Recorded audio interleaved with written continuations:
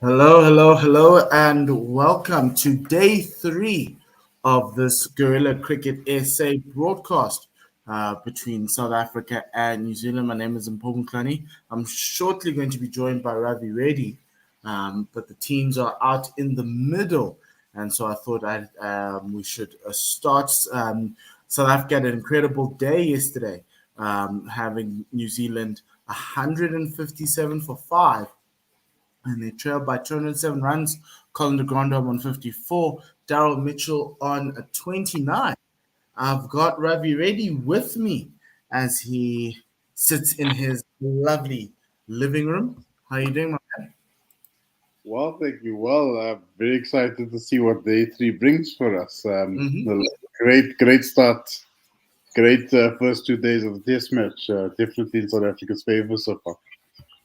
No, yes, and yeah, it's a contrast to the previous test match where South Africa really was behind the eight ball. Now they're in full control. Kagiso taking 3 wickets yesterday. Marco Jansen taking 2 wickets yesterday. When you expected the New Zealand batting lineup to hold up a little bit, but it showed that soft underbelly we've been speaking about for a long time, and also kind of bringing South Africa back to that old balance of having one spinner and playing now, you could say, two all-rounders. No, absolutely. I think they've clearly made some wholesale changes from the first test. Mm. I would say some were more incidental than intentional, I would say. I mean, if you think about Zubayam's not reprising the role for this match due to injury, but all the changes seem to have worked well for them. And yeah, I'm looking forward to seeing what happens in this particular innings here. Yes, and the first ball of the day is to Marco Jansen. Bowls this one to Colin de Grandhomme. And it comes left arm around the wicket to Colin de Grandhomme, and it's overpitched and driven square to the point boundary. First runs of the day, 4 runs. Yeah, if you're a New Zealand fan, fantastic start to the day. Fantastic start. And I mean, and the Grandhomme isn't really known for his Mm, ground stroke play either. So elegant stroke to the boundary. yes, most definitely. Next ball just going outside the off stump, just nearly getting Colin trapped as he plays it and misses at that one as it goes to Calverain for now. The weather, as Ethan has asked, looks very overcast. Visibility is still okay. Yeah, it looks very overcast. The clouds at the back quite grey as Marco Jansen bowls a full one around the wicket to CDG, who defends this one out to the keeper for no run. Not a bad return considering I would say, somewhat of a loosener to begin with early in the morning. I think guys are a bit Mm. cramped up and need to get into their full rhythm. But yeah, he seems to be getting there. Yes, he is seem to be getting there. Marco Jansen, the fourth ball of the over, shortish one, and Colin just lets that go through to the keeper for no run. So the Black Caps are trailing by 203 runs. Mitchell and Mm-hmm. the Grandhomme at the crease. What would you say is their tactic or strategy now and for this being the first session? I think you'd want these two to bat for as long as possible, maybe survive the session, and then possibly see what they can do and try to get this deficit down to under 100 at least. As this next ball in the ribs of Colin de Grandhomme, he plays this one to the leg side. Remember, this field setting has two slips and a gully. Timber would have been third slip. He is a shortish mid wicket catching for that ball that comes in, that short ball that comes in at the ribs. Absolutely. And I just saw a clip of Luther Sapamla there. He's looking pretty cold out there. Yeah, it Looking is. quite. It is quite. But I kind of feel like the South Africans feel a lot colder than the New Zealanders. but the two New Zealand batters that out there have their pullovers on.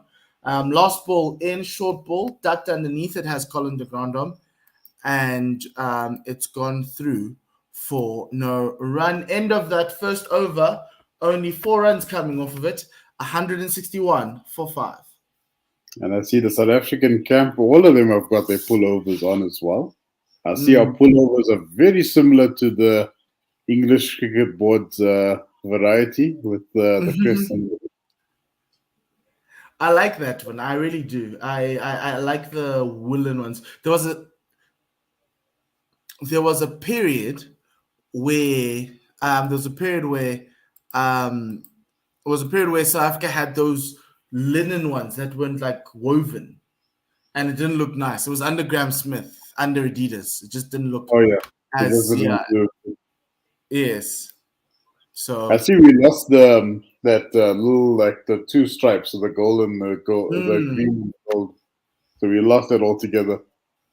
Yeah, Castori not remembering that we could have those stripes. Kagiso Rabada to resume first over of his day is full down the leg side and has been pulled by not pulled, pushed by Daryl Mitchell to the leg side for no run. No, I think they're just gonna get in there, just do their things, tip and run. I wouldn't say tip and run, so they knock the ball around a bit. Let's see what happens.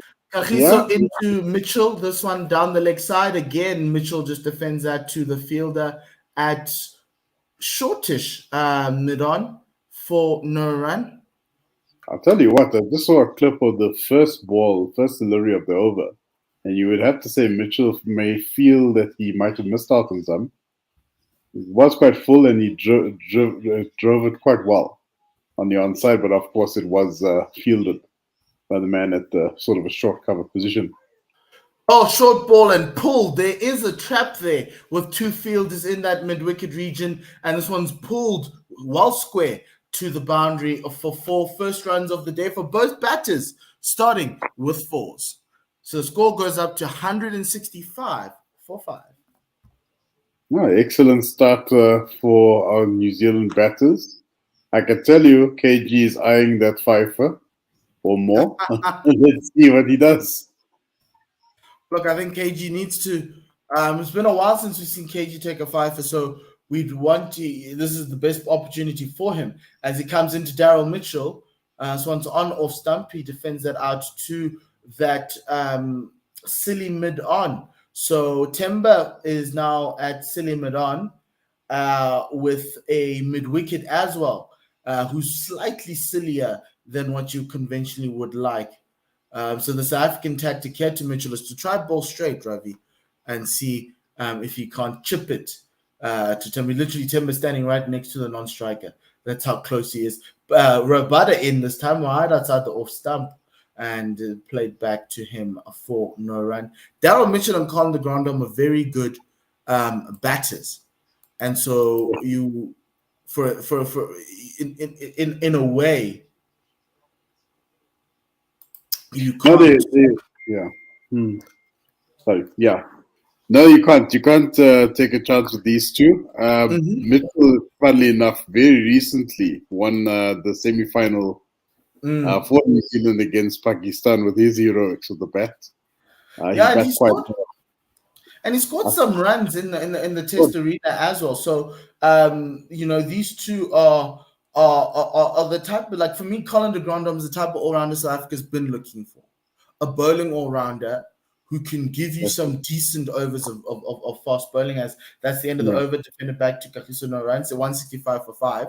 And then on top of that, he can bat for you at number 7 and give you the runs that you are seeing today, 58 or 67 balls. It's funny because he got to 50 and 35 balls, and the next 8 runs, he has truly struggled. It shows you where this one, but he's capable of scoring you big runs. And, right now when South Africa is 5 down, as Marco Jansen starts again, right arm around the wicket, short ball to Colin de Grandhomme, who ducks underneath it, no run. Right now, if South Africa is 5 down, we're hoping that we're going to get that knock. Dean was talking about that come right knock in the press conference before, where before the match, where he's like, our batters just are one knock away. You don't want that. These guys are not one knock away in New Zealand. They know that for the 7 of them, they're good enough as a batting unit. Know that even if they're five wickets down, they're still in the game. Definitely. And that last session yesterday kind of swung it a little bit into like if it was 3 notches in South Africa, as favourites now 2 notches. As Mark Jansen bowls this one full outside the off stump, defended to point. Keshav Maharaj, the fielder, for no run. Yeah, I have to say the South African camp, though, the batting clearly was a remarkable improvement, definitely from the first test. I think quite a few guys took it quite seriously, took it to heart, what happened in the first test, and just applied themselves considerably. Just a few bad patches. Yeah. Jansen closing the angle to de Grandhomme, bowling a 4-1 outside the off stump for no run. I kind of see what they're trying to do with Colin, not give him any room. I think if they came left arm over to him, he might feel as though the angle gives him the room to drive through the covers. So interesting strategy here from the South Africans. Try to bowl straight to him, try to force him to score runs down the leg side, restrict Colin de Grandhomme to playing to possibly his weaknesses that the South Africans have identified. Jansen into de Grandhomme, short ball outside the off stump, a little bit of late swing away, but de Grandhomme wants nothing of that, as the deficit for New Zealand is now under 200. Wondering Biku says, good evening, gentlemen. What do we reckon? New Zealand all out for 200? Very ambitious there from the gentleman wondering Biku. I have my doubts about that, but we'll have to wait and see. I mean, it is a session-by-session game. You never know. It could very well swing in South Africa's favor. Jansen into de Grandhomme. This one just pushed de Grandhomme just playing that square of the wicket to Rassie van der Dussen, who's at square leg. They'll run through for 2 easy runs for Colin de Grandhomme. He moves on to 60 with that deficit going down by 2. So New Zealand can't be forced to follow on, everybody. They're now underneath 199. So 197 deficit, meaning they can't follow on. And then Ethan Corral says, guys, New Zealand bat all the way up to 10, all decent batters. Yeah, that's also pretty true. Guys that can give you a pitch in with 30s and handy 40s. It helps. Those handy 20s, those 15s, right at the bottom, it helps. In our defense, I think it certainly clicked with regards to Jansen and Keshav. But we're looking for that big score from Vian Mulder. I know he's been in and out of the side with injury and conditions and what have you. Jameson, Southey, and Wagner. That's 8, 9, and 10. With Matt Henry, who I think was decent. Matt Henry scored 58 in the last match. So still a lot of work for South Africa to do. And we don't know Margaret the bat either. So, yeah. So it's really interesting to see how South Africa navigate this period. Because these are what you would say the last of the recognized batters. But as Ethan says, New Zealand can bat all the way down, and their number 11 scored 58 in the last match, and it was an important 58 because I think that was the 58 that broke South Africa's effort. As first ball from Kagiso's new over goes through flying very quickly this time, but it looked quick. The speed gun says 134 kilometers per hour outside the off stump. No run taken there. It's been let go by Darryl Mitchell outside off stump. Natis Kosana's joined us, Ravi. He says, morning, everyone. How are the boys doing so far? Well, no wickets have been taken, but 10 runs have been scored. 4 to Mitchell, 6 to de Grandhomme. Next ball, full outside the off stump. Darryl Mitchell letting it go through to the keeper, no run. 33 of 86. Darryl Mitchell really being the picture of patience for the New Zealanders. There have been a lot of thought pieces on Twitter. I love Twitter because you can get all these thought pieces about how slowly Temba and Rassie van der Dussen back. They're holding the team back. They need to move out for the youngsters. And you're seeing Darren Mitchell, 33 of 86. Next ball is slightly overpitched outside the off stump, driven straight back to the bowler for no run. Really that is a traditional test innings, though. I mean, you think that's bad? I remember falling asleep at Newlands watching Butler Dippin at that 29 of 146 balls. That wasn't fun, man. That was a hot No, but I feel, guys, whenever Rassie van der Dussen comes in, they want Rassie to advance the game. As this one is full and overpitched on leg stump, was a half volley that went straight on the bounce to Temba Bavuma, who is at catching mid wicket. He's very tight on the square, and there's mid on, who's also very tight, but not as silly as like standing next to the non-striker. Just a little bit wider of that. So it's a wide, short catching mid on, not necessarily too silly as we would conventionally know it. So there is a plan there to bowl it on that off stump, middle stump line, but it's short. It's pulled straight to Marco Jansen at square leg. So now there's a sweeper on the leg side. Darren Mitchell just can only take a single off of that. Score goes up to 168 for 5. 1 ball left in the 49th over. Yeah, that's interesting about Rassie. I mean, I think individuals are considering the Rassie van der Dussen that bats in the one-day international setup. And in reality, it's two different situations altogether. Really, Darren Mitchell favors that pull shot, I have to say. He really enjoys that shot. Full ball from Kagiso, well driven outside that off stump. It's in that corridor of uncertainty. Colin de Grandhomme's defense is looking more attacking as he drives that full on the ground to the fielder at catching extra cover. End of that over, 168 for 5. South Africa well in control here.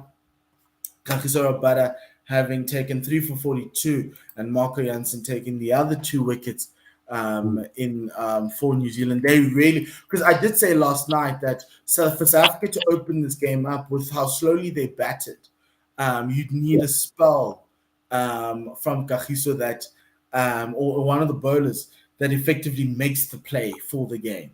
And I think yesterday's spell from Kagiso really just opened it up, and then Marco Jansen came through and did a good job. If you just want to know what the New Zealand innings is like, as Jansen is at the top of his run-up, 2 slips a gully. He's got a point, conventional mid-off. Mid-on is slightly deeper with mid-wicket on the square catching, and he's got 2 fielders on the leg side behind square. This first ball to Colin de Grandhomme, getting the inside edge of his bat. Or Darren Mitchell, I beg your pardon, getting the inside edge of his bat, going down the leg side. They managed to run through for 2 as the score goes up to 170 for 5. No, absolutely fantastic stuff from the New Zealanders. And you mentioned the other bowlers in Paul, but I would have to say Keshav got quite a bit of turn yesterday as well. Yeah, everyone was like excited about Keshav's turn. It feels like it's a masterstroke for Dean Albert. We haven't seen him turn the ball in a while. We haven't seen a spinner ball in New Zealand for a while. Short ball and pulled, and a top edge over Kyle Verreynne off the bat of Daryl Mitchell, going to the boundary for 4 more runs. Doesn't look good for Kyle Verreynne with South Africa trying to use that sweet chin music to full effect. Just doesn't work out as Daryl Mitchell is up to the task. It hit him on the glove and rolled and went over the keeper.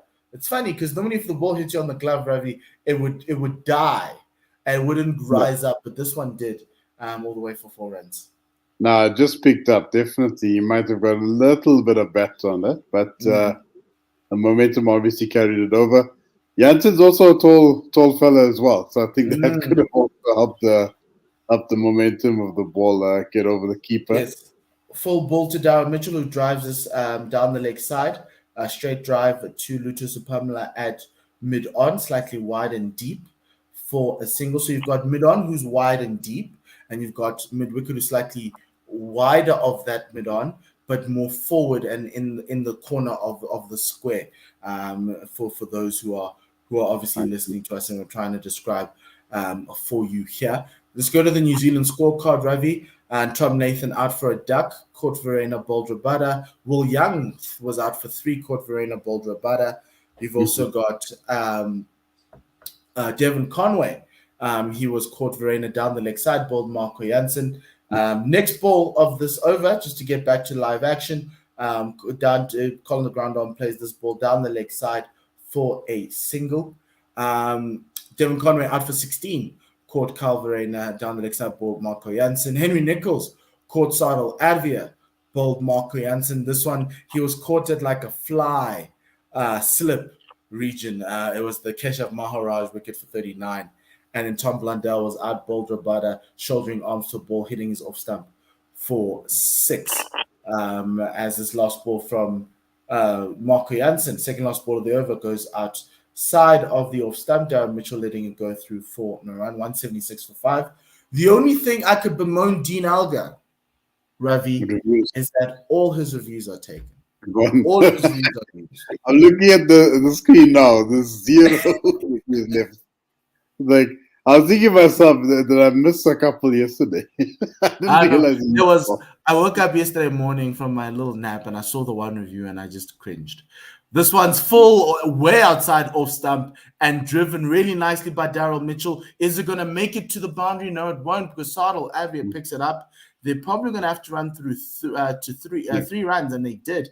So the first set of 3 runs of the day, as this outfield still is a little bit slower on the ground, as the New Zealanders' innings reaches 50 overs at 179 for 5. No, fantastic stuff from the Black Caps. They're doing extremely well. I have to say, though, I didn't watch all 3 reviews that he lost yesterday, but I saw the one from Vian Mulder, and it was clearly missing. It was going over leg stump. Yeah, and I was wondering, they were getting excited. They were, at times you feel as though you are in the game. And it just so happens that you want to break the game open a little bit too much, get a bit too greedy. Absolutely. But I have to say, though, one thing about that differentiates the New Zealanders from the South African camp is that the use of reviews. They have a small conference for less than 4 seconds, and they don't make knee-jerk reactions. I think they made one knee-jerk reaction with Tim Southee, because Southee is a bowler. The minute it hits the pads, you want to have an immediate review. First ball from Kagiso. Just rising off a length outside the off stump, let go through to the keeper by Daryl Mitchell for no run. Next ball is defended, is tight on that off stump, a little bit full. Daryl Mitchell defends it out to point, no run. Just a quick weather update. It's 12 degrees in Christchurch. Oh, that's cold. Yeah. Oh, that's cold. That's cold. You have to bring your hot chocolate with you, definitely. It's cold. Isn't it summer? In New Zealand, why are they acting fresh? Have you seen those rugby matches? People are cold, man. They go there with thick jackets. You know, you think you're watching a game at Twickenham. That's cold there. Yeah, another ball from Kagiso, just a little bit shorter for the first one. First one was really full, and this one's more back of a length and rising and defended off by Daryl Mitchell on the back foot. No run. The land of the long white cloud. Those of you that are Lord of the Rings fans would know that all of them were shot there. Where do they get their summer? If this is supposed to be summer and it's 12 degrees, well, I'm assuming that they're below the equator, right? So it's a southern hemisphere summer. Yes, I believe so. So they are below the equator, so they're northeast from Australia. Yeah, so I would say. Yeah, so they definitely. Why are they acting like they're in Antarctica? 12 degrees in summer. I die. Matsapula Mourinho, Kagiso says hello. Next ball from Kagiso, defended by Daryl Mitchell, back to the bowler, no run. They got snow-capped mountains there. They got snow-capped mountains. We know, but it's summer, guys. At least give us. I'd be okay if it was like 20 degrees. The first ball down the leg side balls have been exciting for South Africa because catches have been taken and wickets have been taken from there. This time, no bat. Great catch from Carl Verena down the leg side for no run. It's quite interesting because Actually, well, let me ask you this. You're a Western Province guy. What do you make of Kyle Verreynne's start in international cricket?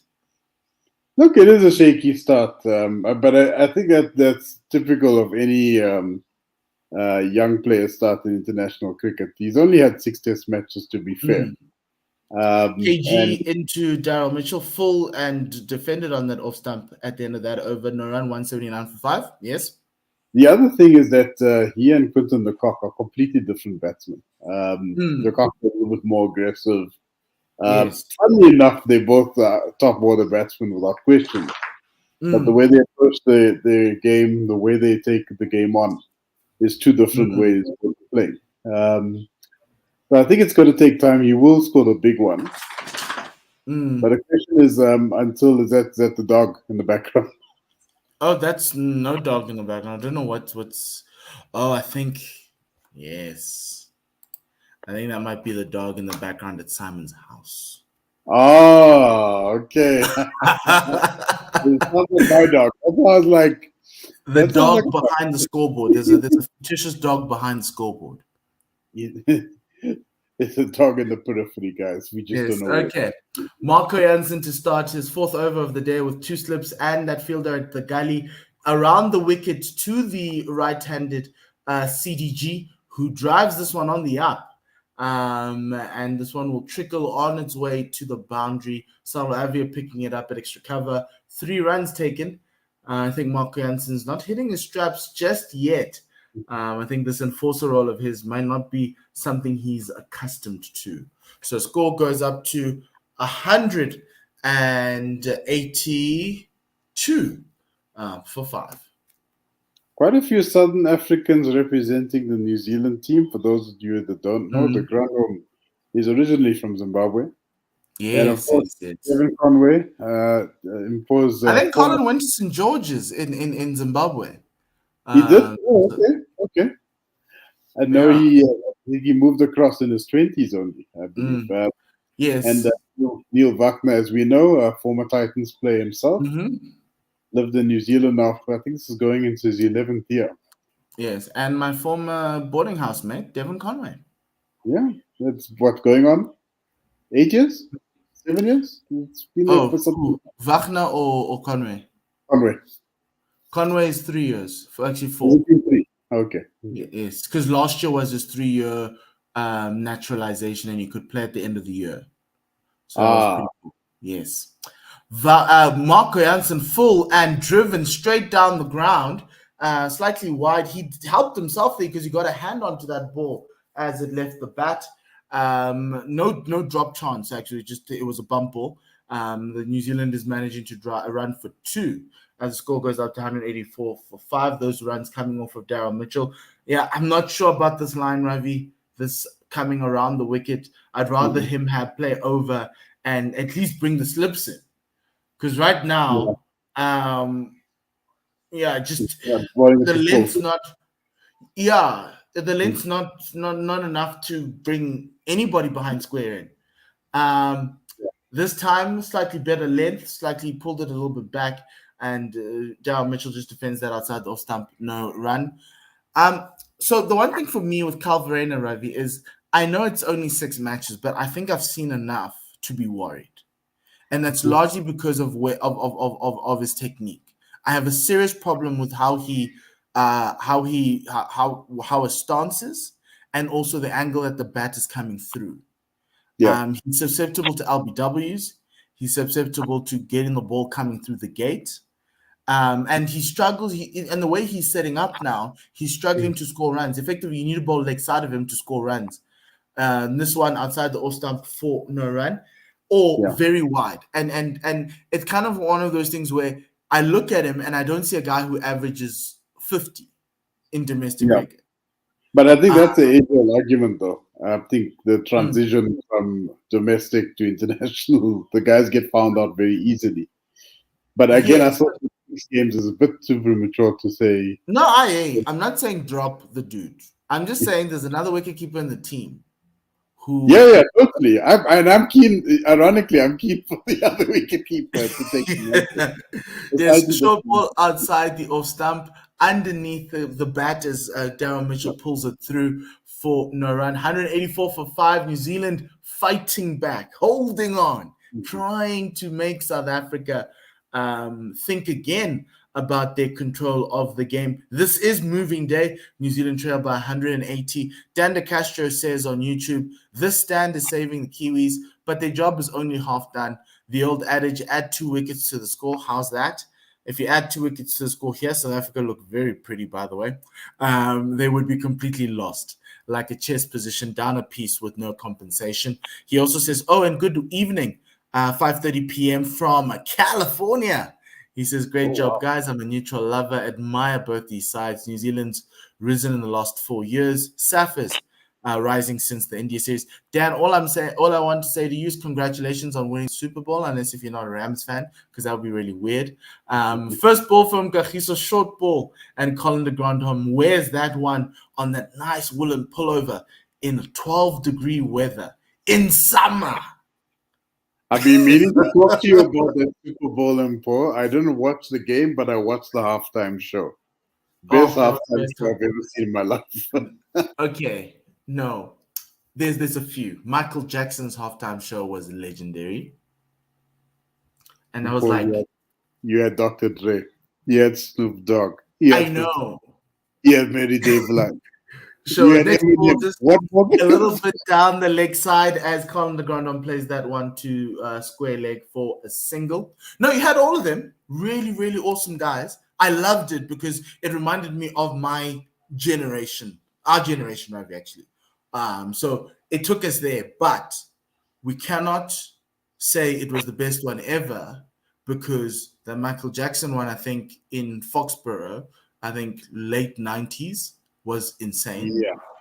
And 94, I think. Oh, full ball from Kagiso and well dispatched. It was a half volley on middle stump. Daryl Mitchell getting to 50 in style as the ball crosses over the boundary line. He gets to his 50 and New Zealand go to 189 for 5. They trail by 175. That was a really lovely innings for Daryl Mitchell. 7 fours and a strike rate of 48. 148 minutes came at the right time for New Zealand. And so really awesome to see that fight back there, Ravi, from this New Zealand side. Even though we are sitting in South Africa, we still do need to praise some really good cricket. No, absolutely. Absolutely. These guys are showing why they are World Test champions. And it's these small innings, not small, these innings that come at the most unexpected periods that set them apart from the rest of the competition.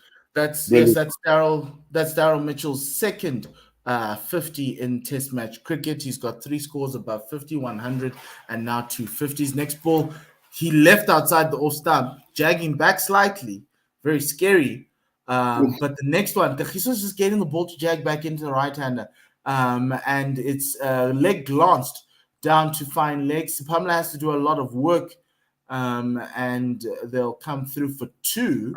Score goes up to 191 for 5. Run rate's accelerating a little bit more today. That brings up their 100 partnership. De Grandhomme's contributed 65 of those runs, with Daryl Mitchell contributing 33. Of 81 balls. Just shows you who the stronger partner was late last night. Oh, Kagiso honing into that off stump. He's cranking up the pace, 139 now.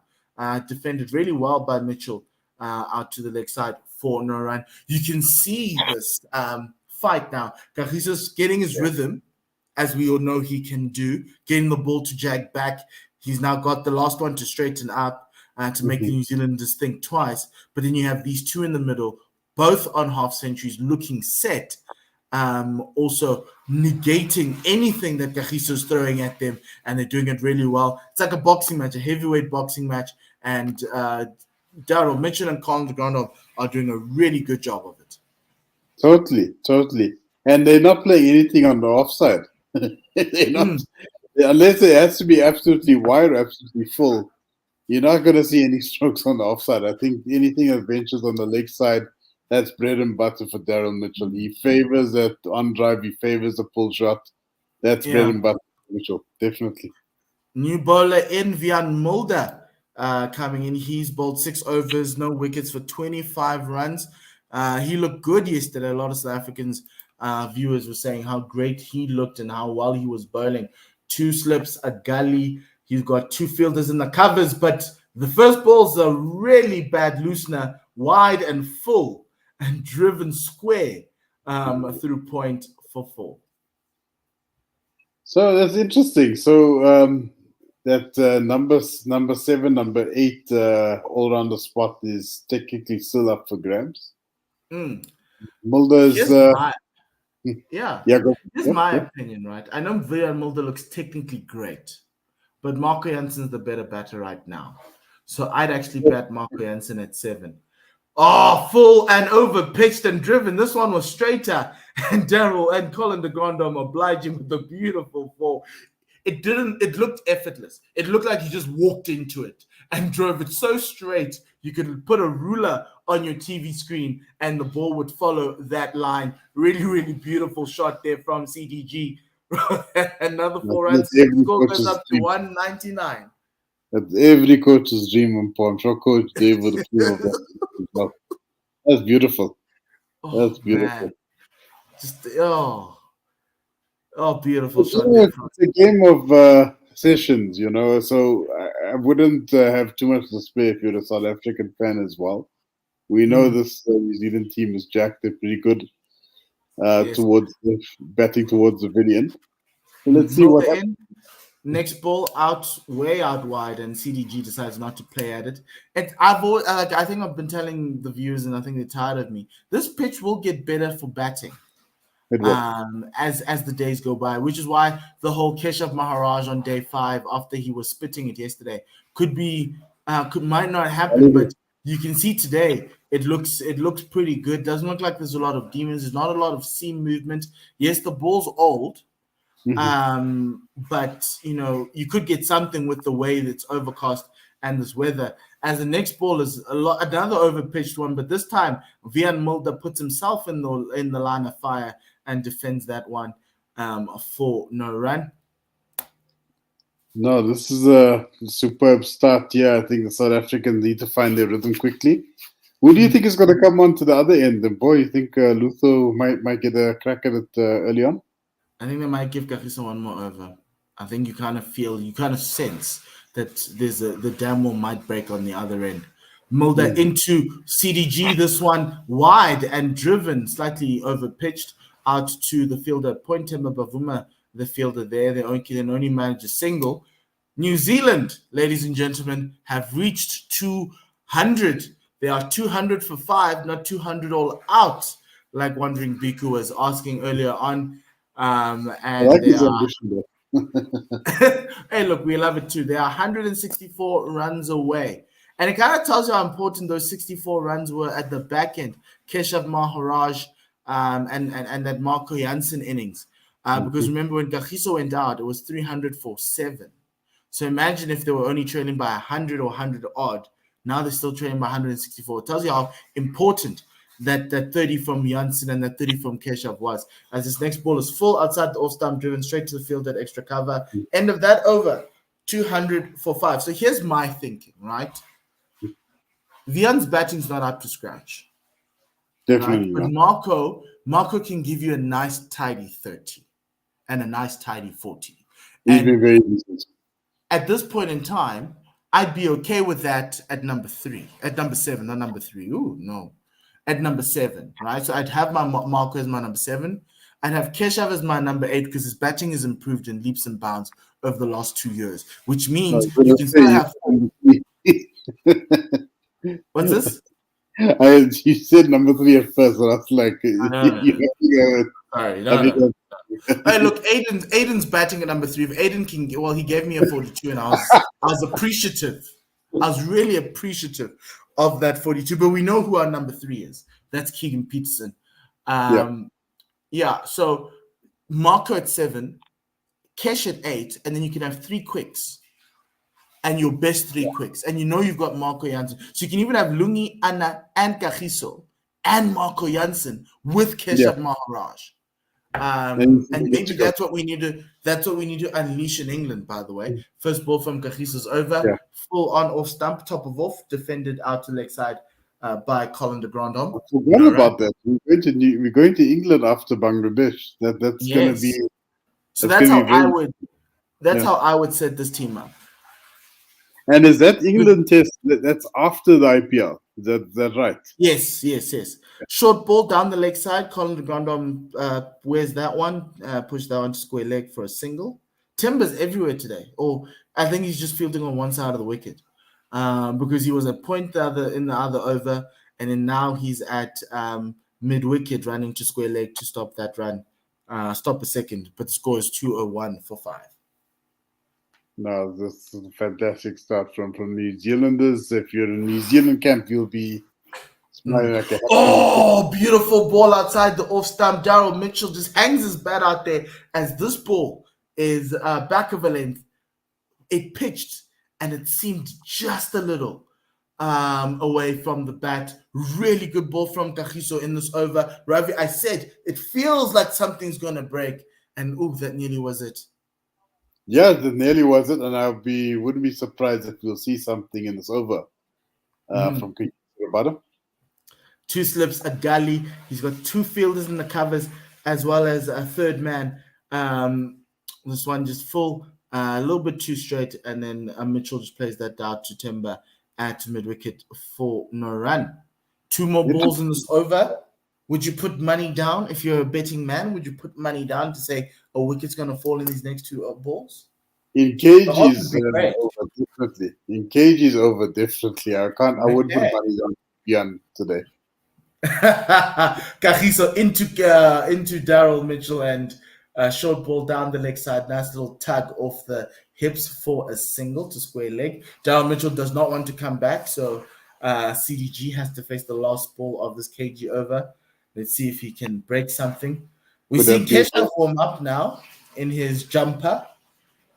Very nice and woolen, without with the new age trim. Just the blue, the green and yellow just intertwined in one line at the top. Down the leg side, a little bit shortish there. And CDG takes easy runs to find leg for a single. 204 for 5 at the end of that over. New Zealand fighting back. 203 for 5, I beg your pardon. New Zealand 161 runs away. I'm supposed to be taking a break now, Ravi. I'm going to be handing over to you and Umpendulo for the next 40 minutes. Umpendulo, how are you doing? Greetings, gentlemen. How are you all doing? Well, good. I'm just handing Ravi over to you. Enjoy the session. Thank you for the first session then, Paul. Greetings, Mr. Ravi. How are you feeling tonight, Mpendula? It can go either way here, Ravi. Personally, I'm feeling fantastic. Thank you for asking. And what about yourself, my good man? I'm good. I'm good. There's something I've said this to Mpo before, but there's something mystical about grown men talking about cricket in the middle of the night. we are showing that love, Mr. Dave, Mr. Ravi. That's the best that we can do, and it's actually tight. I don't know it. I can't even tell who is in the upper hand. As long as these 2 guys still stay in there, South Africa still have a lot to worry about. It's just what I've been seeing. I don't know what you've been thinking, my good sir. Well, look, I think it's certainly advantage New Zealand for now in terms of the first couple of overs in this session. The score is 203 for 5 in the 55th over. Keshav Maharaj coming in for Vian Mulder, unusually. So I don't know if you've been following him, Pendulo, but Vian Mulder had an over on the other end, alternating with Kagiso Rabada, on the opposite end. And he's only bowled the 1 over. And Keshav has just popped over, which is very interesting. What do you think that is? 1 over for Vian, and then straight away we go to Keshav Maharaj. I'm not gonna lie to you, Ravi. I'm a big fan of Keshav Maharaj's selection because it just steadies the side. So bringing him in now, we saw how he was a little bit problematic last night as he goes for his first ball. Oof, Ooh. already the first ball troubles him. I just want to do a spot check with you, Dulo. Which ball are you seeing? Are you on the fifth? Are you on the first ball, or are you already Hey, just quite? showing the highlights right now here, Ravi, for that lap sweep that was played by de Gronholm. Now they're showing him behind the leg. So I'm hoping that we are kind of sort of aligned. I think we're in sync. It sounds like we're in sync. And the ground off isn't really, that's not his best shot, to be honest with you. Whenever he Hmm. tries to paddle or the sweep, it always leads to his demise, his downfall, if you will. And Maharaj, the ball, the second ball, and that was knocks it onto the onside with no run. 207 for 5 in Pendulo. What do you think is and going through Kesar Maharaj's mind right now? I'm starting to see some sort of pattern, but I'll confirm it with this third ball as he comes through. Perfect. And no So run. that was another dot ball with the ball bowled in and attacking that middle stump, and he's very aggressive. So he'd be happy that Colin de Grandhomme played that sweep because he has that leg slip for a slip up. That's interesting because one thing I've noticed is that they bowled a very attacking field, or they played a very attacking field with our seamers straight up. They brought Mm, Keshav Maharaj in as a man, sort of in a deep, sort of long off position, mm. waiting to take a catch. So I'm not sure what their intentions are. I mean, it's very clear that they're trying to get the Granum to play some meaty, meaty It's a, lofted drives there. it could be one of the purposes. It's just that man out there for whenever he feels like he can attack that straight ball. So it's a risk and a reward thing. The last ball Absolutely. is bowled and it's still at that straight line, this time just a touch shorter, and it's well defended by Daryl Mitchell to end the 56th over. South Africa are on 208 with a loss of five. Now the Granum's So on 81 of 90 balls. I think that's definitely some white ball cricket fans' sort of cup of tea. Very uncharacteristic in the test match. That's the Granum style of players we've come to know over the years. What is his highest score in Pendula? Do we perhaps know? as we search for that, I can confirm that it's pretty awesome watching him bat. If you look at it from an objective point of view, he's showing so much fearlessness and he's just going for those balls and playing with so much freedom as well as Colin de Grandhomme, showing the best of his game. And with that threat that he possesses, Dean Alga calls on the services of his main man, Kagiso Rabada, for the 57th over. The Granum has got a test entry to his name, ladies and gentlemen. Just want to put it out there. He's on 81 of 91 balls. Do you see Not another one, Ravi? missing after every single ball that we've been very accustomed to. A mulletless Colin de Grandhomme as well. Those of you that watched the World Test final against India in Southampton will recall one of the most interesting characteristics of that match was Colin de Grandhomme's mullet Oh, in the gap. and it 4 runs. doesn't need it really, Ravi. He's just scoring with so much freedom as he pulls that away for a boundary in front of square, splitting those two deep men, one in front of square and the one on fine leg. Beautiful shot. Still risky, still playing fearlessly, going for everything. And It's a the swashbuckling innings. A mulletless, swashbuckling. the ground home. Now, Superb Captain effort there as Pierre. well. Absolutely. Yeah, as one of my friends just said on the Cricket Fanatics podcast WhatsApp group, his name's Abai, indicated it's very much a one-day international field, without question. Two sweepers on the leg side, without question. It definitely looks like a one-day international field, and they're clearly bowling to a plan. So where do you see this wicket coming as we wait and look at that delivery again, bowling it across the seam, pitching on head height, and he just bams that away for a four. I think we should try and get on the front foot as much as possible, and to try and play those wafty strokes on the offside, Okay. because there might be a lapse in concentration. You might see the ground room bit stretching a bit, and unfortunately getting an edge. Hopefully, it will reach the slip quarter. So I so don't how see do the you see front South position. Africa? He seems like he's scoring everywhere though, Ravi, as we wait for this fifth ball from Gachis Rabada. Balls it nice and straight, attacking that off stump line. And it's well defended by Colin de Gronholm, showing that he can defend in the midst of the tornado that he's ushering upon the South African bowling attack. So it's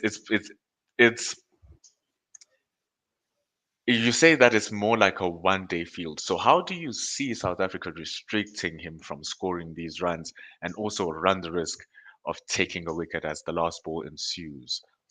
I think the line that Kakiso is bowling in the initial phase of this over was appropriate. I think that off stump line was ideal. The in Mm, swinger towards the off stump is ideal. The minute you start pitching it up to the ground home, you're basically playing towards his strengths. The ground home likes a short delivery. His bread and butter is the hook on the pull, mm, as is Daryl Mitchell, funnily enough. And I think the more you do that, the more you sort of gifting them runs as well. While I mm. while I can understand the rationale in terms of having two fielders in the deep, waiting for the Yeah. catch, the Grandom Hmm. is just a good enough player to find that guy. You know what I'm saying? So it's not like you're bowling towards uh, any sort of tail ender, if you will, that's just going to take a Hmm. swing at everything. So he does go for that ball. He doesn't play around. He is on No, 86 he of doesn't the do. 96 balls. This is Keshav Maharaj now, Ravi, to start the 58th over. He scores 213 for 5, and that is just feathered off with no run to Temba Bavuma, who's very lively in the field as usual, as we come to expect. Hmm. South Africa trying to sharpen up that fielding and make sure that the second ball now is still that straight line again before I cut myself.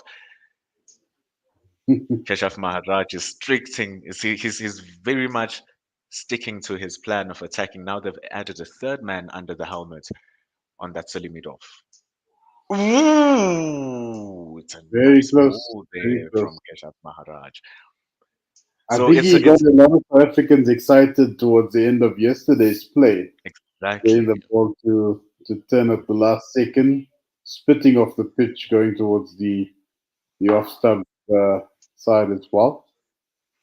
But yeah, it's a good plan. You got Rabada coming in full steam ahead on the other end, and you got Oh, Keita Baraj bowling some spinners on the other side. it's a nice balance that they've got going, and it gives time. It actually gives the New Zealanders less time to readjust because they're Mhm. facing a fierce man from the other side in Kagiso Rabada, and then all of a sudden it's a left-handed off spinner that they have to deal with in the other side, bowling a completely different style of delivery. So it's a testing time for the batters as the fifth ball of the 58th comes through. Absolutely. And I see Daryl Mitchell was just about to dance down the wicket. I was wondering where was planning on putting the delivery. Just Probably decides to say no, and he stops that. decided to say no because there's a man in a sort of a long off position, a deep long off position. And a That is, nice economical over from Keshav Maharaj comes in. Into scores 214 for 5 in the 58th over.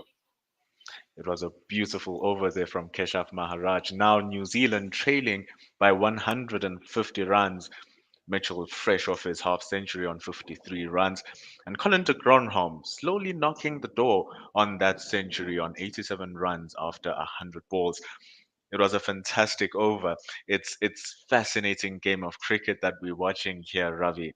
It's it's it's a blow by blow, defense by defense mechanism. No team, except for Colin de Gronholm, who is not afraid Mhm. to take them on. How do they stop that? How do they claim this pivotal wickets? Because it might change everything for the South Africans. Absolutely. I think what I will say is that I don't think South African camp is as stressed out about this partnership in particular. Obviously, they want to dismiss one of the guys as soon as possible. But the Mm, fact that they still are trailing by 150 runs is gold. It's priceless. And South Africa hasn't been in one of those commanding positions in a very long time. mm. So it's definitely still in South Africa's favor in the grand scheme of things. And New Zealand have quite a bit of work to catch up to the deficit, but this partnership will certainly serve as a good foundation to get there. And Luther Sapamla coming in. Luther Sapamla is coming in for Kakiso Rabada, I believe. Do you perhaps know which end he's bowling from in Pendulo?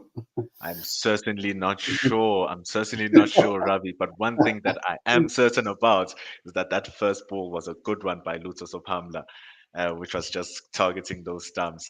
And Colin de Gronholm sherpas that away with a nice defensive shot to begin the 59th over.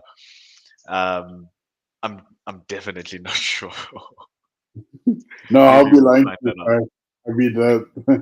I mean, it makes you feel a bit. I only know about four ends in our country. Um, Hey man, I know the college drive end because I yeah, normally drive past it at the Wanderers in the Bull Ring. Apart from that, I know the Hinox River flying end. with the wind. I know Kelvin Grove end. I know Kelvin Grove very well. I had my matric dance there many years ago in Cape Town. Ooh, So I know Kelvin Grove very well. must have been sort of a dream come true doing it in a sporting venue that you enjoy. Show them Yeah, your funny dancing enough, I skills went there, to Ravi. three first at Newlands. Yeah, yeah, The third nicely ball is done. full again from Sipamla. This time, Mitchell inviting the drive, but mistimes it straight to mid-on. Luther Sipamla is just trying to find his length. The first three balls, all different. The first one kind of hitting the right length. The second one was very full, barely bounced, and it was wide, inviting that drive on that full toss. And that third one, just straight. So what will he do in this fourth one, Luther So Sipamla? Bendulo, they okay? Let's wait for that ball. Played it beautifully on drive. Will it get to the boundary? It certainly does. That's 4 runs to South Africa, 4 runs to Daryl Mitchell. Bread and butter for him once again on the on drive. Two full, and he dispatched it to the boundary for four. The score now is 217 for five. Unfortunate there for Luther Sipamla, who misses his mark again, this time going way down the leg side without the ball even pitching. As you said, Ravi, bread and butter for a man who's been there for 119 balls now for his 57, as Luther Sipamla searches for something different in this fifth ball of the 59th. Yeah, that's standard throwdown. That's a coach's dream there. I'll have to say in Pendulo. I'm sure his batting coach is shedding a tear now after seeing that stroke. Hey I'm man, sure, I'm sure Coach Dave is sometimes shedding a tear for that stroke. sometimes one just slips and then another just slips. You just need one good one as the one that he just bowled now, which was nice and straight and outside on that off stump line. He will want to hit that ball a bit more to just put questions and doubts on these New Zealand batters as the last ball of the 59th comes through. Do you think it's Again, a Luca case of Pamla. cold hands Yes. there in Pendulo? You think it's the weather playing a role in South Africa's yeah, the fact that South Africa hasn't picked up a wicket as yet? Do you think the hands are a bit too numb and the ball, as a result, is just being pitched all over the place? It might be a situation that the fast bowlers are trying to search for their areas. And the Hmm. problem with this now, Ravi, is that we end up as bowlers, or they end up as bowlers rather, because I'm not part of them. They end up placing the ball all over the place. And with Hmm. batters who are already set, they can read into that and they can play the balls which are in their scoring areas, which more Yeah. often than not, if you don't hit your mark, they will find it. It's Maharaj for the 60th over. Do you think Dean Elgar is a little bit all over the place with the strategy at the moment? Because so So, far we've seen quite a few bowling changes take place in a very short space of time. In particular, we saw Vian Mulder only bowl one over mm, to make way for Keshav Maharaj, which was quite interesting. why would you think that would be the case, Ravi? If I may throw it back to you, my good friend. Well, I mean, for starters, we've seen Janssen and Rabada, of course, opening the bowling for the day, or rather continuing where they left off. You had Vian literally only rock up for one over, which Mm, is unusual, completely unusual, unless the bowlers were planning on changing ends, which I which I can't, which is was not the case at all. And then you've got Maharaj coming in with Sapamla on the other end as well, which I understand. Sapamla makes sense because he will be there to sort of relieve KG Rabada, who wouldn't ordinarily bowl more than four, maybe five overs in a spell. I will But answer after Vian's this fifth ball. After this fifth ball, I will answer you, Mr. Ravi. so There scores was a 290 chance for there five. that we missed, Mr. Ravi. The fans missed a chance. The ball just before this, the fourth one, it almost found the hands of that short mid wicket as the plan to bowl the ball straight almost got the hands of the fielder. I'm sorry to cut you short there, Mr. Ravi, but No, it had no, to be it's okay. pointed out. Good bowling from Keshav Maharaj here, and it has to be commended as he almost bags himself a maiden over with just conceding that one run. I just wanted to catch up the fans there, Mr. Ravi, because we did cut some three balls, and one of them being much important. And with this drinks break, we can have all the discussions that we need. Mr. Ravi, let's get into it now.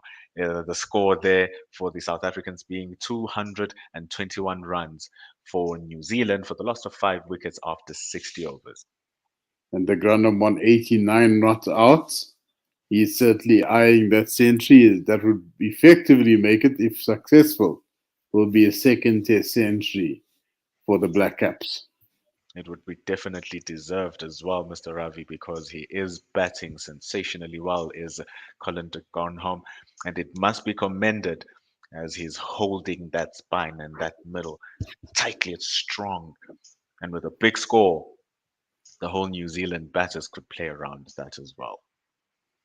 Absolutely, absolutely. And we must not negate Daryl Mitchell's contribution of the bat as well. How incredible that innings was. These two broke New Zealand out of jail. They were 80 odd for five, and they came in at the 11th hour and scored Mm, much needed runs and mm, recuperated New Zealand's efforts to the mm, point where they could get to a point where they could come back to a winning position. They're certainly 140 odd runs behind, hmm. but it's got the makings of a well noted comeback there. It's a beautiful partnership as well there, Ravi. It's worth 129 runs between Colin de Gronholm and Daryl Mitchell. And you are very correct. The way that they took on the South African bowlers last night and the way that they have started today as well, taking advantage of South Africa's wishy-washy fast bowling, but with Keshav Maharaj doing a decent job in just tightening everything up. So the New Zealand batters are able to score those runs, Colin de Gronholm being a key instrument in making that happen as well. Um, so being 144 runs behind here, Mr. Ravi, there might be a good opportunity for the New Zealanders to actually bag themselves more runs. Absolutely, absolutely. But it's a game of sessions. Normally, after the drinks break, you might get one or two sticks If you're a South African fan, you'll certainly be hoping for that. Hundred Of course, percent. if you're a New Zealand fan, like some of our fans who might be accessing this podcast elsewhere around the world or stream elsewhere around the world, you'll certainly be happy with the team's efforts. 220 for 5. The Grandam once again 89, not out of 108 balls. And Daryl Mitchell with a ever so handy 57, not out of 121 balls, trailing by 144 runs. Fantastic effort from these two batters. Well done, New Zealand. They've certainly shown why they're World Test champions there in Pendulo. 100% there, Ravi. They are the world test champions, and they're trying to redeem themselves after that, well, below than average performance against Bangladesh to begin the year. So it will be a nice scalp to get the South African series in their bag. So they're doing pretty well. And just to mention how well these two are batting, if we jump onto YouTube, we have Mr. Werner Erasmus saying this partnership has scored more than half of New Zealand's runs so far. So that partnership of 129 being more than half of the 220 that New Zealand have on board. So it is an absolute fantastic effort between these two, Mitchell and de Gronholm. Let's see how far they can take New Zealand from this position as they trail, as you said, Ravi, by You, 144 runs. do you think they're capable of scoring a 250 run partnership there in Pendulo? Dare I say so? Ooh. Let's see how this first ball of the 61st starts by Luto Sipamla. He's And trying to straight get it numbers. now. He's slowly starting to get it, Lutus Pamla. The first over was pretty everywhere just before lunch, but maybe what you talked about, Ravi, during the break is that when the players do come back, sometimes it's more tilted to the bowler's advantage as the batsmen slowly try to find their feet again. So Mhm. Lutus Pamla might be looking to take advantage of that, and it's very helpful that he started the first ball well. No, absolutely. And I think he will eventually find his rhythm there as the second ball comes in. This is Sapalma about to bowl the second delivery. And that's the line. That's the line. Slightly outside of stump, getting the batsman guessing a little bit that I think the bowler's objective is to try and get it in the proverbial corridor of uncertainty, Mhm. just outside off to see what the batsman actually does. And hopefully it could be a fortuitous edge to the slip quarter. Indeed, there, Ravi, I 100% agree with you. Can he do it for the third time now? Luta Supamla as he comes in to Mitchell. This time it's coming Nicely done. back in, just in that line of off and middle. But Mitchell is on guard, comes through and he defends that against Luta Supamla. The rhythm is definitely there now. He is searching, as you have said, Ravi, the lines that he's pitching that ball on. They are very teasing, forcing those batters to think twice before they play. Do they leave? Do they attack? Or do they defend? And so far, just to show respect to what Sapamla has been doing in the 61st over, they have been defending as Mitchell faces the fourth. So Pablo is not necessarily a debutant because he, of course, played in the home test series against Sri Lanka, if memory serves. And but he's still a newcomer in the grand scheme of things. You got him along with Marco Jansen, who's of course set the world on fire effectively with his debut series against India, Hmm. Hmm. amassing I think roughly 17 or 18 test wickets. I can't remember offhand. Hmm. But what is going through Sapamla's head right now, in your opinion, Pendulo? Judging by that good ball, he's just firstly looking to make sure that he closes this 61st over properly as he attacks the body of the batter in Daryl Mitchell. That's the first thing. And the second thing that's definitely going through his mind, I believe to touch on a point before that you've just spoke about, that's where the importance of Keshav Maharaj and the other experienced bowlers like Kagiso Rabada come through, and the strategists in the players who are already there with a touch of experience. The last ball of the 61st before that That's a gets the perfect one. batters gets the batter searching for a defensive shot. He searches for the ball. It was on that fifth line, Ravi, and he went for it. That's the doubt that Sipamla is putting on them because it stuck with the line.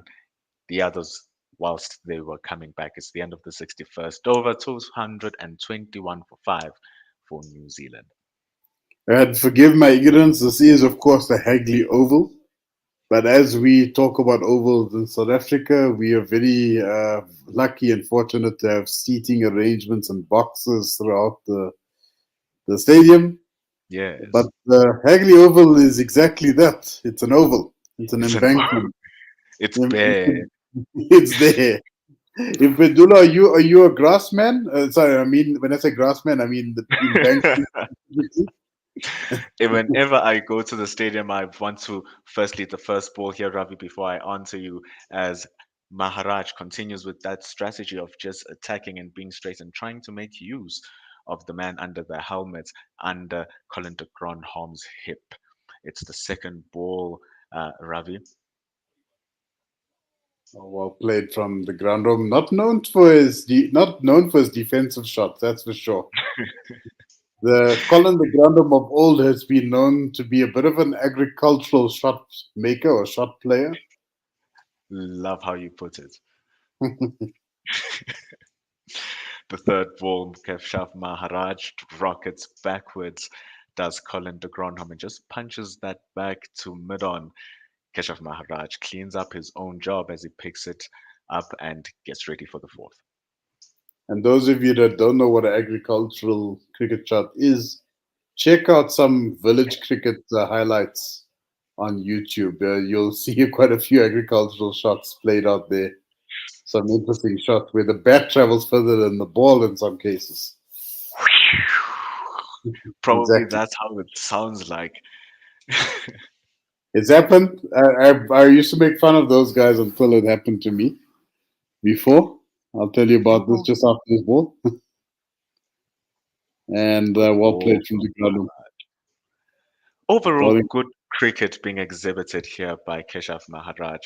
He is slowly starting to show those critics who were talking about his questionable selection what he's here for, having gone for 14 runs in what is now the last ball of his eighth over. So I think we'll just wait for this ball there, last ball of the over.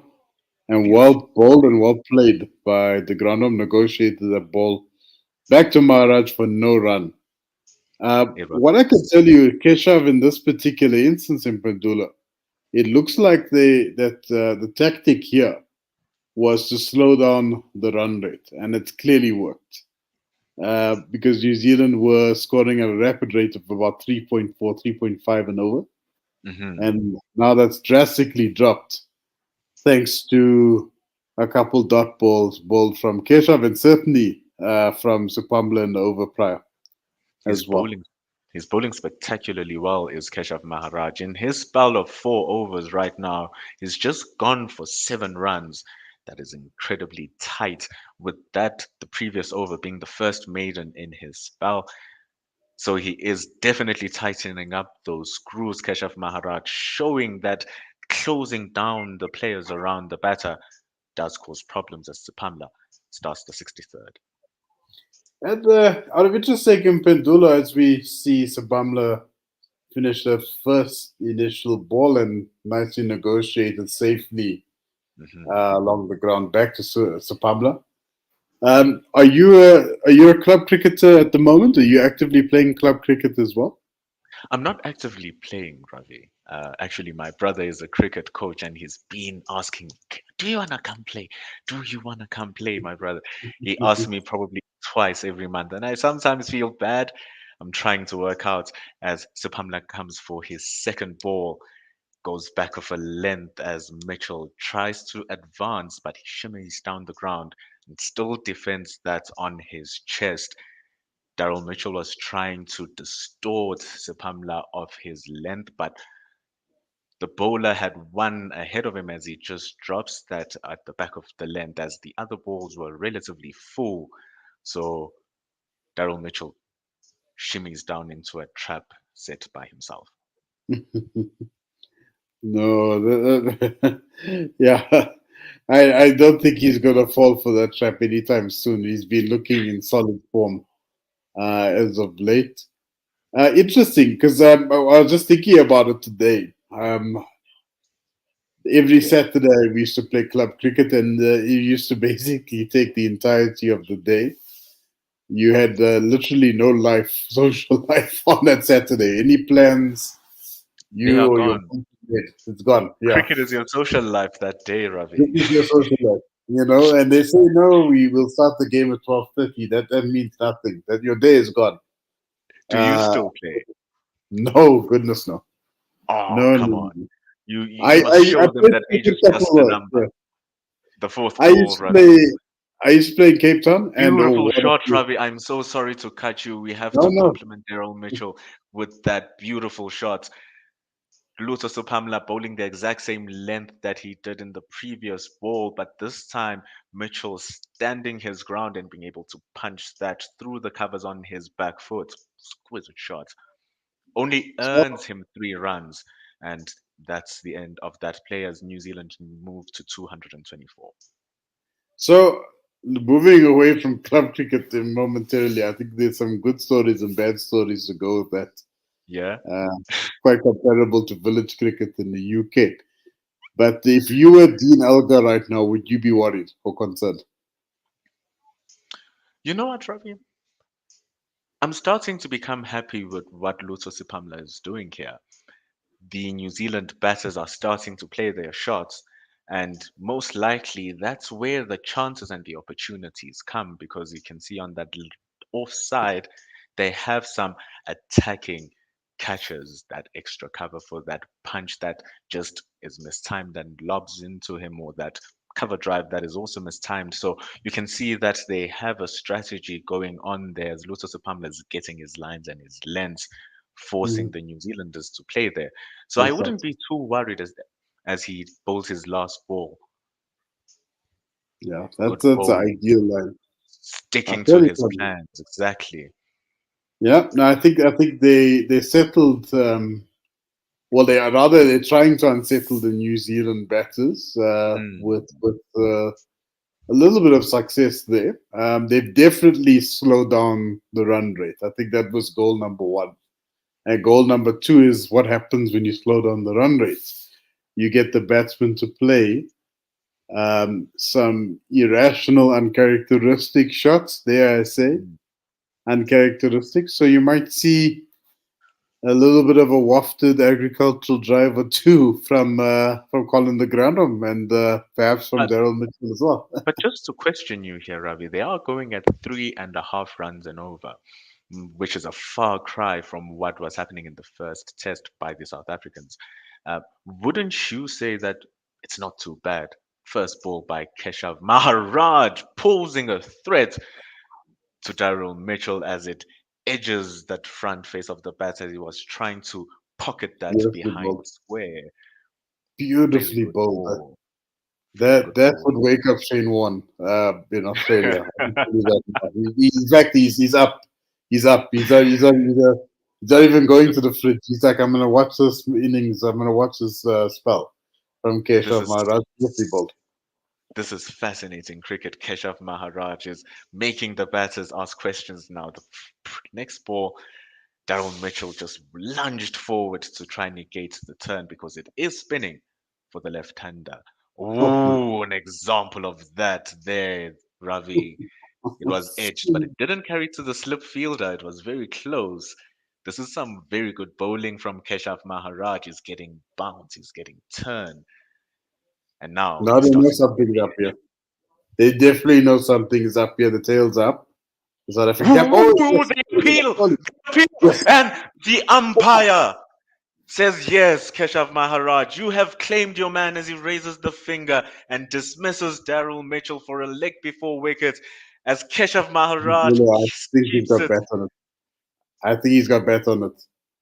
I You think think he's you got have bet. bet on it? Maybe he does so too, as he makes the tee and refers that decision up to the third umpire. Daryl Mitchell believes that he still has a case to remain on the crease, but Keshav Maharaj and the Proteas have celebrated as we see the replay now. Magnificent delivery, I wonderful hope he doesn't delivery have by bet on it. Keshav Maharaj.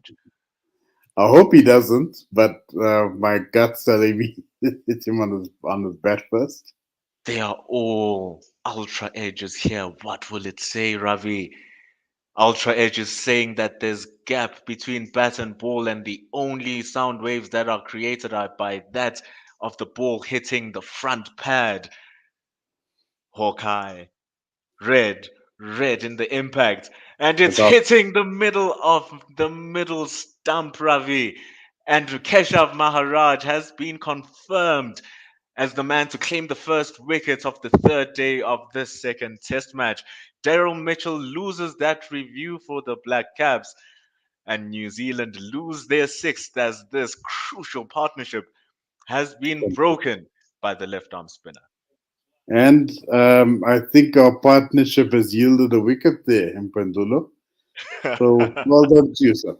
But God absolutely, bless, Maharaj. God bless to us, my man. God bless to us. So Maharaj doing the damage first up, and in comes in Kyle Jameson, Ravi, and is it Jameson or Jameson? it's Jameson. That's how you say it. Jameson. That's how you say Yeah. it. That's how you say the whiskey. But how do we pronounce this young man's You name? see, let us not expose our weekend lives. I know it is the weekend, Ravi, but let's keep it under the covers. Let them not know. Stick to bells. Stick to bells, Raj. So Kyle Jameson, the giant bowler, comes in having to show his prowess with the stick. Averages 25, he has a 50. He's played 14 matches, so maybe it does show that he gives it a bit of a whack, Kyle Jameson. And the South African camp isn't really known for its chirping, but I see Kyle Verena and Cyril Elvia having a little conversation and greeting the batsman, welcoming Mr. Jameson. Ooh, and Keshav Maharaj welcomes him with a beauty of a delivery there, Ravi. I'll tell you what, Cyril Elvia doesn't look like he has a dull moment ever in his life. He's always got a smile on his face. You can't not be happy when you've worked so hard, Ravi, and then you break through and you represent your national team, especially in Test match cricket, and then score 100. You must be flying on cloud nine, and I guess it shows. It shows even more today with that smile, and none bigger than when South Africa got that wicket. Absolutely. And last ball of the over, Maharaj comes in. Oh my! Oh, a Oh, good chance there for the Proteas again. Colin de Gronholm going to push that through the covers and it gets that inside edge. A chance, a very close chance, but it didn't work. It wasn't close enough to the man under the helmet, and it squeezes through the gap, and they get a single to end that 64th over. And unfortunate news, Ravi. I have such unfortunate news for our partnership, which yielded a wicket. Wink, wink. Our spell has unfortunately come to an end. It is 23 minutes past one. We were waiting for the end Yes. of Keshav Maharaj's over. Thank you very much, guys. Thank you very much. I've After got Chris 64 waiting in the overs, wings. after 64 So, overs, Paul, just to hand mhm. it over to you, New Zealand are on 226 runs for the loss of 6 wickets. The last one being Daryl Mitchell, the partnership Yes. being broken. And for the 64th over, I will now hand it over to you. God bless to you, Mr. Paul. Thank Thanks, you so much. guys. Cheers. We add Chris Tyndale. How you doing, Chrissy? As Yeah, all Bonga right. comes in Happy that outside the I off stump. actually managed to make this one after sleeping through every alarm on my phone for the same time slot yesterday. First ball from Sapamla, just defended out to the leg side by Colin de Grandhomme. Score still 2-2-6 for 6. Really good to see South Africa getting the breakthrough through the spinner. We didn't think the spinner would be effective here, but it seems like it's a masterstroke. I said it yesterday morning as well. South African cricket is the least predictable thing on the planet. There was so much criticism when we announced our 11 for this game, and the fact that we opted to bat first in New Zealand as well. And so far, all of those decisions have looked like the correct ones from Dean Elgar. Next ball from Sapamla. Very good ball outside the off stump. Just playing and a miss there from de Grandhomme for no run. Just a really good tight line from him there. Yeah, look, sometimes you just need to learn to trust the brain test. It just felt muddled because you started the first test without a spinner. What changed in 7 days to bring Keshav in? But masterstroke anyway. Sapamla into de Grandhomme, this one rising off a length outside the off stump, no run there. And yeah, the Keshav selection was always going to be put under some pressure because, of course, in that India series, we did keep choosing Keshav in the 11, and he didn't get a huge number of overs and didn't prove especially effective when given an opportunity. But I do think today, especially with it being that cold, he's going to come into a lot more because I think our quicks have really struggled to find their rhythm with it being 12 degrees out there. Sapamla into de Grandhomme. This one just gets a lovely little push out to point on the back of a length for a single 2-2-7 for 6. Well, now it's Sapamla's time to shine. It's the stats that I always bring up about him. The fact that 8 of his 10 test wickets have been the tail enders. We needed him to wrap this tail up because it's got slightly out of hand with that last partnership. We can't let New Zealand get back on top. Why are you calling that the tail? That was the 5th wicket partnership. But now we're into when he started getting wickets. He's had 1 6th wicket, 1 7th wicket, and the other 8 have been 8 through 11. That's why we have you here. That is just a really awesome stat. The tail remover, Luto Sapamla, early on, bowling to Kyle Jameson. We'll just wait for that ball. He's looking at that over from Kesh where he was getting the ball to turn, and he beat the Darryl Mitchell with one that went on straight. And it was really good to see because I love Keshav as a cricketer. Just sometimes South Africa just wants to let go of spinners, but I don't know. Short ball outside the off stump. Kyle Jameson just defends it out to end the 65th over. 2-2-7 for 6. Jameson on 1 of 3. Colin de Grandhomme if the 90s weren't nervous now, they become even more nervous going forward now. 92 off 122. Sapamla has conceded 44 runs for no wickets. Yeah, it's quite interesting because, like, I'm a fan of always having a spinner in your side, and I backed Dean. You know, Dean backed Keshav throughout in these series. I was just surprised that he didn't back him here in that first test, even though Keshav had a really lovely record in New Zealand. Yeah, I don't know. It's also easier to criticize it when the New Zealand side haven't gone for a spinner. And you would guess that they know their own conditions. But so far, I mean, the New Zealanders were surprised that we did opt to bat rather. Oh, that also was a surprise. The first ball from Keshav down the leg side did hold a little bit after pitching and played by de Grandhomme to square leg for a single. Yeah, just I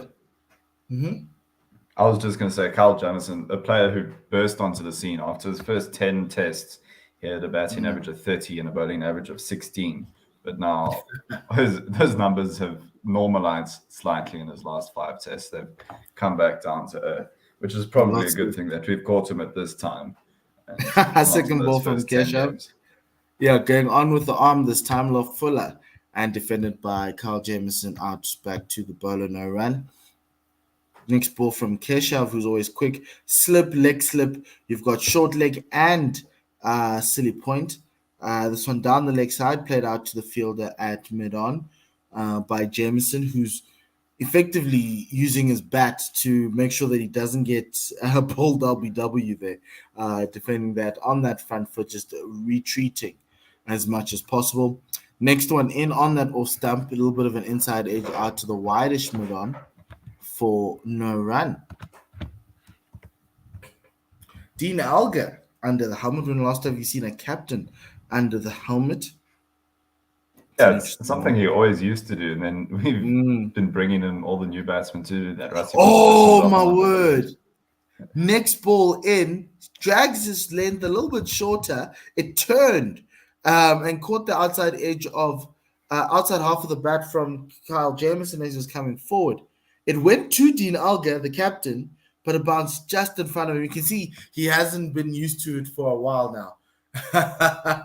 at silly point, last ball of that over, just defended back to the bowler, no run. End of that over, 228 for 6, with the Dean Alger nearly getting a chance with the ball bouncing in front of him. We have a few social media comments here. So earlier, Nati Sikosana said that Kesh is doing a magnificent job. And so in Pendulo's voice we just heard, we haven't lost him. He's happy to help us backstage, saying he's bowling majestically. Sikosana, he is executing the plan that has been set for him, and he's extremely disciplined in his line. It felt like each ball posed a threat to the batters. And that lines up with what we saw from the broadcasters there, the way Kesh set up that wicket with the slightly slower one that turned away and then the much quicker one on the wickets to follow it up. KS here says, "Hi guys, good morning." And, hello, good morning. Then Natsuko Sana just agreeing with Impendulo there. It seems like every team has a 6'8" player now. We've got ours at Mark Jansen, Carl Jamison's there. Well, Cameron Green gets pretty close, and I see Pakistan have now included a young player called Mohammad Zishan, who's also 6'8". This next ball from Sapamla outside the off stump as Chris freezes a little bit, punched out to point for a single. I'm going to bring him Pendulo on. There we go. Sorry. I don't know what happened. Okay, cool. Like everything was still working. My stream was still working. It just suddenly had 3 loading signs. Okay. Yes. Okay. 2 slips and a gully for Sapamla. You've got point, cover, mid off, mid on, mid wicket. Field at 5 leg. Sapamla into Jameson. This one back of a length. Jameson playing that off the back foot, trying to punch that through the covers for no run. 229 for 6. I think you were speaking about 6'8", and you said Mohammad Zishan, but isn't the baby-faced assassin 6'8"? Oh, that's probably true. Even Shaheen Afridi, I didn't think of him in that same mold. Yeah, that's the new breed of fast bowlers. Yeah, you've got Jason Holder in the West Indies. Who's India's 6'8" bowler? I guess Ishan Sharma is probably as close as we get at the moment. He's about 6'5". Yeah, he's hardly a new bowler on the scene. So Pamela into Carl Jameson. This one, a little bit of a hint of inconsistent bounce.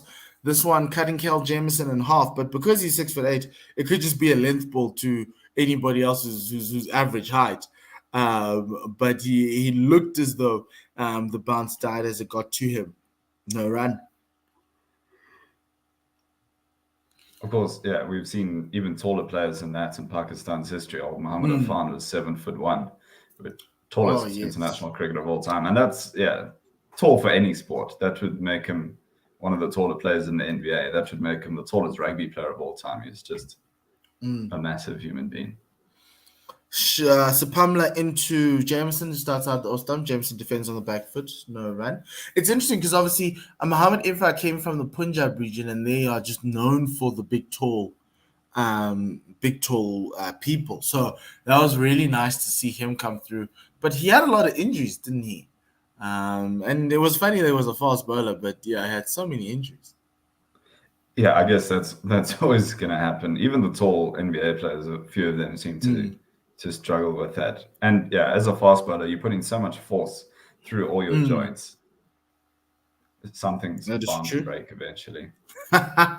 Sapamla into Carl Jameson. He plays this one on a back of a length, similar to the last two balls, just off the back foot, punching it. Based on what I'm seeing here, Chris, from Carl Jameson, I'd rather get. I was thinking maybe you should get like a silly, an extra cover catching, because there's a chance that Jameson could just literally play this one on the up into the hands of your short extra cover.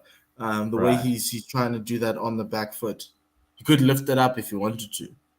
And just putting pressure on him in general, whilst he's still fresh to the crease. We still have some runs to work with. The deficit at the moment, 135. Colin de Lucho with Grandin looks fresh pretty cut. set. And you get a really, really lovely shot from Carl Jameson. Third time lucky as he punched that one on the back foot, this time on the ground, through to the cover region, extra cover. Sadal Avia doing a lot of work. And the New Zealand is coming through for 2 runs. 233 for 6. And that's the end of that over.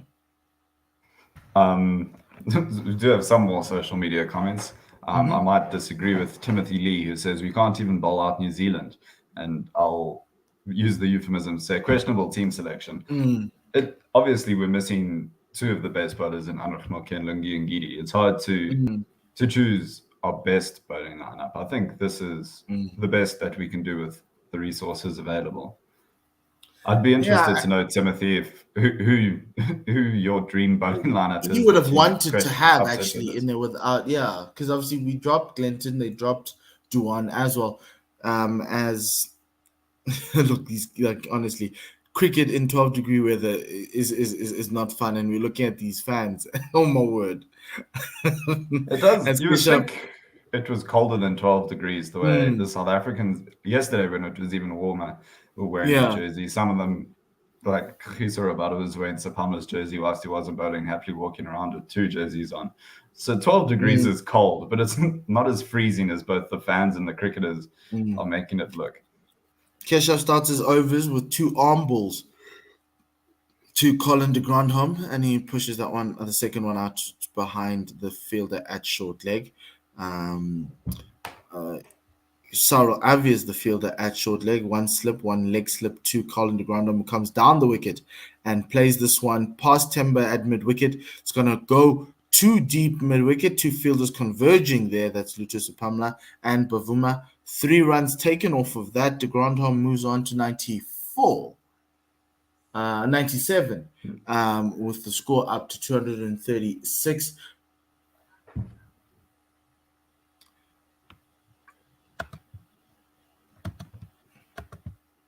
It's quite an interesting one there. We've Keshav just getting through his overs very quickly. With Carl Jameson coming in, it brings Dean Alga to silly point.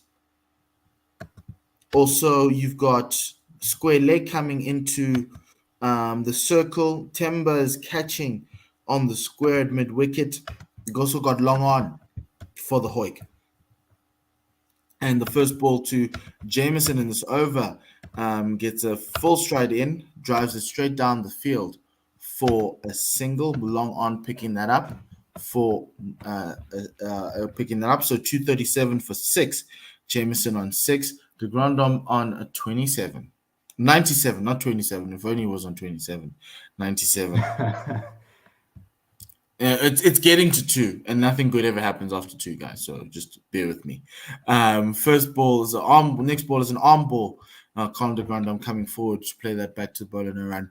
A couple of the commentators were talking about Colin de Grandhomme's hesitancy from to spin as the next one gets pushed out to square leg to mid wicket for no run. End of that over, end of the 68th over. It's 237 for 6.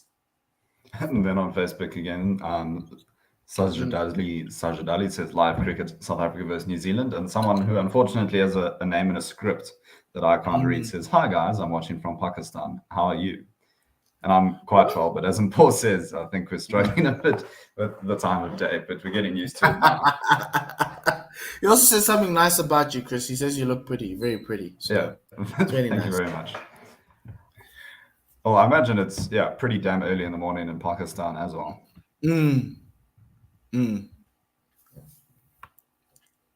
Yeah, so this game is just evenly poised. New Zealand trail by 127. South Africa need to break through, try keep this lead to above 100 as much as they can.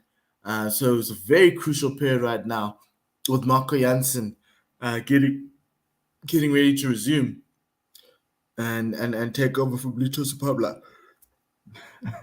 I do beg your pardon. It is very early this morning. Okay, let's do Get this. some wickets to wake us up. I know, right?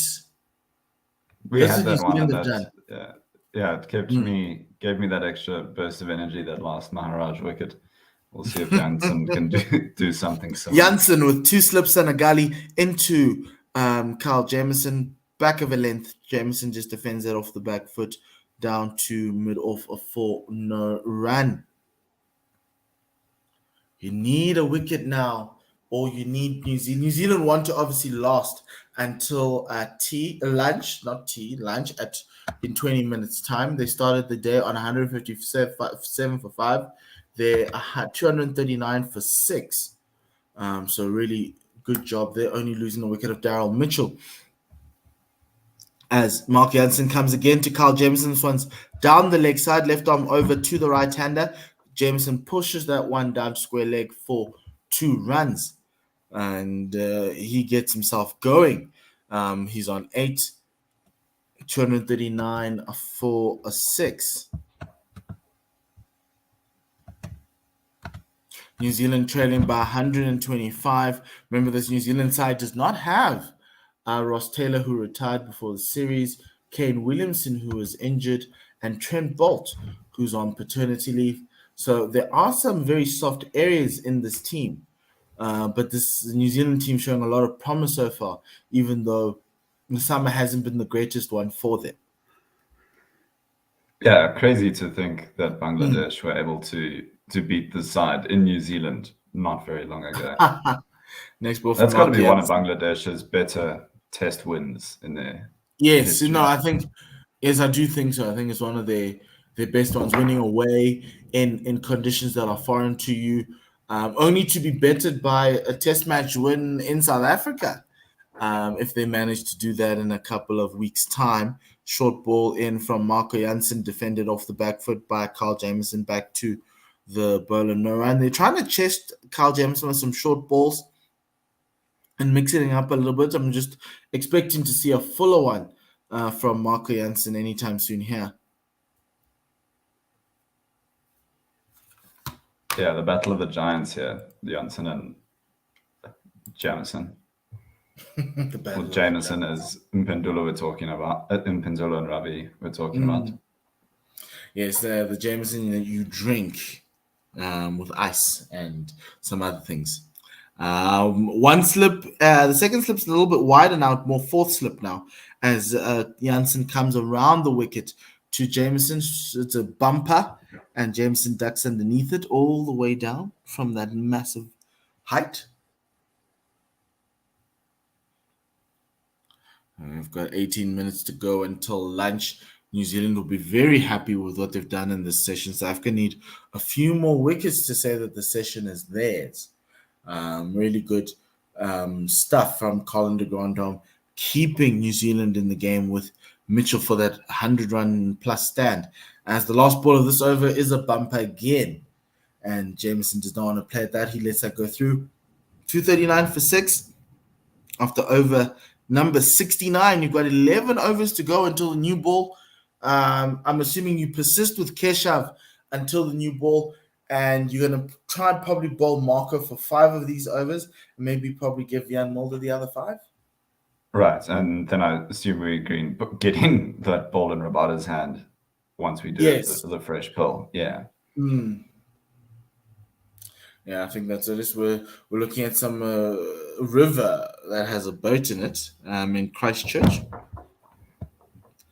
A gondola with a gondolier. So I think that's the Avon River that Hmm. goes right by the grounds, or Otakara in the indigenous name. The river Avon, like Avon and Stratford. Could be. I mean, Hagley Park Hagley Oval is called Hagley Hmm. Oval because it's in Hagley Park, which is just named after Hagley Park in the UK, which I Okay. guess it reminded the people who named it. First ball from Keshav, just arm ball down the leg side, just to calm the ground. I'm defending that back to the bowler for no run. He's on 97 as he comes forward to the next one, drives it down to long off for a single, moves up to 98. Score goes up to 240 for 6. New Zealand trail by 124. They'll be wanting to get this thing under 100. Under 100 with the conditions that you get. With your bowlers, you can back yourself to try and break through the South African team like you did in the first test, and then possibly win the game in days 4 and 5, maybe with the sun shining on this pitch. Oh, shortish arm ball from Keshav Maharaj, going on with that arm a little bit quicker. Jameson wanting to swat that down the leg side with 4 fielders around the bat. I can only find the short leg on the bounce, no run. Keshav in again to Jameson, who comes forward and defends really nicely. Got lovely technique back to the bowler, no run. Reminds me of Vian Mulder. Vian's got nice technique, just doesn't get you runs. Yeah, he's obviously done very well for the Lions, but it seems to be a pattern with quite a few South African players that step up. They haven't quite clicked at that level. Obviously, he's still young enough that there's plenty of time for him to figure it out, and the selectors have shown faith in that regard. Keshav getting some turn there, defended back to the bowler really nicely. Straight defense. And the next ball is wide and driven to that fielder at mid-off who's come a long way, like 20 paces to his right. And a single is taken to end that over. 241 for 6 after 70 overs. 10 overs to the new ball. New Zealand trail by 1, 2, 3. And Jameson on 9. De Grandhomme 2 away from a century. And that would be, Chris, would that be his second century if he gets it? First against South Africa, and I think it'll make him the 15th New Zealander to have a test century against South Africa. And he gets himself on that Hagley Park board for the amount of centuries if he does get it. So I've gone deeper on the Hagley dive. So then the Hagley Park in the UK is just because it's in a town called Hagley, which is named after the Hagley Lords, which had a manor there in 1130, which sounds more like a time than a year, but we do go that far back, 1130, to get the original Hagley, after which this park, is named. So many different things named after other things, but if you go back far enough. Marco Jansen with the slip cord and spread, short ball into Jameson, into his body. He played the fins that one down the leg side for a single. Score goes up to 242. Jameson on 10. Okay, so that's pretty cool. But obviously there is a British influence because them being colonized by back then it was king and the king. So yeah, I think it's probably the reason why we're still playing cricket, because of the influence of the British, as another short ball comes in to Grandhomme, who ducks underneath it for no run. So many of the names in New Zealand obviously have that British influence. The fact that they're playing in Christchurch, Wellington, Hamilton, all these places. I think they are trying to lean more into the old names in New Zealand. The Aotearoa as the country name. Ethan Corral's got a stat there. We'll talk about that probably after this ball as Mark Jansen comes in. That second slip was spread. There's now more going to Gully as another short ball comes into Colony. Tries to play at that one. Doesn't get it. Goes to Calvarena for no run. Still on 98. That one went through chest height rather than ear height. So Colin thought you could come through with that one.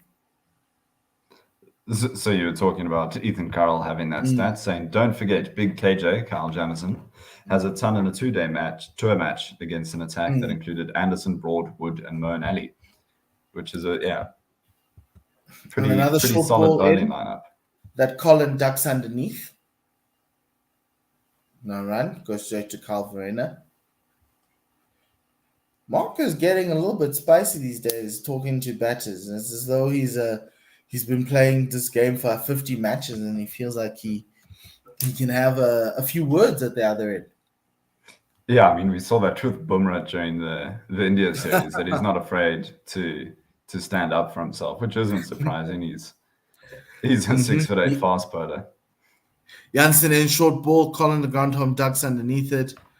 Marco, as he finishes his run up, says something to CDG, and CDG does not care because he's 2 away from his second time. He doesn't seem like someone who's too easily flustered or has too big of an ego, Colin de Grandhomme. I don't think he'll really get involved in that sort of things. Yeah. So here's an interesting one. He got to his first 50 runs in 36 balls. Yeah. He's on 98 on 135 balls. So the next 100 balls, he scored 48 runs, as the next one is outside the off stump, and Colin just lets that go through to the keeper. No run. That was a fuller length, but no need for Colin to play at that. 242 for 6. Yeah, Otto and I were commenting on that when we were finishing up day 2's play. The fact that he did get that 50 or 36 balls, but finished the day 54 for, I think, 61. So as soon as he got the 50, he was pretty happy to slow down and just last till stumps. And then that's continued today. Oh, he slowed down considerably. Because 36 for first 50 runs, but then now taking another 100 balls to get another 48 runs, as it looks miserable for the fans. Like there's a couple there with blankets and bomber jackets. Guys, it's the middle of summer in New Zealand. As Keshav starts, this one turns off the deck. KJ defending that one out to the bowler. No run. 10 minutes to go to lunch. I think everyone's just shutting up shop from a New Zealand perspective. Although it might be nice. Colin de Grandhomme might prefer to eat his lunch knowing that he's been added to that Christchurch board. Yeah. As the next ball is down the leg side, and Kyle Jameson plays that to Temba, who makes a meal of the stop, and it enables the New Zealanders to run through on that misfield. Jameson now on 11, 243 for 6. It brings in CDG to Keshav Maharaj. Will he hoik it away to try and get himself to those 100 runs? Yeah, it's a stat that's beyond me, but Andrew Sampson might send off a tweet just showing us the biggest difference between how many balls it takes to get to the first 50 compared to the second 50 in a batsman's 100, because I reckon this de Grandhomme innings must get quite close to that. Yeah, next ball from Keshav, just defended back to the bowler. Colin just coming forward with a stride. Maharaj into de Grandhomme, who waits for this one and cuts it underneath his eyes to backward point. They're going to run through for 2, which will leave him to 100, and they're going to take a third just for fun, as Colin comes through to make to rapturous applause in this cold day at Hagley Park in Christchurch. His second 100 in international cricket, coming in 138 balls. Really fine innings, an important innings for New Zealand at a time when South Africa were ahead. And he has steadied the ship, just like his New Zealand's captain in Kane Williamson, as many people like to say, to steady the ship. And Colin has done an incredible job at doing that. Next ball from Jameson, from Maharaj to Jameson, arm ball, played down the leg side for a quick single. Score goes up to 246 for 6. Yeah, so he becomes the 16th New Zealander, in fact, to score a Test 100 against South Africa, but also becomes has the third most hundreds against South Africa now, because only Kane Williamson and Henry Nichols have more than one, and never mind, Jacob Oram and Reed have more than one, and then everyone else just has the 100 against South Africa. Wait, is that other 100 against South Africa before? No, so he only has one, rather. But he goes to almost everyone only has one. There's just 4 players who have 200s against South Africa from New Zealand. Oh, okay. Yeah, so that's the end of that over. Jameson defending that ball from Keshav back down the over 4-0 run. 7 minutes to go to lunch. Remember, we started with New Zealand 157 for 5. And the only wicket to fall was that of Daryl Mitchell on 60. He was trapped LBW from a beautiful quick ball from Keshav Maharaj. New Zealand have scored 90 runs in the session for the loss of 1 wicket. Jameson on 12. De Grandhomme's reached his century as New Zealand are trailing by 117 runs. And it shows you how the game can change, because I remember the beginning of Otto and my spell, we were saying hopefully South Africa will want to keep a lead of at least 150. That's the hopes of that disappeared a while ago now. Now we're sitting here going at least try and bowl these guys out for the next 17 runs. But South Africa have struggled to remove the tail as Marco Jansen resumes with the body line around the wicket into the right-handed Carl Jameson, who plays this one behind square for a quick single. 248 for 6. Yeah, and Yes, I was just going to say it'll be interesting to see how the two teams address the last couple of overs that we're going to see here. I would have thought that the New Zealand batters would be happy to just block it out, but it seems they're going to score at least a few. South Africa have struggled to remove the tail, so New Zealand know this, and if they can just get in, they could do something similar to what Keshav and Marco did yesterday to get those extra 60 runs. Short ball in from Marco Jansen to De Grandhomme, who ducks underneath it, wants no part of that for no run. 1 slip, leg slip. You've got a short leg. You've also got mid-wicket, mid-on. You've got fine leg behind square. On the offside, you've got extra cover and a sweeper. So you can see what the South Africans are trying to do. 6-3 field, leg side dominant. Leg side dominant. So it's going to be quite interesting to see how that one works to CDG. They're trying to set a trap. There's also a fielder at square leg on the boundary. So they've covered their bases from a hook and a pull. There's 1, 2, 3, 4, 5. 6-3 field, leg side dominant as Marco Jansen is going to come into Colin de Grandhomme. This one, could it be a double bluff? It is full outside the off stump and it is a double bluff, and Colin doesn't play it. That just defends that back to the bowler for no run. When he did score that quick 50, it was pretty leg side dominant. So Colin de Grandhomme happily hitting quite a few boundaries over in the cow corner region. So they're playing to his strengths. They're trying to say, okay, fine, we know you're going to play on the leg side. Let's put all these batters on all these fielders. Sorry, understandable. Again, we'll bring it up again. Well, they're all batters anyway. Yes, short ball from Marco, who's come over the wicket this time. It was pulled by Colin, got an edge, and it was dropped by Carl Verena. He's not having a great day behind the stumps, and another chance gone begging. And a single taken by a Colin to go on to 102 and take the score to 249. Oh, Carl just put up one paw there. And it just didn't stick. Yeah, you really had to be at quite full stretch. Unfortunately, he's not the tallest man, but no one's more upset than he is. He looks pretty devastated by the fact that he just palmed that one. Yeah, like a goalkeeper, I guess, would be the closest thing, just tipping it over the crossbar. That's sort of what he's done. But that's what he did. He holds onto it. Okay, so one drop, chance gone begging. Colin de Grandhomme dropped on 101.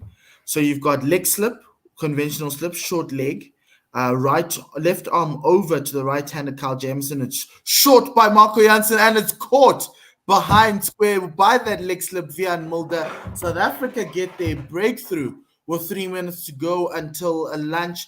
Carl Jameson has gone for 13 off 29, caught by Vian Mulder at leg slip. The body line finally works for Marco Jansen. The change of angle was the trick.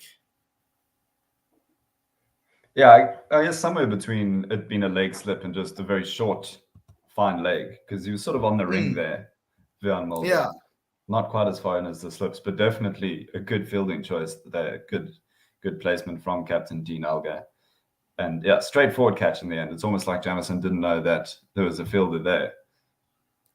Well, he probably knew that there was a fielder there. He just didn't know how to evade the fielder because he was fending for his life with that short pitch bowling. But if I was Kyle Jameson, I'd put that in the recesses of my mind to unleash it when Marco Jansen gets back on the crease to bat in the second innings. That will bring in Tim Southey, who's played 85 matches, 1,700 runs, an average of 16. He has 550s. With a top score of 77, not out. The best Tim Southey batting stats is the fact that he has more test sixes than AB de Villiers, because when he does score runs, that's how he gets them. I think he and Hassan Ali seem to exchange the record for the highest percentage of their runs coming from sixes. Both of them seem to just go out there, and it's the only way they know how to score runs is to just have a big swing at it. Hassan Ali, do. Hassan Ali. Yeah, there are certain jingles, certain players whose names make me miss the jingles. It didn't work for everyone, but there were some that were so catchy.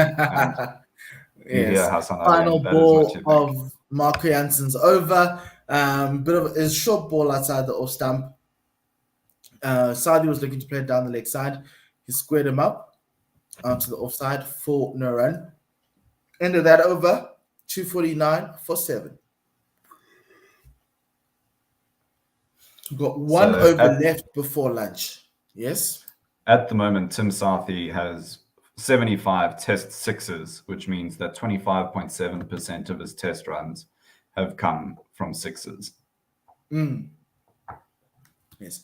So for those who are hanging around to listen to our lunchtime programming, we're going to be playing the Full Quota podcast, the latest one, which is the CSA T20 Challenge review. So get to find out all the things that have happened in the CSA T20 Challenge. The final of that, which is Maharaj today, by which I mean Sunday. Yeah, Sunday, yes. Keshav Maharaj, full ball to Colin Grandom, who drives this one down to long on for a single. Yes, it starts today. It's the Titans playing the Paul Rocks. So that's going to be quite an interesting matchup. My favorite game so far has been when we were watching the Northwest game, one of the Northwest games at home, and I covered up Dwan Jansen's name and asked my mom, "Who's this?" And she said, "That's Marco Jansen." Because obviously they play exactly the same, and not everyone knows that he has a twin brother.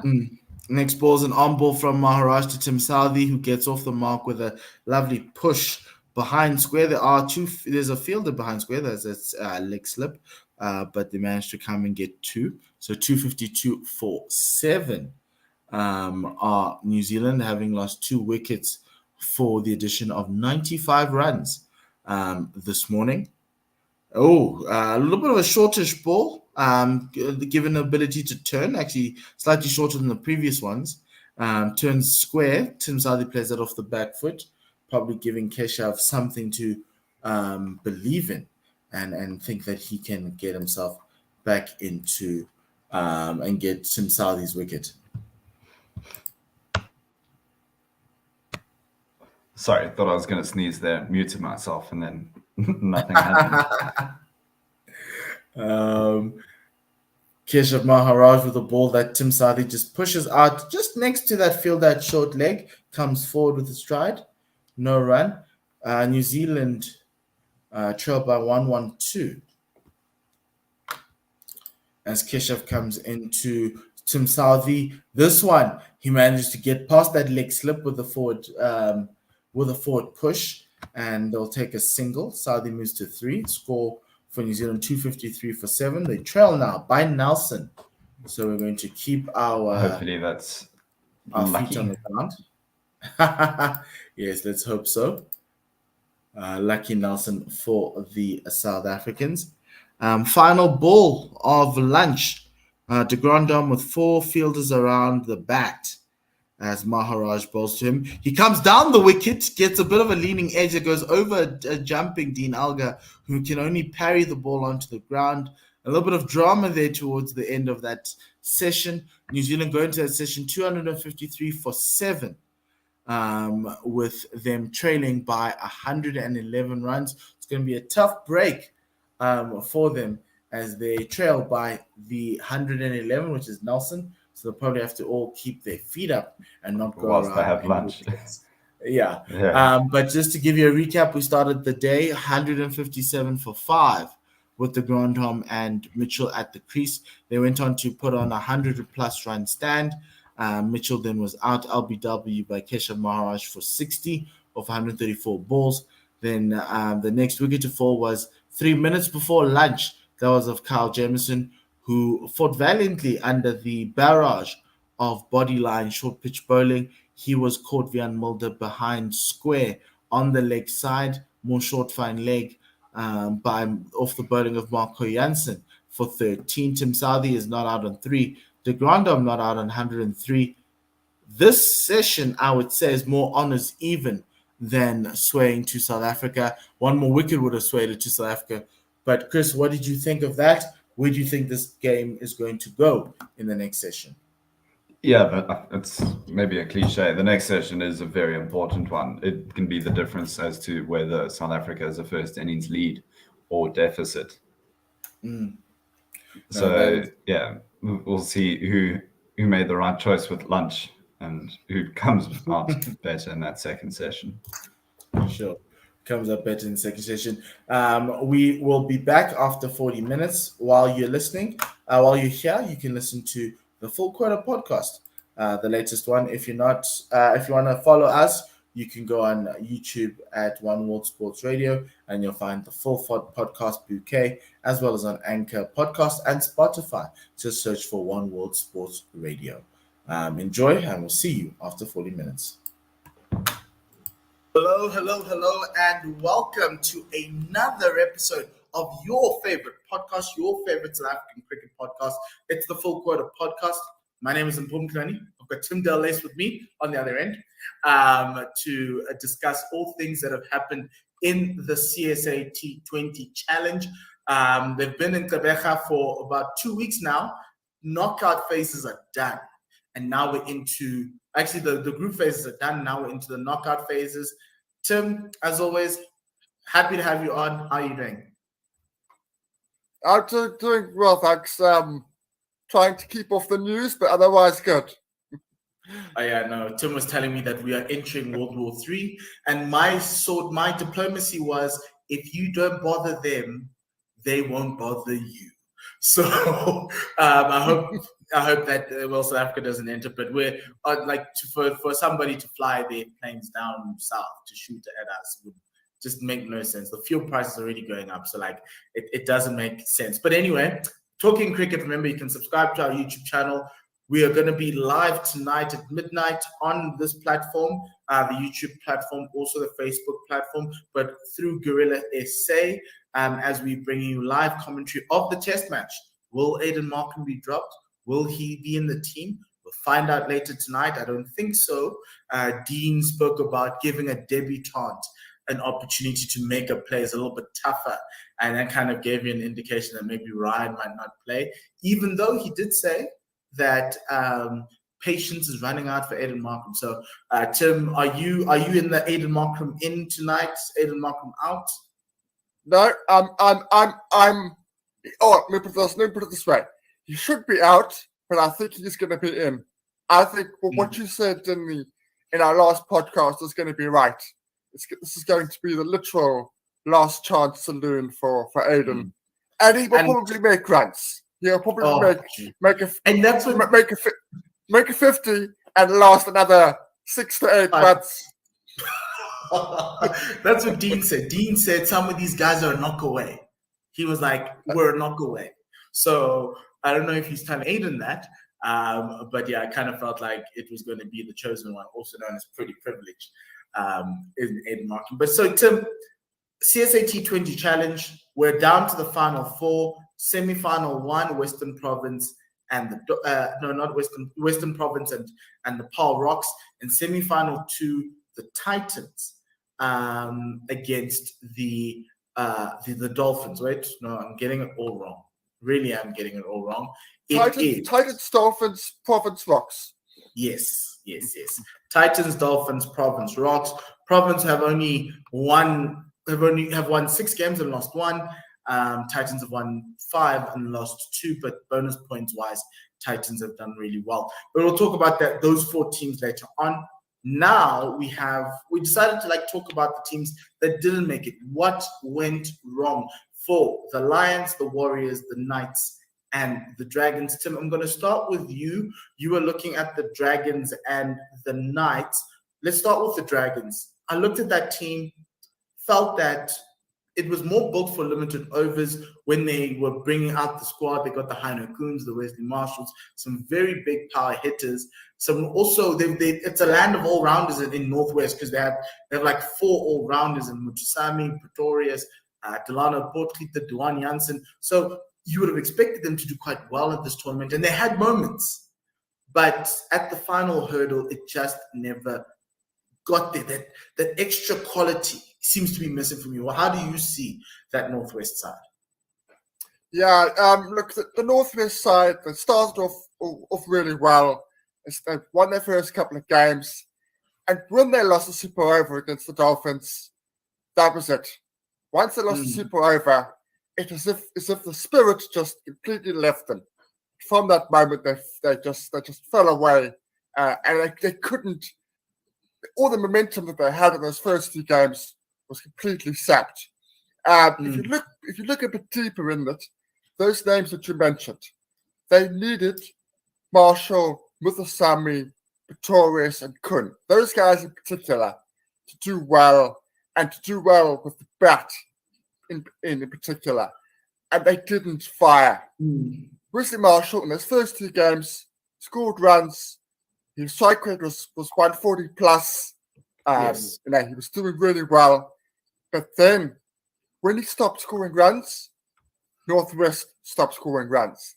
And that was a huge problem. It was only towards the last game. Yeah? Speaking about that, what about Heino Koon? Because he's the Cold Pack, the former Cold Pack coming into his side. He has a T20 reputation. He just only arrived in the last game at the wrong time. I just think, for me, Wesley Marshall was knocking at the door for Proteas selection for this World Cup, in my opinion. He's now lost that opportunity. He had a great opportunity. Okay. He was in good space, and he didn't take it. Heino Koon's reaching the end. His powers are beyond him now. He's still a good servant to South African cricket. He could probably play another year. But I think we saw particularly in this tournament that those runs that he's going to get are going to happen seldom. They're not going to be there on a regular basis. His powers that were there, he was a good cricketer, but I just think he's come to the end now. So if I was Northwest, I'd be looking for somebody else there. Particularly as well with Nicky now focusing more on his life after cricket. If I was them, I'd be thinking we need to find somebody else. We need to find. It's a big off season for them. It's a massive off season for them, and I know the season's not over, but you kind of feel like they need to find players that can match all 3. And I think that's what these franchises really struggled with. These provinces struggled with is trying to find players who can play all 3. Instead of just 1, which is why you're finding like a team like the Lions at the top of 4-day cricket because their players are 4-day players. And then you find them at the bottom of like T20 cricket because like the guys they put out are 4-day players. They're not. And as we segue to the Lions, which is my home team and the team that I love to bits, and every time I wear a Lions shirt, they lose. So I've stopped wearing that. I found that was the case for them. You can't roll out a team of John T. Rapulana, Dominic Hendricks, Josh Richards, and expect to win T20 matches. Their problem wasn't in the bowling. It was in the batting. The batting was the issue. They could not bat teams out the game. They struggled to put up 150. And there's a team in the semifinals who has a similar issue right now with an injury to David Miller. That's the Dolphins. They just can't score above 150. And you need to do that in these conditions. Give your bowlers much. And the issue that I had with that was the Lions don't have enough depth in the spin department to kind of get them the wicket. Sipho is great. I thought Ron Housebrook could bowl, but he never got an opportunity. Bjorn Fortuyn's a Protea, but it's still very one-dimensional. As you look at the teams that are in the semi-finals, they have a nice little barrage of spinners that they can just throw at you. And the other problem with this team was the inexperience. Shane Dadswell's inexperienced. Josh Richardson in his second season.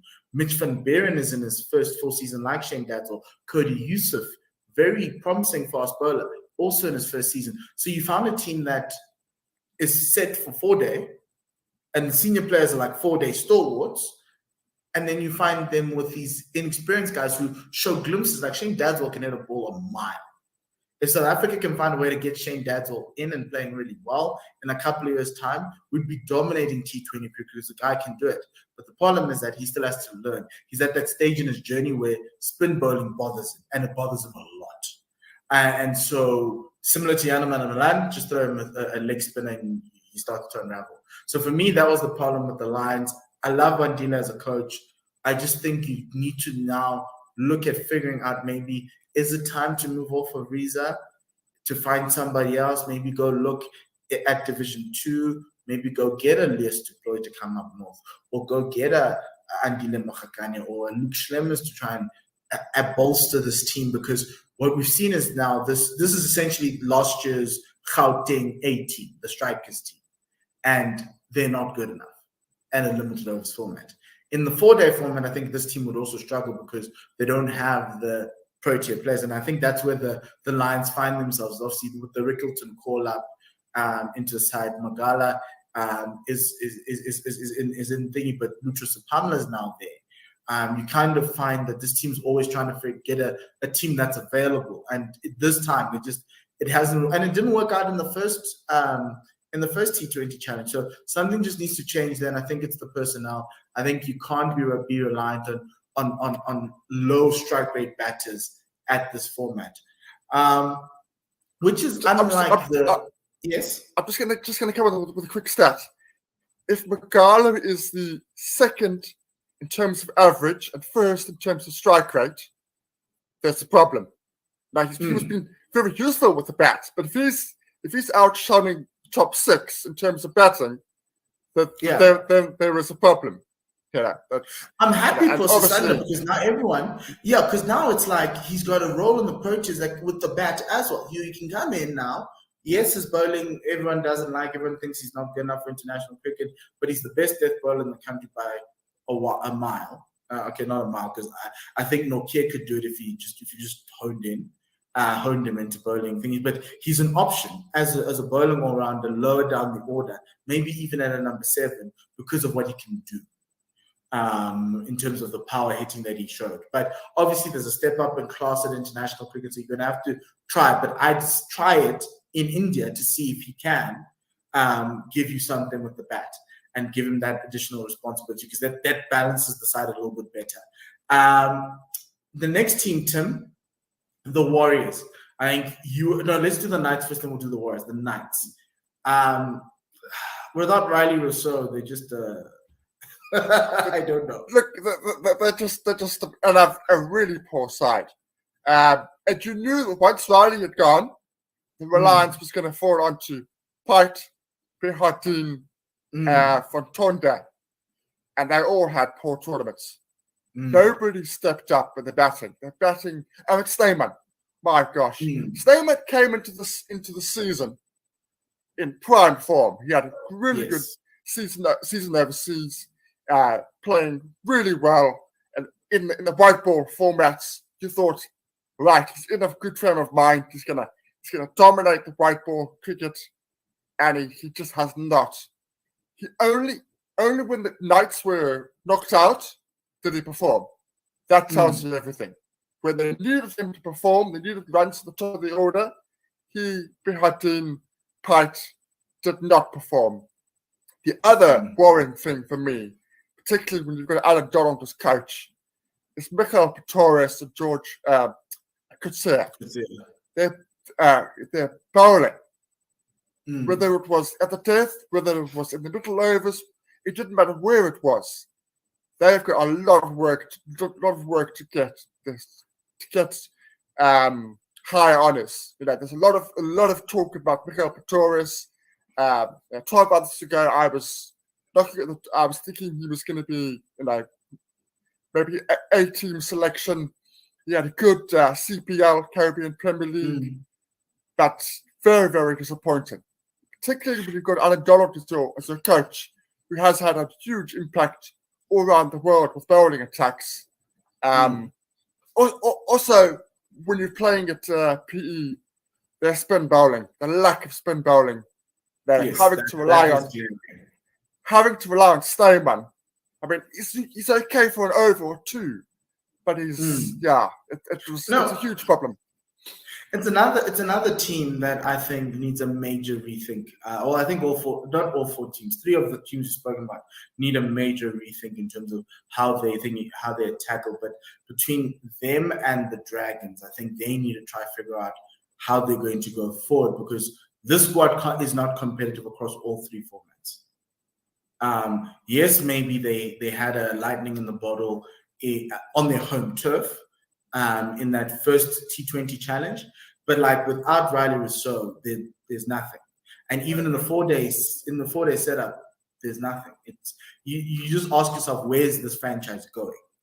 They've been, and it's not like Northwest where they knew and they're trying to learn and they're trying to sort themselves out. These guys have been there. They've been in the franchise. And they've got huge experience at the squad. Huge exactly. Experience. So I just didn't get what it's like every time I watched it, my question was, what are we doing? What's the plan? And at least with all the other teams that were losing, you kind of saw that they had a bit of a plan, but they just didn't have the quality to execute it, or they were woefully off form. Here it was, guys, you just threw 11 players on the field and you just told them to play. And they got a hiding to nothing. And to win only 2 games. I know the Lions also just won 2 games and the Warriors won 2 games, but they are essentially they were horrible, truly, truly horrible to watch. And I'm not, I know I should be mincing my words, but there needs to be some sort of a rethink there. And even in the 4-day stuff, you just stay going, but guys, what are we trying to do? Yes, you're getting draws out of Bloom, but the better teams are you can't even compete. And that's the sad part about the Knights. They just couldn't compete. The last team, the Warriors, they're really disappointed. They had flashes. They play a brand of cricket I like. I really do like the way in which Robbie P sets his team up, the aggressive nature that they play with. They seemed like the surprise package of the tournament starting out, because they didn't have the big name stars, but they had power hitters in Van Libber and John. They had Tristan Stubbs, who we saw glimpses of last year, so we kind of knew what they were going to get. And then also they had bowling attack that also could cause problems, and they were playing at home. Dane Patterson's not bad. Tian van Viel, I think that's his name. He did quite well in the app as a bit of a replacement to Unrich. And then you had Lizo Makosi, you had all these other spinners hanging around that Warriors set up, and it just never got going. There were some moments where you're like, okay, they can still do it, but at the end of the day, Tristan Stubbs is the only shining light on that side, and he shone, and nobody else shone. Yeah. The other thing I think Robbie got wrong was the tactics, which I thought was very strange. So the other 3 teams who got big problems, I think the Warriors is minor. It's minor issues. They were very close to making the semi-finals. The lack of spin bowling. You said yourself, they got 3 spinners, and it was only the last game where they said, right, we're going to bowl majority spin. Okay, they lost. They're still lost, but that was the right way to go. It was the right way to bowl 12 overs of spin, and I think they bowled 18. They bowled 18 overs of spin in the last game. that was the right way to go. In the beginning, it was Van Vuren, Patterson, Mnyaka, all playing. I just couldn't understand it. It made no sense to me. And they put one spinner, other times they maybe might have had two. So I think that was the problem for me. And then they probably didn't get enough from John and Rosier and those guys at the top in terms of the runs. But for me, it was the lack of the use of spin bowling in their home ground, which I found very, very confusing. So my thing about that, like I love Lesiba Mwepe, and I think he's really good for that side. He gives them handy runs. Tristan Stubbs, #1 run scorer in the regular, I'm going to call it the regular season, but the group stages, he had a high strike rate. He should be in the Proteas side, and I'm happy about Lesiba, but everybody else just didn't come. And my worry was Sinatemwa Dlashile. It feels like he's regressed, and he's regressing by the year. And I don't know if it's an attitude thing or if it's just he came in, everyone thought he'd be the next Black Hope. It's so much, and now it's just affecting his game. And I think for me, this was a very glaring tournament, and it's a very glaring season for him because he hasn't gotten in amongst the runs. And I'm worried about it. Even as wicket keeping is now just fallen off cliff. They are ample moments of Sinatemba's howlers in these last 2 weeks. I know wicketkeeping is harder. I know being in a bubble is harder, and I understand, and I have sympathy for that. But in a time where everyone was expecting him over the last 2 seasons to take a step up, he's actually taken a step down, and that's very worrying. Yeah, it is. Look, I don't think this is his best format. If you just look at the last game, you had he made some runs, but you had Rudy second at #8. Now Rudy second is a really good quality batsman. He likes to hit the ball. He likes to maneuver the ball. He scores quickly. I think that going forward, he's still got a few years left in him. If I'm Robbie, I'm saying to Kisile, 4 days and 50 overs. Yes, you're going to be our keeper. You're our man. We want to pick you, and even when things go tough, we're gonna back you through that tough period. But T20s at the moment, it's not your thing. That's not your thing. And stick with Rudy. If I was going forward. Yeah, and I think that's one of the things, because I understand it was a tournament, and CSA, please, next time, let's hold it at a place where there's a little bit more pace and bounce. This thing that spinners are coming through and people are striking at 120 doesn't work. And I think for me, that was the one thing about all 4 teams, Tim, is that from a batting perspective, they just batted at very low strike rates. The 4 teams in the semifinals, worried about them too. But that's what characterized these 4. Outside of the bowling and the fielding, which I think everyone was bad, and there's some quality guys here and there, and you have moments like the Johannes Diseko moment against the Lions, and you also had Senran Mutusami coming through in the wickets for the Dragons, and all of those guys, and you had your moments. The batting out of those 4 teams was what is the reason why they're not here. Tristan Stubbs, 80 off 35 was them trying to chase 219, and they could only end up with 180, and they lost. It was a losing cause, so he didn't get any help with a team that had a very strong side, like that Warrior side from a batting perspective was strong. And I think that's the one thing that needs to be worked on throughout the tournament. I think the bowling was of an okay-ish standard, and for these guys, but obviously their guys were better, but the batting was woeful at best at times. Inokwe said it best when he was interviewed by Khalid. He said it's mindset. He said it's nonsense that you can't make 200 on those pitches. He said it's mindset. And there was a 200, but there was one 200.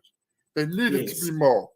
I know in that interview, guys making 180, 190 on a consistent basis. So I think it's true.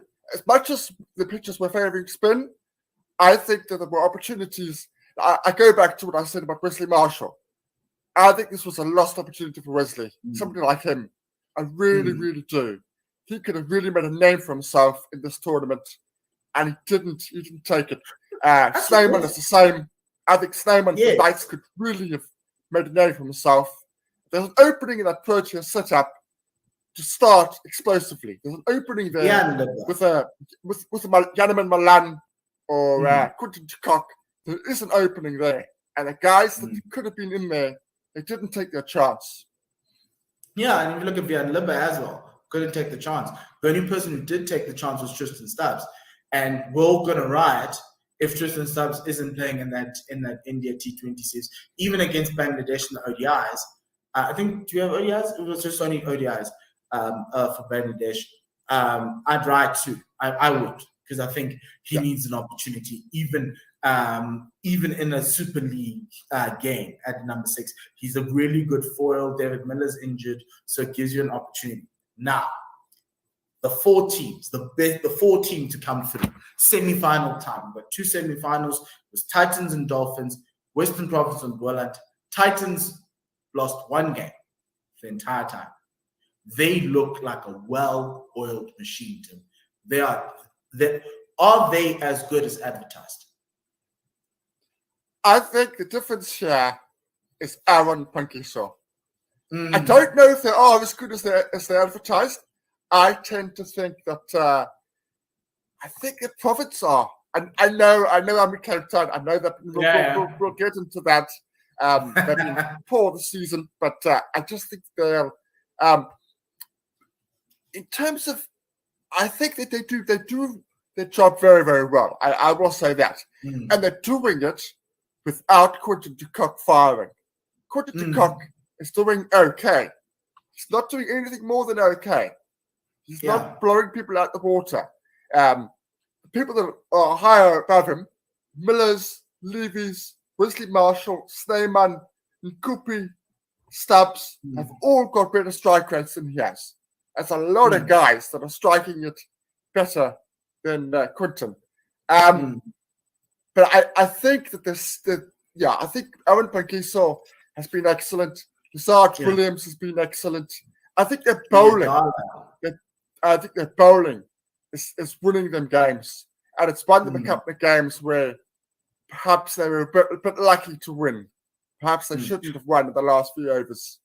I rank this bowling attack for the Titans as the best in the tournament. I think it's them, then you get Province and the Dolphins, and you can decide who you can argue amongst yourselves, and then you have the Paul Rocks as fourth. And to me, that's what's going to win this game, unless, and we've spoken about the batting a couple of minutes ago, unless the team, as Enoch Nkwes said, gets the mindset of trying to put up 180. Anything above 170 wins you the game. You don't need your bowlers anymore, unless if they have like a horrible time. And I look at this Titans team, and I know they have the capability to do that. It's been something we've been bemoaning, even in that first T20 tournament, that they are, what do you call it? They're not hitting the straps from a batting perspective. And they're getting 140s, 150s. It's slow strike rates. And we can't be playing the pitches anymore, guys. And so for me, that's the thing. But their bowling has stepped up, and that's the difference between now and then. Was that from a bowling perspective, they are much better. Pangiso's doing well. Dala, Lazard's doing well. Maybe because and I think because they had Lazard, because previously they didn't have Lazard, they had Junior Dala. They didn't use him, was injured. They were trying to go with Corbin Bosch. Ayat Gamani is great, but he's good as like a fourth seamer, not as a number 1 seam option. So for me, that's where it was. The second team, Tim, in that semi-final is the Dolphins. They came in 4th. They qualified yesterday, blowing Western Province out the water yesterday. Their batting is my biggest worry. Without David Miller, I don't see this team scoring above 150. I know they've got some really nice talent. Grant Rulofson, Keegan Peterson, Bryce Parsons. They've got guys. The Kazondo's now stepping up. He stepped up with some runs. And Dila's looking better as the tournament goes on. but I still don't think they can score one. And it's the reason why they were the last team to qualify, because they really struggled with the bat. Bowling-wise, they're really good. They are not as good as the Titans, but they've got the spin barrage with Parsons, Subrian, Mudi Mugwane. They can do it. But it's that batting that, you just need. And it's kind of, and I hate T20 for this, because you don't need to be consistently good. You just need to be good on the day. And if the batters can have some guy can have like a monster day, it's over. Because even in that game against Western Province, they were 13 for 3. Yeah. So I agree entirely. Dolphins are striking at between 100 and 120. That's what they're doing at the moment. And they're getting to that 140, and then they strike hard the opposition. But McQuarrie with his slow balls, Spride with his accuracy, Barkman with his bowling at the death. It's Swart with his consistent line and lengths and lack of pace on those pitches. Again, you're right. It's going to be the bowlers that are going to get them, unless you see a real special innings from a Brulofson, who we know is talented, but hasn't really been firing. We know Marcus Ackerman is a good player. We know he's a good stroke maker. But we're waiting for him to step up. Hasn't really been firing, but yes, he's one of those guys that they're going to be leaning on now. You do, if you're a Dolphins fan, you do worry. You're not getting enough runs from those sort of all-rounders. Just Swartz, Parsons, Smith. They're not making the runs. They're doing well with the ball. They're not making enough runs, and that is problematic. Not having Miller is huge. But as you say, it doesn't matter. They could win. They could win on the semi-final if they bowl properly. They restrict their team, the opposition. It's going to be the bowlers. Which bowlers come out top will win the game. No doubt about it. So who do you think is going to win that first semi-final? Where are you putting your money on? I'm going to have to go with the Titans, but only just. I'm going to have to go. If it was Miller, then it's Dolphins. No Miller. I'm going with Titans. I just think that their momentum is better, whereas the Dolphins squeaked in. What I noticed was when they were losing, the coaching setup didn't fluster. Other coaching setups were scratching their heads, they were walking up and down. Imi just said, you know what? We'll come back tomorrow. It's a bad day. We'll come back tomorrow, put in a better effort. And that's what they've done. They've just said 1 foot backwards, 1 foot forwards. And they've just managed to sneak their way in. They know how to win trophies. That's one thing. So yes. Yeah. So I think I'm going to go with the Titans on this one. But if the Dolphins do end up winning the toss and batting first, I think that's the best way they can win that semi-final. Bat first, put something down, and then hope your bowlers can strangle this Titan side that's not firing on all cylinders, that also is struggling with the bat, and you might find yourself in a good space. The final game, the second semi-final, Western Province and the Paul Rocks. The way I see this one, I think Province are on.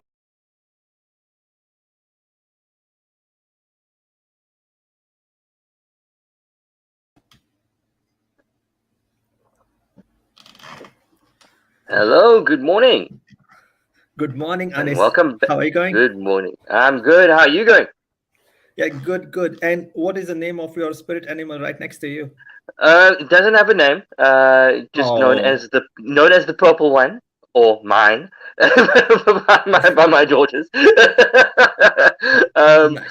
This one did served us very well yesterday. And we're gonna keep her on. She got deselected. Welcome to everyone to the post lunch session. I'm Anis. I'm joined by Purav today. What were your thoughts on the first session?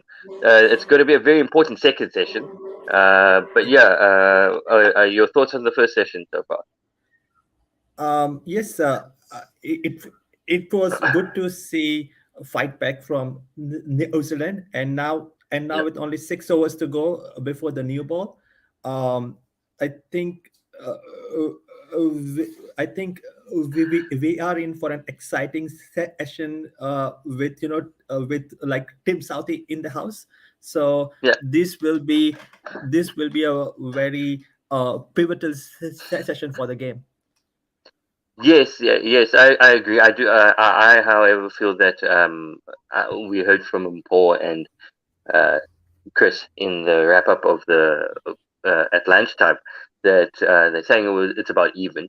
That's previous session was about even. I'd like to think that it is advantage New Zealand. They scored 96 runs for the loss of 2 wickets, and that is very much a better session for me. South Africa look a bit off the boil this morning. Uh, Plans didn't work out as they wanted, so they reverted to banging it in short, trying to force some aggression. Keshav Maharaj and Marco Jansen getting the wickets to fall this in the morning session due to unforced errors, it would seem. But I would think actually the first one did come against the run of play with the LBW, and then Marco Jansen came in and gave the bowlers a very good working over, and then changed the line, bowled to a plan, and got the wicket of Jameson. It's all to play for in the second session. I do think that this one could make or break this test for either team. And uh, and I think South Africa would need some support from Lutho Sipamla and Vian Mulder in this session, Yes, who haven't executed their like lens properly until yeah. now. And Vian Mulder has been a tad bit expensive. So just to wrap up the tale, South Africa needs to use the new ball effectively and get Colindry Grandhomme as early as possible to make good inroads in this game. I also think that Colin de Grandhomme showed his intent in the first in that last over against Keshav Maharaj. I think that New Zealanders might come out all guns blazing, trying to break, as Paul likes to say, trying to break the game open, which they like to do. So it's going to be very interesting to see if South Africa can keep it tight and not forget how to bowl to tail enders. The focus should be you miss, I hit, and just trying to focus on the lens to keep everyone honest. And they want to focus at bowling at the lower order. Saudis know. I know we No, say tail Maghreb bad. enders. Yeah, it's no Maghreb bad at all. And I'm really looking forward to the battle between Marco Jansen and Neil Wagner, who is coming in next. And I hope as soon as that wicket falls, Marco Jansen is there in Dean Elgar's face begging for the ball. And Tim Southey has had 75 sixes in his Test career. He is only 3 sixes behind MS Dhoni at 78.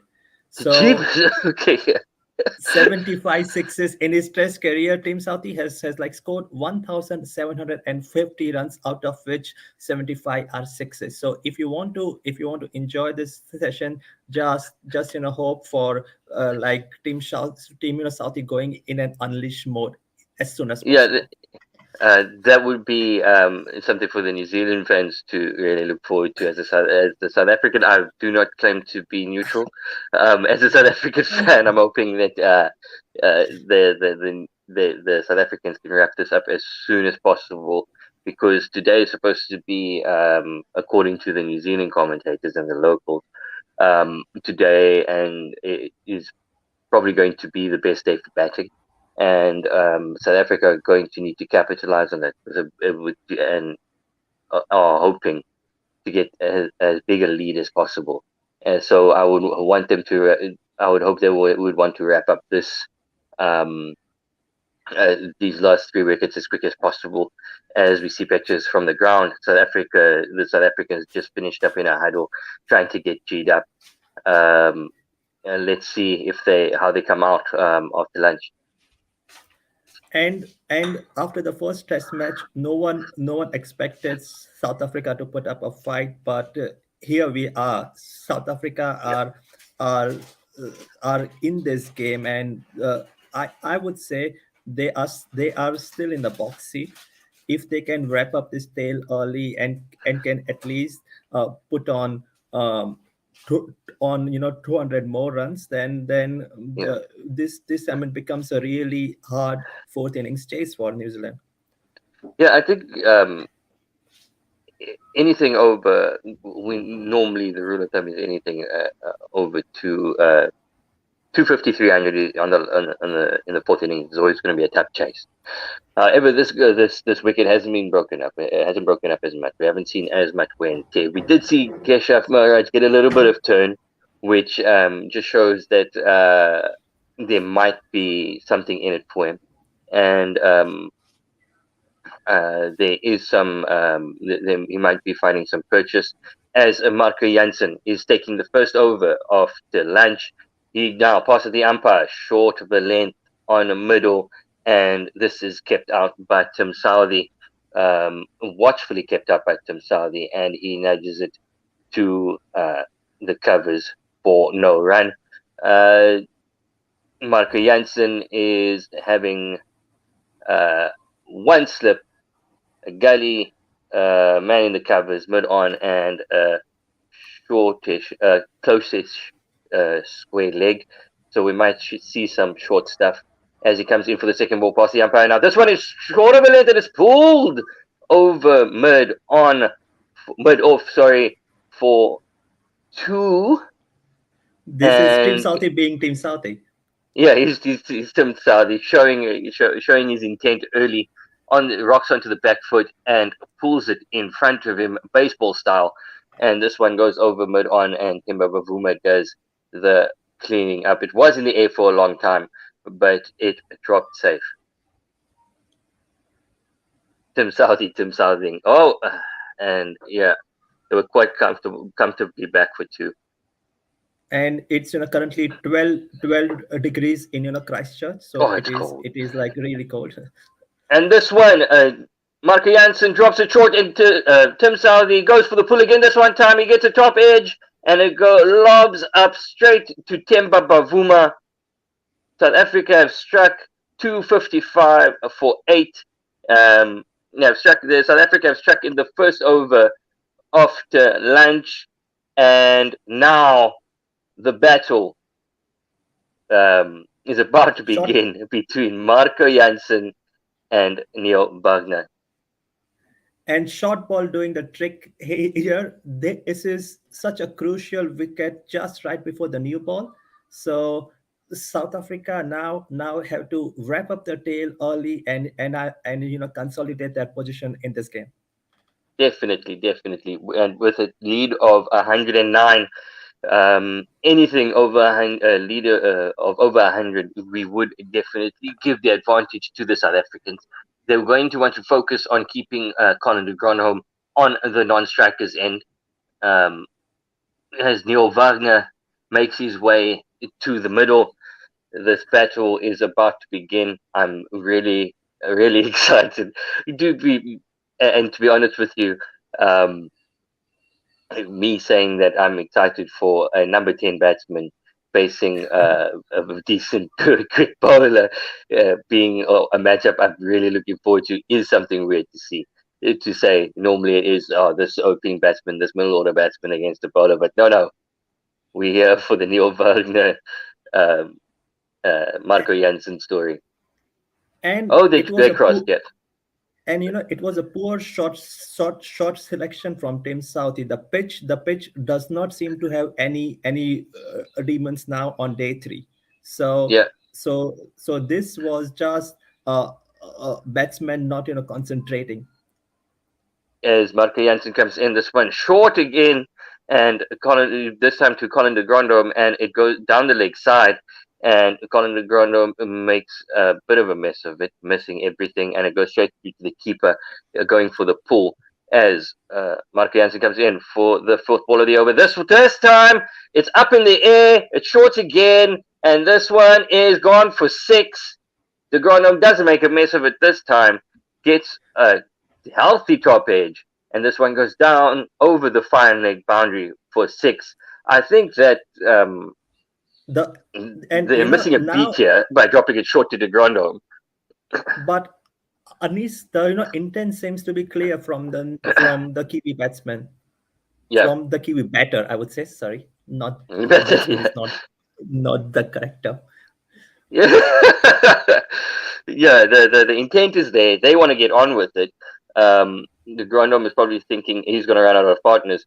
As Mark Jansen changes his line, going over the wicket. This time it is helped. He steps across his wickets and lifts this one down to a deep square leg on the bounce for a single, retaining the strike, keeping Neil Wagner off strike, not giving Marco Jansen what he wants.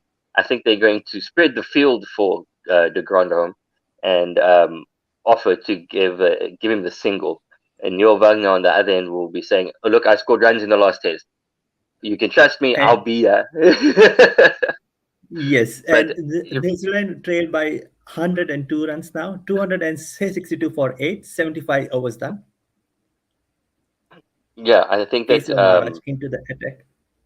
I do think that it's going to be very important to contain the New Zealanders, because they've made the intent known. They're not going to hang around. As Keshav Maharaj comes in for the first ball of his over, and this one is on Neil de Grandhomme's legs, and it's worked to a mid on for no run. Score remains 262 for 8. Keshav Maharaj in again. This one looped on his legs, and it is swept well by De Grandhomme down to fine leg, and they scamper back for 2, and the score moves on. There was a bit of hesitation, but yeah. Then Neil Wagner obliged, and Neil Wagner was doing a bit of ball watching there, and it's well. I think De Grandhomme is going to want to keep strike. Definitely want to keep strike. And I think every tailender can be accused of doing a bit of ball watching every now and then. Yeah. As this one is dropped a bit short by Keshav Maharaj, and it's worked to a deep cover boundary for a single. The score moves on to 265 for 8. South Africa now lead by 99. So the lead is under 100 runs. Which makes up for an exciting test match on our hands. Yes, they've breached that psychological barrier as Neil Wagner faces up to Keshav Maharaj. We know he's not going to hang around. Keshav Maharaj coming around the wicket, loops this one up, and Neil Wagner immediately off of the back foot and pushes it through the covers for no run. 2 balls left in this over. He's going to want to stay down at this end as Keshav Maharaj at the top of his mark. This one looped outside off stump, coming back into Neil Wagner, and he rocks onto the back foot again and pushes it back to a mid-on for no run.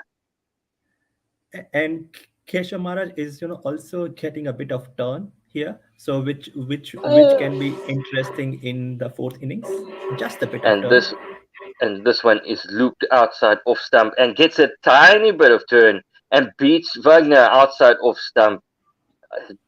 Score remains 265 for 8 after 76. The lead with South Africa having a lead of 99. New Zealand trail by 99, depending on your view. Neil Wagner is off strike. De Grandhomme on strike against Marco Jansen for the 3rd over after lunch. The new ball due in 4 overs. So I wonder if Marco Jansen will keep bowling through until then. It's going to And be intense battle. I'm just hoping that they just give the Grandom a single. This is so. yes, But other than that, just to keep it tight, don't give away boundaries. Start applying pressure. But we want to see the Grandom Wagner versus Marco Jansen as he starts loping in for the first ball of his over. This one on the leg side, and he's worked out to fine leg, and we get our wish. The score moves on to 266 for 8. Marco Jansen has 5 balls at Neil Wagner. Let's see how this goes.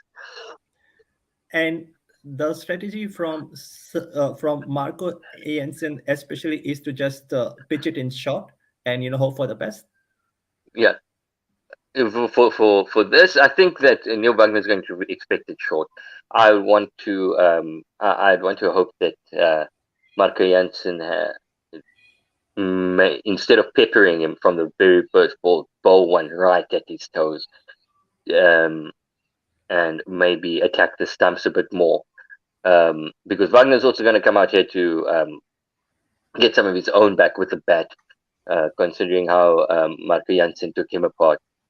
Marco Jansen also 1 wicket away from a 5-4 as he comes in to Neil Wagner. First one is short, and Neil Wagner has no problem ducking this one, and it was that ball seemed very, very quick. Wagner walking down the wicket, doing some gardening, probably having a word. Short leg in there, probably having a bit of chat to Wagner as well. A bit of spice after the post-lunch session. I love a bit of verbal between the bowlers and the tail and the batsman. That is something to watch in the test game. And this one, Marco Jansen, halfway through his run up, Neil Wagner just steps away, says, "No, son, I wasn't ready." Almost there. Almost got him. Almost. Just say, "No, I wasn't ready." Yes. So Jansen has to go back to the top of his mark. He's running in now past the umpire. This one drops a bit short as well, off the handle of the bat, and it just drops to short fine leg for no run. Oh, it is spicy. I wonder when Marco Jansen's going to drop some verbals. If he's going to drop some verbals, or is he just going to bounce him and smile at him? I think looking at yesterday, it is just a matter of time before Jansen gives some verbals.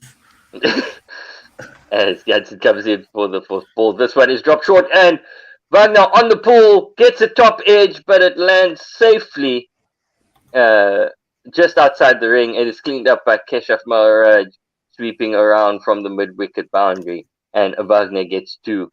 Totally mistimed, rushed him. Wagner showing some intent.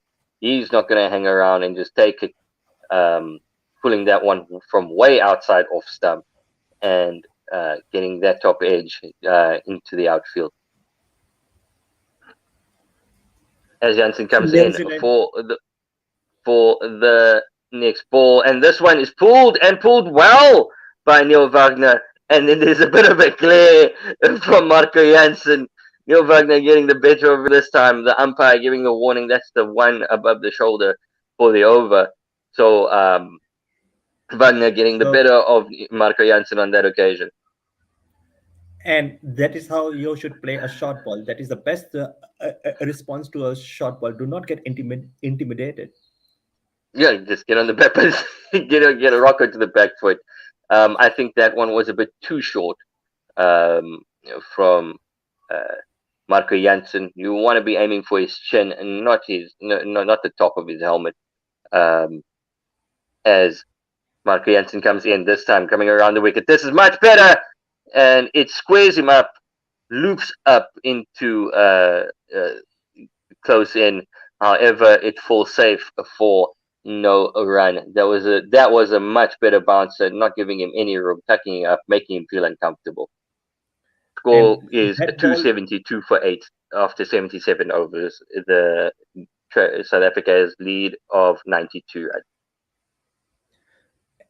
So the last ball from Marco Jansen took him on Wagner's thumb, on his bowling thumb actually. So he is still rubbing it. Wagner hasn't hasn't uh, hasn't recovered from that short ball. I shouldn't be laughing because we hate to see a player injured, but yeah, you got to, if you are going to dish it out, you got to be able to take it. And Wagner's no for digging in the short stuff. So that is a small victory for Marco Jansen, as Keshav Maharaj is going to continue. This one looped into middle stump, and Colin de Gronholm just takes a big stride forward and blocks. The score is still 272 for 8. As we look at the field, there is a short leg, a leg slip, and a second slip for Keshav Maharaj, as this one is looped in and it is worked into a huge gap down towards mid on for a single. Oh, did they take two? No, for a single. The score moves on to 273 for 8. And as a lover of Test cricket, the what like makes me the most happiest is any game going to a fifth day last session. Yes, as this one is worked by Neil Wagner through a mid wicket for 4, 277 for 8. This one was cut. Sorry, to the mid wicket through the covers. Yeah, to the covers for 4. It was Keshav Maharaj just giving him some room, and it is easily dealt with by Neil Wagner. I think Keshav Maharaj is going to come around the wicket now. Keshav Maharaj should look to pitch it just a fraction bit up if he wants to exploit the rough around the bowler's foot marks. He is getting a little bit of turn. This one drifts in a lot straighter, and it is worked to mid wicket for no run.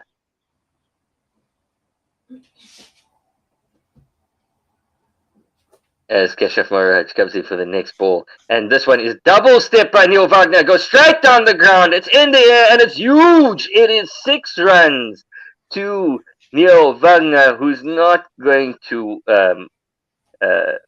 leave us wondering what he's going to do. He's going to want to take full advantage of the slower bowler, Keshav Maharaj, trying to ruin his figures. And he moves on to 16 off 13 balls, as New Zealand move on to 283 for 8. Absolutely beautiful shot from Neil Wagner. This is a really handy batting from the tail. As Keshav Maharaj comes in for the next ball, and this one, Neil Wagner rocks onto the back foot and just punches it to mid-wicket for no run. Look, we love what we do, and we want to keep doing it. Please consider supporting us on Patreon. Your contributions will help us down the air, get us the venues and buy broadcasting rights that will help us grow the game and allow us to bring you more content. Please feel free to go to patreon.com, OneWorldSR, and give us a donation. We would love to grow this, and also get us up on Twitter at 1WSR or at Guerilla Cricket South Africa. We love to interact with our fans. Also, our link on YouTube and even on Facebook Live. As Marco Jansen is at the top of his mark, going to bowl to the Gronholm. The second new ball is due in 2 overs. 11 balls from now on. I'm excited. It's going to be good. As Dean Alga is just having a chat with Marco Jansen, maybe telling him, okay, maybe slow down on this in the short stuff and bowl and work on his length. As this one is actually a very good length to the Gronholm, straight on middle and leg, and it is defended down to mid off for a run. Last ball score was remains 33 for 8. Yep. Only 124 kilometers from Marco Jansen? That is he covering any is he carrying any injury, or like was this just a slower N- ball? no. I think that anything short on this pitch, it brings the pace way down. It just dies in the wicket as this one comes in, on a good length on a leg stump, and the Granholm works this to fine leg for a single. Score moves on to 284 for 8, with South Africa's lead down to 80 now. They are going to want to wrap this up very quickly. I think New Zealand will be happy with a lead, with a deficit, of under 50. So yeah, they would have said, okay, job well done. But now we're going to see if Neil Wagner is still going to go all guns blazing, and if Marco Jansen's going to remain bowling it at his throat and bowling short as he comes at the top of his mark, as he comes in past the umpire now. And he drops this one short, and it is a ramp shot played by Neil Wagner, and it goes to the vacant third man boundary for 4. I think they've lost the plot now. They're trying to bounce him out. Neil Wagner's not going to be intimidated. I think the best thing to do would be to get him out. Just try to get him out, attack the stumps, and or make him feel as uncomfortable as possible. So this was way too predictable from Marco Jansen. Wagner's stepped back into the grease, made some room, and scooped it over the slips. As this one from Marco Jansen, short again. This one losing his radar down the leg side, and Neil Wagner leaves alone. Score remains 288 for 8 after 78.4 overs. New Zealand trail by 76. Yeah, I think it's become a bit predictable, and now Marco Jansen's going to come over the wicket to Neil Wagner, and they've taken the slip out, who is dropped back to third man. But so, I think what I have observed is at times fly slip works in a pretty accurate manner for the tail rather than putting your man all the way back. And this one from Marco Jansen, it's a bit fuller on leg stump, and Neil Wagner works this one down to deep backward square leg for a single. De Grandhomme on strike. Neil Wagner is going to be probably looking to target Keshav Maharaj on the other end, as Marco Jansen comes in for the last ball of the over, staying over the wicket to the right-handed De Grandhomme as he comes in. This one dropped short, and it is pulled well down to deep backward square, where the sweeper picks it up, and they take the single. As you said, a fly slip does work for the tail, because if they are going to they're going to go at it, and they're going to go at it hard, so it might actually be beneficial to not have that slip in, as we see Keshav Maharaj has been taken out to the attack, and Kagiso Rabada has been brought in. Is going to be brought in with 1 over to go before that new ball, so that he can be all warmed up and ready to go. And Colin de Grandhomme hasn't got much of a strike hasn't got much of a strike after lunch. In last 5 overs after lunch, New Zealand have managed to score 37 runs at the loss of 1 wicket, striking at 7.40 runs per over. Oh, that is actually that is actually a huge problem for the Proteas, just giving it away. I think it's all the mini battle between Wagner and Jansen. Has been quite expensive. You look at Neil Wagner scoring 21 or 15, and Wagner taking to Keshav Maharaj in the last over. But we're going to hope that the senior strike bowler, Kagiso Rabada, the spear of this attack, can bring back some normalcy and just keep things quiet as we wait for the new ball to be taken. as he is at the top of his mark. Kagiso Rabada running in past the umpire now. This one outside off, and it is just worked to the deep extra cover where it is cleaned up by Rassie van der Dissen on the boundary, and Grondom comes in for 2. The score moves on to 292 for 8 after their first ball from Kagiso Rabada. It looked very innocuous, was a loosener. Outside off stump, not much movement. As Kagiso Rabada comes in for the second ball of the over. This one outside off, and it is dotted down. There's a bit of a mix-up between the batters. Oh, shy at the stumps directed. Would have been interesting. As they come through for the single. He would have been out. He would have been out. He would have been out. As Neil Wagner wants to have a taste of Kagiso Rabada. That was tight. That was tight. So this is the highest score from Colin D. Grandhome in his 27 Test match. His previous best was 105 runs until now. Yes, it's become I think Mpo called the Grandhome cheap version of Jacques Callis as a bowler. So I think he put the markers on us.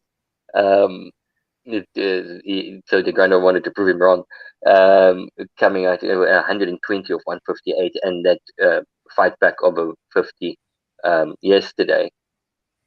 As Kagiso Rabada comes in, and this one drops it short down the leg side, and Neil Wagner goes for the pull and misses everything, and it goes through to the keeper for no run. And an interesting fact for those of you who don't know is Colin D. Grandhome was born in Zimbabwe. He was born in Harare. Yeah, he's from Zimbabwe. I think we also need to notice about the Grandhome's 100 just quickly after this ball, as Kagiso Rabada at the top of his mark, past the umpire now. This one looped a slower ball, Yorker, but the direction got it all wrong down the leg side, and Neil Wagner tries to play a leg glance but misses everything again. That was 113 kilometers an hour. They're showing Kagiso Rabada attempted the knuckleball. The Grandhome's 50 yesterday came at better than a run a ball, and the second 50 came after 76 balls. As this one is dropped short by Kagiso Rabada, and it is played by Wagner in the air, down fine leg's throat. So Marco Jansen at fine leg takes the catch, and even though he wasn't the one that bowled the ball, he still took the catch, and this was just straight down his throat. So the score is now 293 for 9. And Kagiso Rabada in his first over back. Yes, it was brilliant piece of captaincy, I guess. Marco Jansen hardly had to move. Yes, they did. Like this was when you see a perfect execution of your plan from the bowler. Dean Elgar would be really delighted to see Kagiso Rabada doing exactly what he was brought in just before the new ball, and now so now New Zealand trailed by 71 runs with just with the new ball on the horizon. With one ball to go in this over, so the new ball is due in after the next ball. So the first crack of the cherry will probably go to Marco Jansen. I see that that's his ball counter. One ball to come. Do you reckon it's going to be short, or do you think that we might see a Yorker from Kagiso Rabada to Matt Henry, it has who to be is the new short. batsman? It has to be short. Short as well. Hit it. Aim for the badge of the helmet. Yes. As now Kagiso Rabada at the top of his mark, running in past the umpire now. This one, it drops it a bit short. This one is lofted in the air and taken. Kagiso Rabada gets the wicket of Henry. First ball, New Zealand 293 all out. This one outside off stump, and Henry sticks his bat out and tries to play the cut shot, but manages to only get a top edge, and this is taken at deep point. again straight down his throat. Brilliant field placing. Rassi van der Dussen, the fielder there, straight down his throat. Kagiso Rabada will start the next innings on a hat trick. And So an inspired Colin bowling Degram, change by Dean Elgar. Colin Degram has been left stranded. He was On he was 120. batting beautifully. 120. He should. This is now. This was a really poor shot selection from Matt Henry and Neil Wagner. Yeah. They knew that the short ball strategy was in place, so they should have just nudged it uh, uh, along the ground and give strike as much as to Colin Degram as possible. Yes, yes, definitely. But so that leaves South Africa with a lead of 71 runs. They should feel happy about it, but not. It's too. I think that the lead is a bit too small to say advantage South Africa or advantage New Zealand. I think this game's still up in the air. It's all going to depend on the next how the South African second innings goes. Are they going to any lead of 300 plus? I think it's going to be game on, but we must remember that there are still 2.5 days left to go. And just also we have 53 over remaining in the day. 53 overs remaining. So Yeah, day three is not done by any means. definitely We not. now um, the batting pair of Dean Elgar and Sarah Irvi. Is that Yeah, is that how you pronounce Sarah yeah, Irvi? yeah, yeah, Yeah.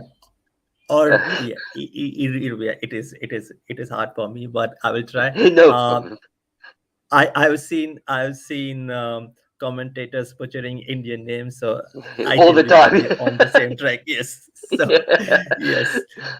I think the best memory was like all this. The commentators say Punjab. It is Punjab, but Punjab, yeah. everyone says it is Punjab Kings or like Punjab Super Kings or whatever it Yeah. is. So I will join that honorary club of butchering names. Yeah, I butchered I butchered South African names as well myself, so I can't really speak. Um, Mm. And just a couple of comments quickly on our YouTube over um on the Facebook live stream. We got Timothy Lee, who is commenting, and then he's saying bad selections. Timothy, I'm going to censor that word. Gonna cost us the series. Maharaj was unnecessary selection, and Mulder instead of Olivier is bleeped out. The selectors don't know cricket. I disagree. Maharaj did take a wicket. Mulder was a bit ineffectual, but he was probably brought in because he's a better batsman than Olafir. And then Timothy Lee again. It's not the player selection. It is costing us the series. Alga again censored. Bad bowling choices, bringing the lead down inside 3 hours. He's a bad captain. Timothy Lee very critical of Dean Elgar there. As we saw, Dean Elgar's inspired captaincy to bring on Kagiso Rabada, and his field placements got 2 wickets in 2 balls, bringing in leaving Kagiso Rabada on a hat trick for the next over. Got a and couple more. No, okay. And then on YouTube, I can't see anything new. And on Twitter, we got Werner. He's saying he reckons New Zealand are right up there with up there on the list of the world's best tail. Bergner can bat, and Matt Henry. No easy wickets here for South Africa, and they will at the same time be put under pressure. This match has turned around dramatically from 92 for 5. I agree with that. When New Zealand won 92 for 5, looked on the boards that New Zealand were going to struggle to make 200. And if you are a South African cricket fan, you will probably cut some slack for the first Test match because Yep. because there was no practice game uh, for this tour. So Mm, South Africa played without a practice game. which is pretty No. unusual. I can understand that there's not enough match practice. They didn't have any match practice in that aspect. However, they were allowed to practice, and they were in quarantine for 10 days. And I think that a way around that is for the squad to have been a bit bigger, and to have an inter squad match between everyone that's sitting in quarantine for 10 days, because they did have a couple of days where they were allowed to train, so they could have had a inter squad match at full match in intensity if they wanted to. I think, but inter squad match is not the same as the practice match. In your practice match, you just can face opposition bowlers or who are more experienced on that particular pitch. Yeah. So they know That's true. how That's to true, but spin. it's still time in the middle. And you also have to rely on the local groundsman trying to figure out what the wicket is that you're actually going to play on is going to be like, because they could prepare something completely different to the match day scenario. However, that even if it is an inter squad match and we could say playing at full match intensity, which doesn't mean that it's going to be the same. It's still time out in the middle. These are professional sportsmen, and it's a common thing for us to say we cut them some slack because of not having time out in the middle and everything like that. However, they are supposed to be professionals, and they shouldn't be rocking up to a test match being undercooked. Yes, that is entirely fair point, Anis. Thank you. And Sorry, just I do before, ramble. yeah, but I think because now you are still awake at an ungodly hour in South Africa, but I would be doing the same in probably around 15 hours time when I wake up to watch the Liverpool versus Chelsea cup final. Oh, you're also a So Liverpool it fan. is, Okay, cool. So yeah, yeah. I am a Okay, Liverpool so fan. that. So I will be. I think I want to get up tonight and up with the boys. Yes, because we never walk alone. Yes, Only boys. 3 points from the top. Only 3 points from the top. 3 points. Trailing Man City by 3 points. It's going to be interesting as we see the New Zealanders having a huddle on the boundary. Dean Elgar waiting for his batting partner, Sarel Evia. It's going to be fun. And I think we almost our stint is almost coming to an end. So we might be being replaced soon. I can't remember who is on after us. I know Baron is one of them. Oh, there he comes. Here comes one. Hi, Werner. How are you doing, man? And what are you guys? I'm good. Werner, you guys have to take us home. No, we don't want any wickets.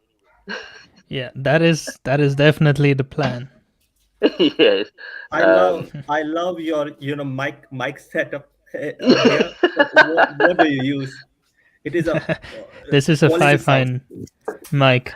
I'm glad you like it. Yes, this is good. Thank you, team. Thank you, guys. Thank you, drop Ravi. out now. See ya. Bye. Thanks, gents. Cheers. Bye, guys. Good morning, guys. I'm just waiting to see what happens to Mpundelo. Mpundoro, sorry. We're still waiting for him. He should be with us shortly. I was just speaking to him, so he should be around.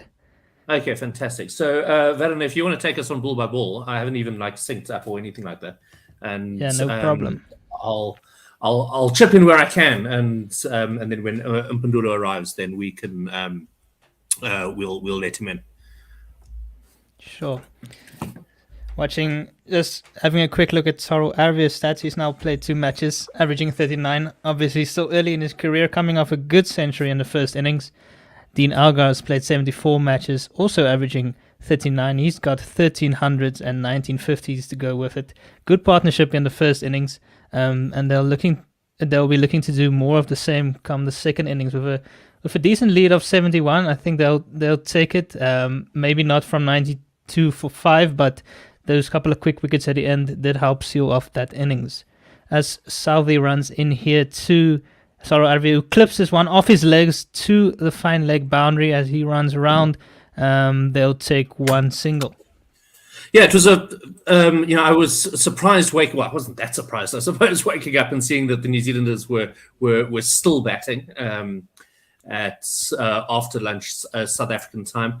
And a thought did occur to me yesterday is that Colin de Granholm is exactly the player that I'll let you do this ball and then we'll I suppose we're not even six. Oh no, Salvi runs in, he bowls this one very wide outside the off stump.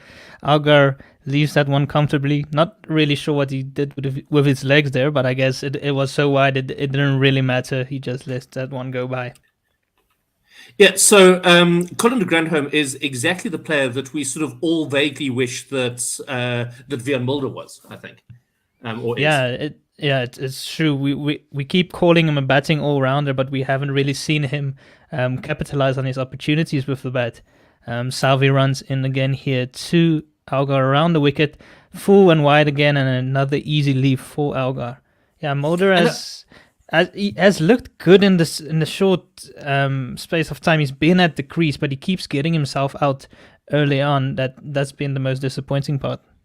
But I wonder if it's not a confidence thing. If I think about Mulder batting in the first innings, he had faced 30 or 40 balls when he was still in the single figures. And I think he really feels the pressure of his place at the moment. Yeah, it is possible. Southey runs in again here. Algar leans into a good push here. It was full just outside the off stump, and he times this one beautifully. Nothing more than a push, but it goes all the way to the cover boundary for 4. Right. Well, here is Ipundula. I will leave you guys to it. Enjoy your sun chats. Thanks, Thanks, you so Simon. much for that time, Simon, and thank you for letting me in as well. How are you, sir? I'm fantastic, Mr. Werner. I just made a little bit of a blunder, technology getting the better of me.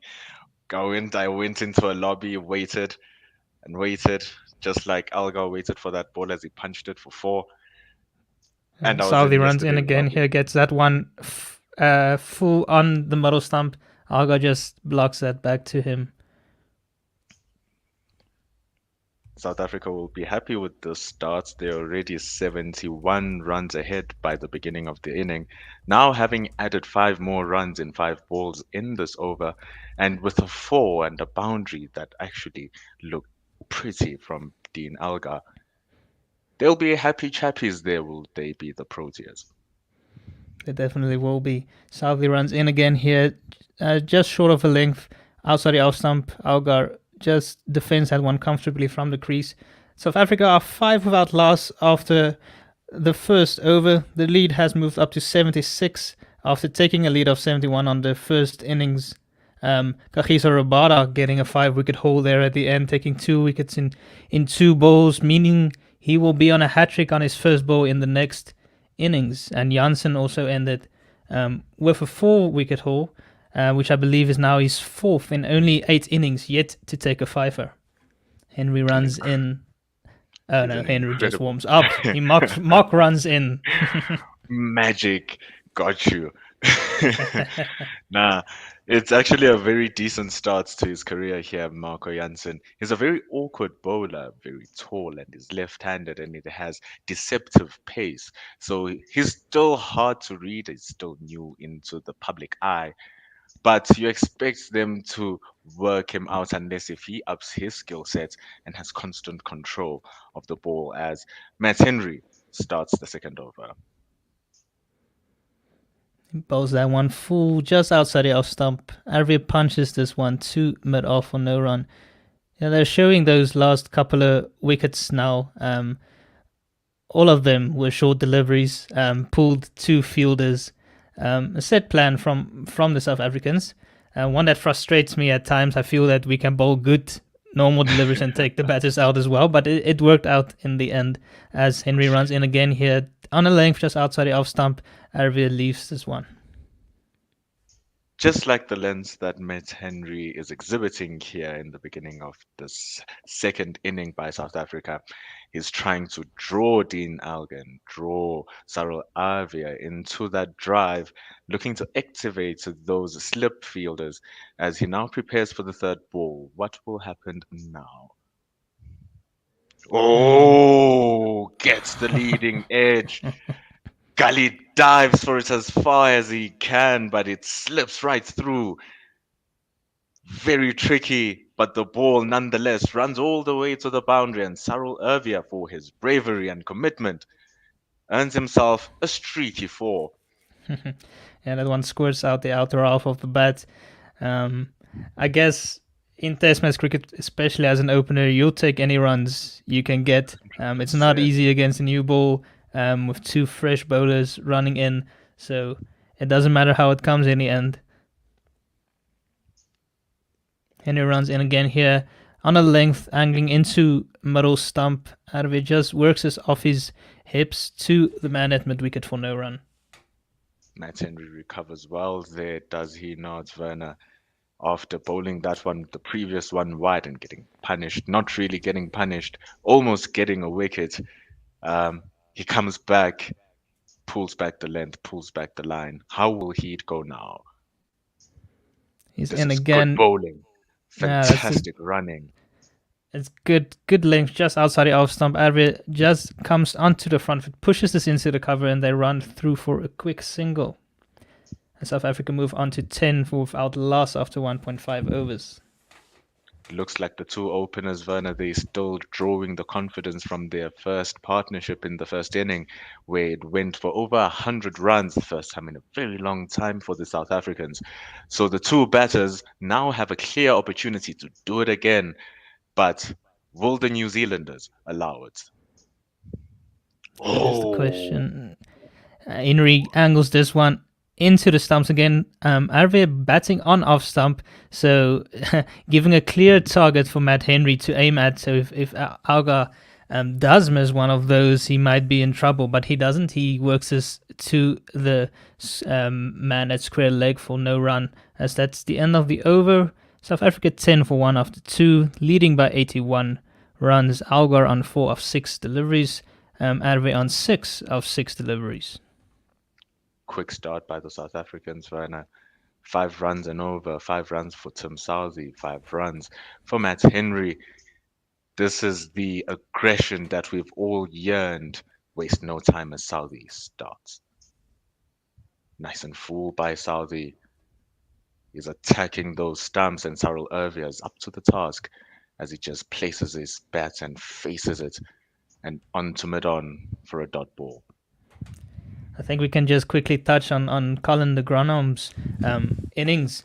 Magnificent innings of 120, of 158 balls, coming in under pressure at 92 for 5 and counter-attacking, and he carried his bat through the rest of the innings. He remained not out, so a magnificent effort by him.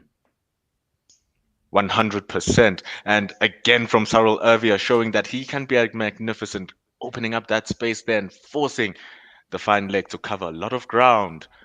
Earns himself 2 runs as Tim Southee drifts in his line and attacks that leg stump. I can quickly run you through the bowling figures from South Africa's innings. Kagiso Rabada bowled 19 overs, 3 maidens. He took 5 for 60 runs. Marco Jansen, 22 overs, 2 maidens, 4 for 98. Luther Supamla, 16 overs, 4 maidens, 0 for 49. As Salvi runs there's in a big here. appeal here, Werner. There's a very big appeal here, Werner.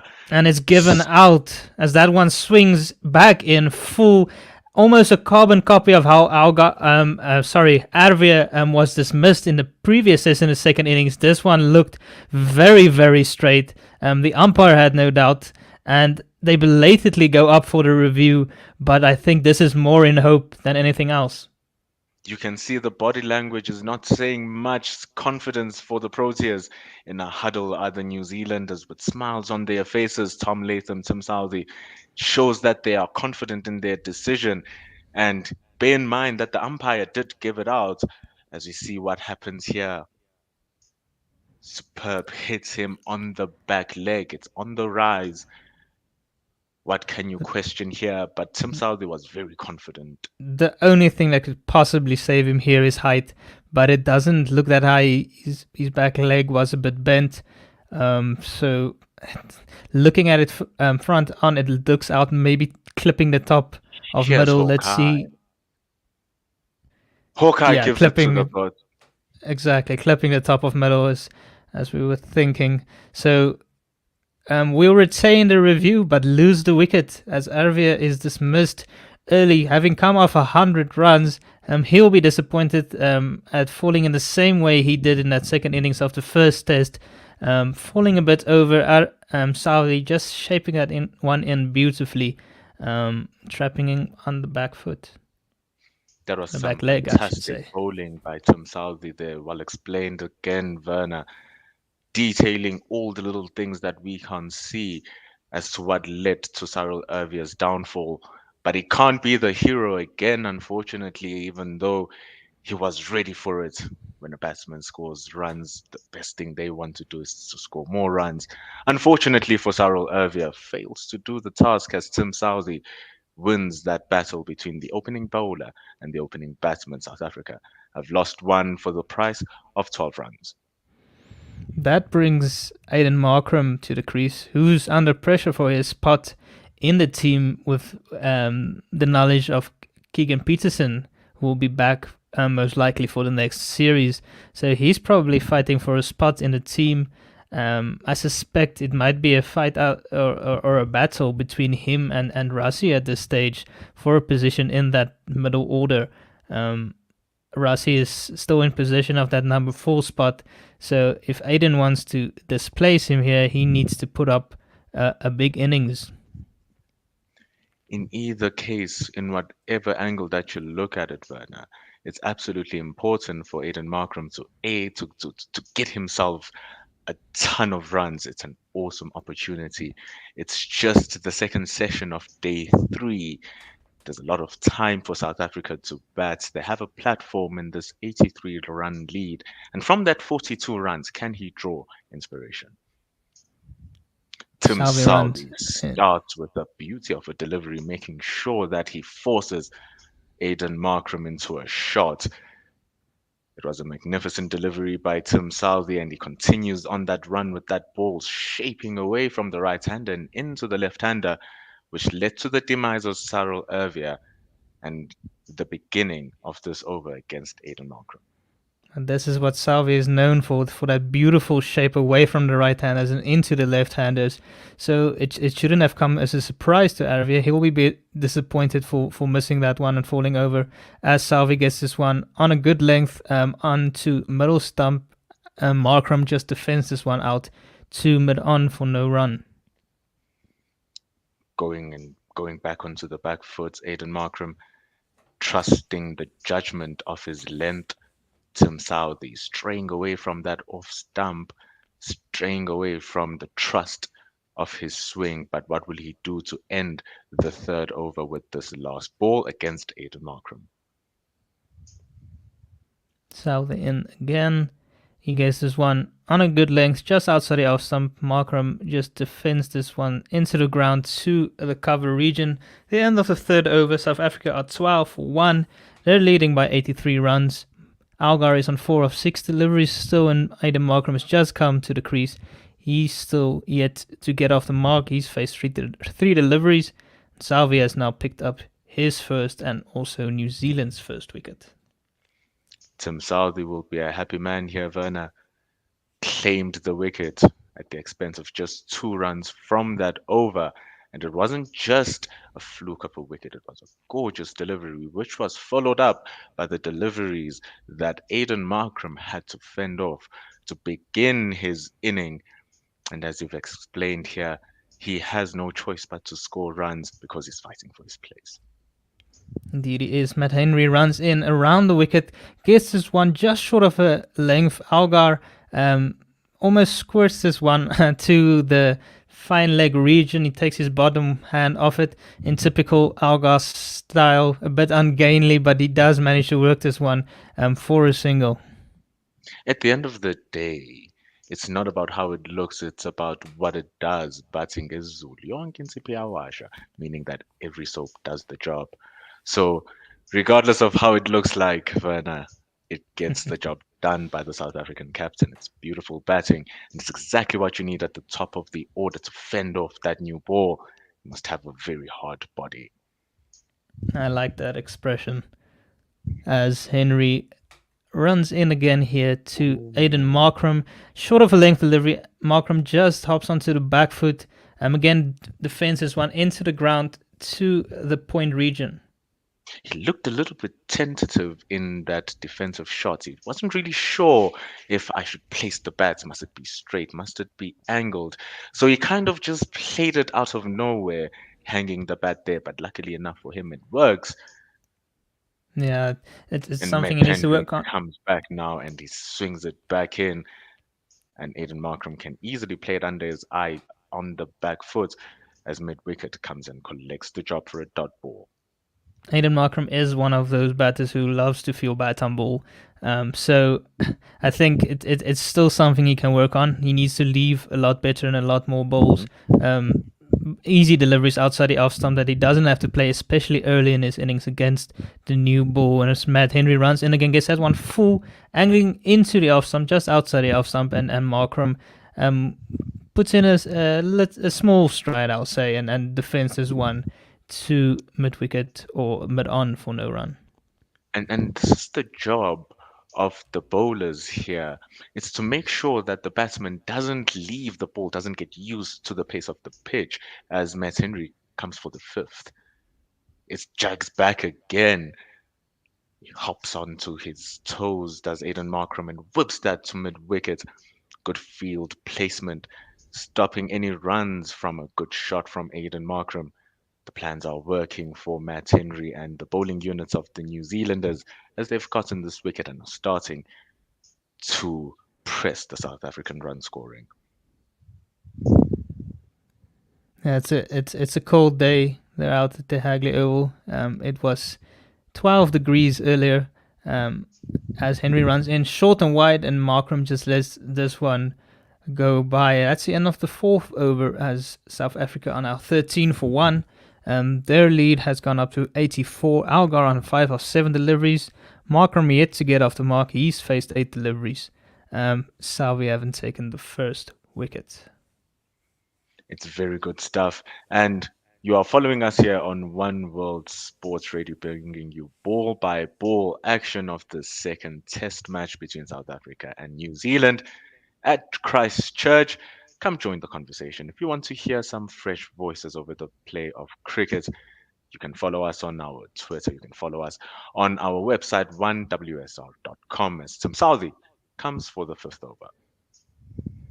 Yes, this one full outside of some Markram just leans into a nice punch into the covers, but well stopped there by Neil Wagner, diving away to his right, ensuring that one doesn't go off to the boundary. Did that not look too shaky from Dean Elgar there, Werner? I don't know. I think he did get a good stride in there. I think it looked better than he has looked at some stages early in his innings. He tends to not move his feet and prod a bit loosely outside the off stump. I feel he got into this ball. He probably could have still left it, but good to see some positive foot movement at the least.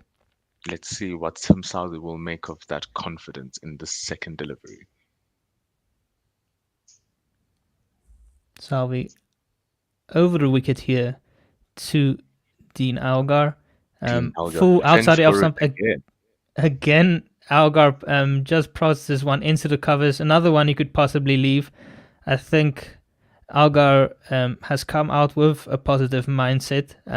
There is a thin line between being positive and being a bit reckless. So he'll need to make sure that he's on the right side of that line.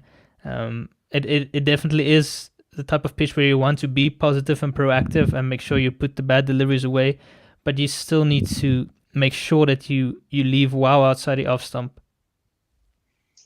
And Tim Southey just drifts into the legs of Dean Elgar and he just whips that away in front of square. Earns himself 2 runs because we all know, as we sing it like a choir on a Sunday evening, that any ball onto the pads of the left-hander are freebies, pies, filled with fries, and it's everyday meals for the left-handers. So 2 more runs expanded by the New Zealanders as Tim Southee comes for the 4th ball. He runs Around the in over wicket now. around the wicket, yes, to Algar. Short and wide delivery. Algar just lets this one go through. So he's decided to change his angle. He's seen Algar being fairly comfortable with him over the wicket, so trying to change things up here. Also keeping in mind the way he dismissed him in the first innings, getting him top off, moving that ball into Algar. I still have dreams about the beauty of that ball by Tim Southee to dismiss the Dean Algar in the previous match. Can he replicate it with this 5th ball? Oh, close enough from Tim Southee. But Dean Algar is aware of the threat and he just pushes that onto the leg side for a dot ball. And Tim Southee continues applying the pressure to the South African batters. Yeah, good bowling here from Tim Southee, as we're just seeing some replays of Algar's dismissals in the first test, feeling for the ball poking out in front of himself. He'll want to play the ball under his eyes in this innings, as Southee comes around the wicket on the length just outside the off stump. Algar defends this one into the cover region for no runs. That's the end of the 5th over, as South Africa have moved on to 15 for 1. The lead has moved up to 86. Algar on 7 of 13 deliveries. Markram still on note of 8 deliveries. We'd like to remind you that we love what we do and we want to keep doing it. So please consider subscribing to us on Patreon. Your contribution will help us stay on the air and get us to the venues and perhaps buy some broadcast rights that will help us to grow the game. Please go to www.patreon.com/OneWorldSR. 1st ball from Mates Henry. A very good one, and thank you for sharing that information with us, Werner. Definitely like their supports, just like the New Zealanders are supporting Matt Henry here, making sure that he becomes the man to strike as he has been so far throughout the entire series. A good ball to start the 6th over, 15 for 1 South Africa. Henry to Markram. Good leave, as you were talking about it, Werner. That was a good one there from Aiden Markram. It's especially important to leave on a length here. We've seen the pitch has been very true in its bounce, so the moment it's short of a length, it becomes an easy leave, because even if it does come straight, it should go over the wickets comfortably. So good leave by Markram. This one was just outside the off, so an easier leave, but a good one, not poking out at that one as Henry runs in again. A fuller length delivery here. Markram defends this one with a half stride, a bit off the inner part of the bat, not totally confident, as some hands go to head from the New Zealanders. Matt Henry decided to change his strategy as well there, making sure that he gets Markram to play that ball, which is why he went fuller and straighter. Goes straight again. Yeah, straight, and Markram just works this off his hips straight to mid-wicket for no run. It's interesting. We see a New Zealand attack here without one of the premier fast bowlers, Trent Boult, and Matt Henry really stepped up in that first match, taking 7 for 23. I still think they could have done with Boult, with the left-handed angle, swinging it in. It does pose a different challenge, as Matt Henry runs in on the length just outside of Markram, defends this one back down the pitch. Matt Henry is certainly showing that he deserves his place on the side. Even as you're talking about him now, bowls a beautiful delivery which swings back and forces yet again Aiden Markram to play another shot. Now Aiden Markram has to fend off the last ball of the 6th over. Henry in again to him on a full length, just on the legs. He clips this one, but once again it goes straight to mid-wicket. I think Markram will be a bit annoyed. He's missed out on 2 deliveries in this over, as that ends the 6th over. South Africa still on 15 for 1. That last one a maiden from Matt Henry. It's exquisite bowling here from Matt Henry and outstanding captaincy from Latham, and making sure that everything is gelling together. They truly are attacking that stump line from Aiden Markram, and they have that mid-wicket player, that fielder there who's just annoying. That's first ball, firstly here from Tim Southey as he bowls it fuller. Dean Alga fashion just pushes at that and it slips through the mid-off fielder. He chases it to no avail, as the only thing he's going to do is pick it up and give it a shine after it has clattered to the boundary line. Exquisite shot for 4 by Dean Alga. Yeah, I don't think Tim Southey will be too impressed by the effort of Neil Wagner. There should have been an easy stop, but he lets that one go underneath him through the legs and goes to the boundary. Second ball by Tim Southey.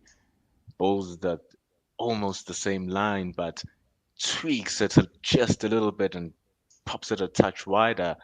Dean Alga aware that you are trying to draw me into a trap and lets that go to Tom Blundell. He has scored 4 runs, so he can let that go if it doesn't hit his stumps. Indeed.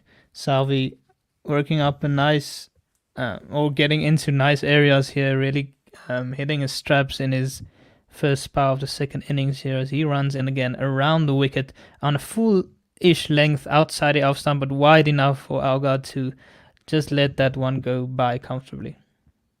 By looking at what happened and how they got him dismissed in the previous test match, by drawing him wide, the New Zealand bowlers are trying to seduce Dean Alga into a shot. They're trying to make him prod at it, punch at it, in the hopes that the neck will be made contact with, and onto the slips he will be caught as. Tim Southey goes for the 4th, goes straighter, and Dean Alga decides to play at this one as he just plunges forward and defends it, making sure that it poses no threat to him and his stumps. A dot ball from Tim Southey as he continues this impressive over. Yeah, Algar got almost outside the off stump there in defending, so he should know that anything outside his eye line he'll be able to leave comfortably. Being that far across the stumps, he just needs to remind himself that he then doesn't have to try and block one outside the off stump and then just feel for it as he has done in the past. The Southey runs in again here outside the off stump, and Alga does let this one go comfortably through to the keeper. It's exactly what you've just been talking about, Vernon. Well spotted. Now he decides that no, this one is not worth playing.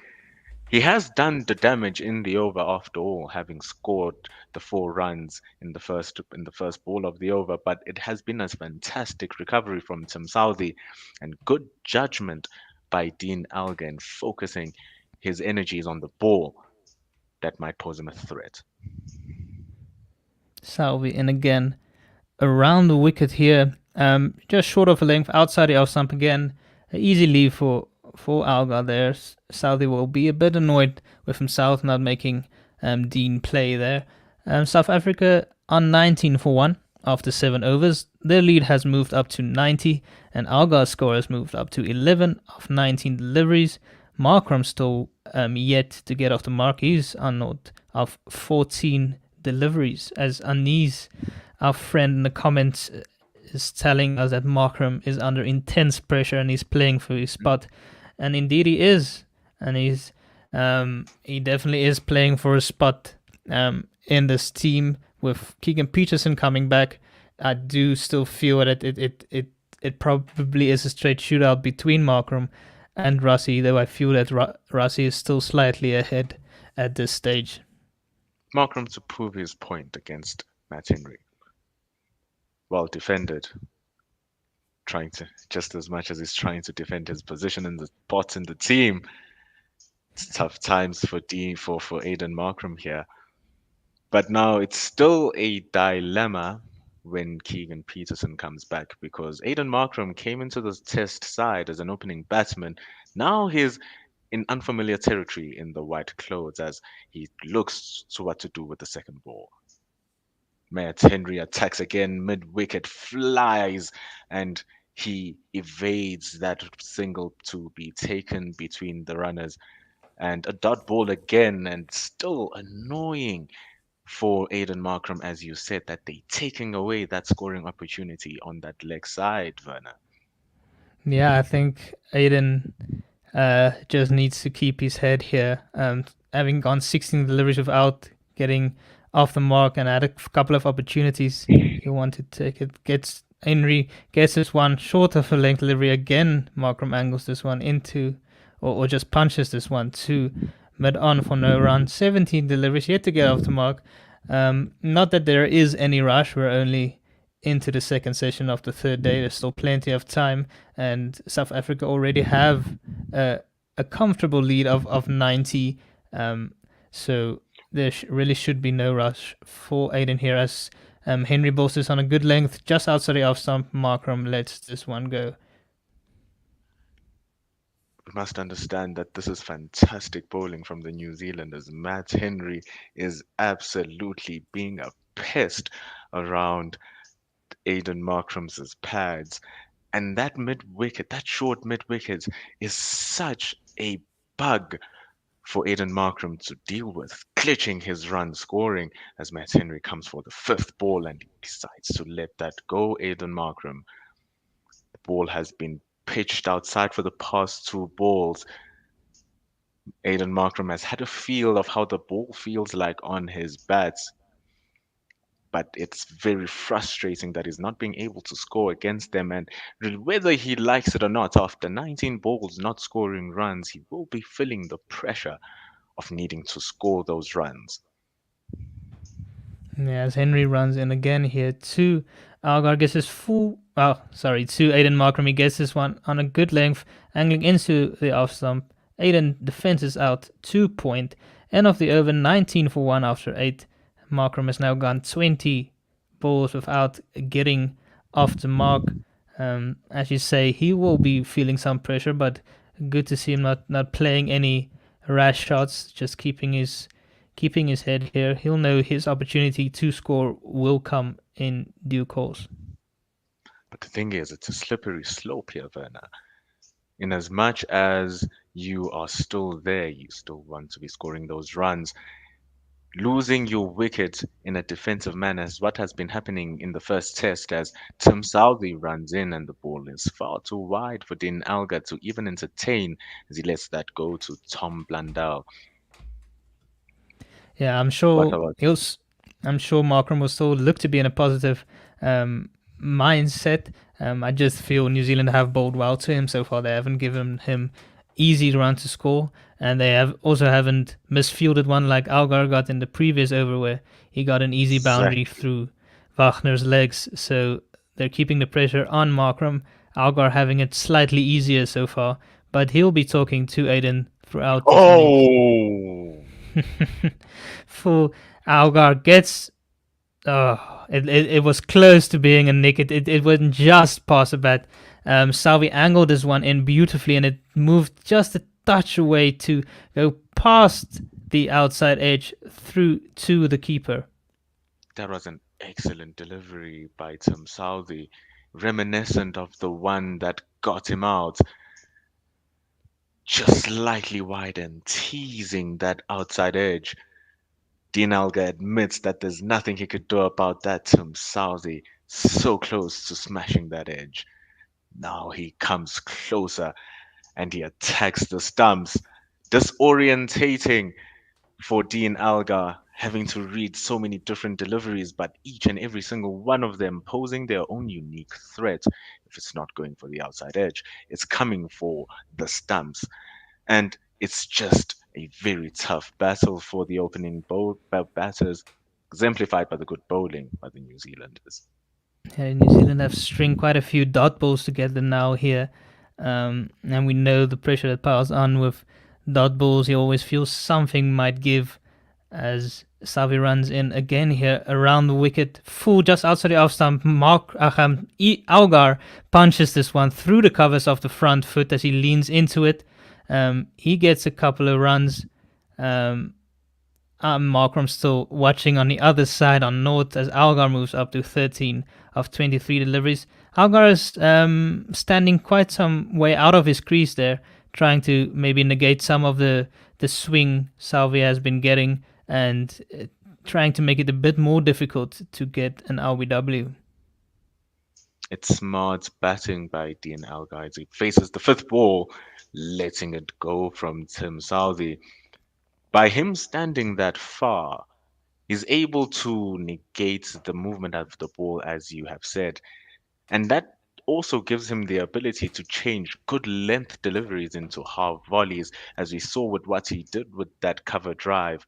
It was an exquisite shot by Dean Algar, and Tim Southey teasing him again with the very same delivery, saying, "Go again, tease," and then he didn't fall for the trap and letting it go, Dean Algar. So it's a great battle between Tim Southey and Dean Algar. Last ball of the ninth.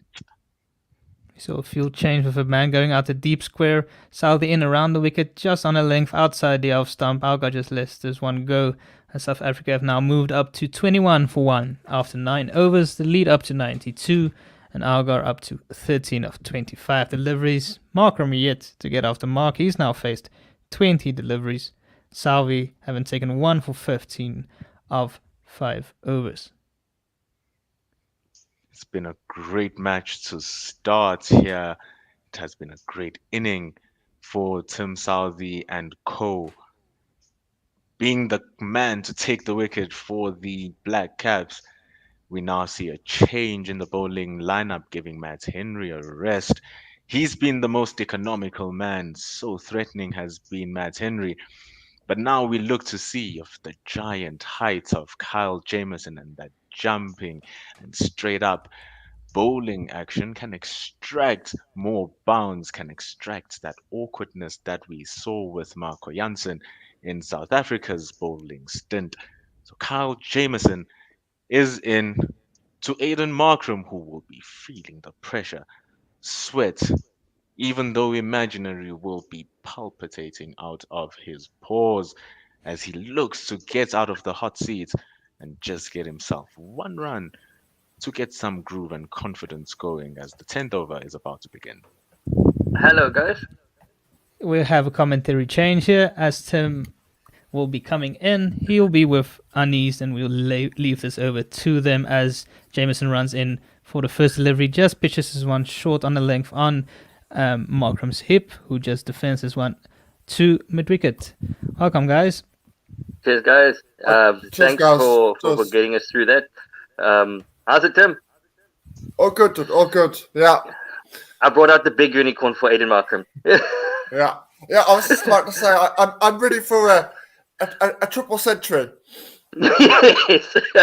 I don't think we have time for a triple century, but a double would definitely do. As Jameson comes in, this one short of a length on middle, and Markram keeps it out, blocks it to the covers for no run. Yeah, he is being very watchful. There's tons of scrutiny on him, lots of pressure on him today. He is definitely playing for his spot. It's a very similar innings he played in the first innings. The first innings he was 6 or 41 deliveries. So Yeah. he was very circumspect at the beginning, and then he did get going once he got himself in. And I think that's what is really needed. He needs to get himself in as Jameson comes in a short of a length, outside off, and Markram leaves it on length, goes whizzes past the off stump as he is looking to get himself in. He's on 0 off 23. The score is 21 for 1. He should be. I don't know if he's been there for more than 20 balls, which means that he's now seen basically everything that this wicket is going to do, how it's playing. He's had time to assess the situation. He's now, let's hope he's not getting too frustrated with still being on 0 as Jameson comes in. This one, straighter line. Markram, solid in defense and keeps it out, blocks it down to mid on for no run. Well, cricket is such a mental game, and this is about as mentally tough as it gets. He knows he knows he's playing for his career, at least in the Test format. He knows that. He knows this is literally last chance saloon. I wouldn't go far as to say his career, maybe his spot at the moment. He's still young enough to make the comeback as Jameson comes in for the fourth ball of the serve, and this was punched off the back foot through extra cover, and Markram is off the mark, and he moves on to 2, and that was quite again though it was a good shot through extra cover. However, Markram was off his feet, both feet were in the air in playing that shot, so that is still something that needs to be looked at. Just a small little technical thing there on my part. I don't like seeing that. I'd prefer him to be one of his feet at least to be planted on a Mother Earth as Jameson comes in for the last ball of the over. This one a bit straighter and a bit fuller on a middle end leg, the middle end leg stump line, and it is just gently worked to mid wicket for no run. My issues, I don't want him fishing outside the off stump. If he's not fishing, he will make runs. As Cabello was saying yesterday in commentary, he needs to play within his box, and leave anything that doesn't involve that box. We want to see, he was very watchful from him. That was a good punch through extra cover in that over to get him off the mark. However, again, as I said, both feet were off the ground, and that is a worrying thing because that's how that's the shot that got him into trouble in the last test. Dean Alga facing up to Tim Southey comes in just on a good off stump line. Dean Alga defends this one to the covers. Dean Alga is batting outside, quite far outside his crease. He's also batting on, his back foot toes are outside off stump. You can see his leg stump being exposed. I wonder if this is to try to stop him from fishing, for him to see where his off stump is.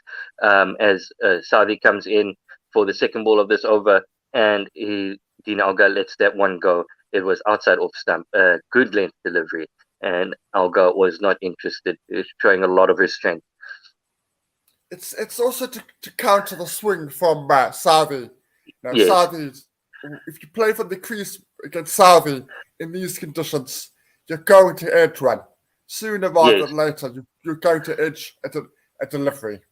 I can understand that to negate the swing.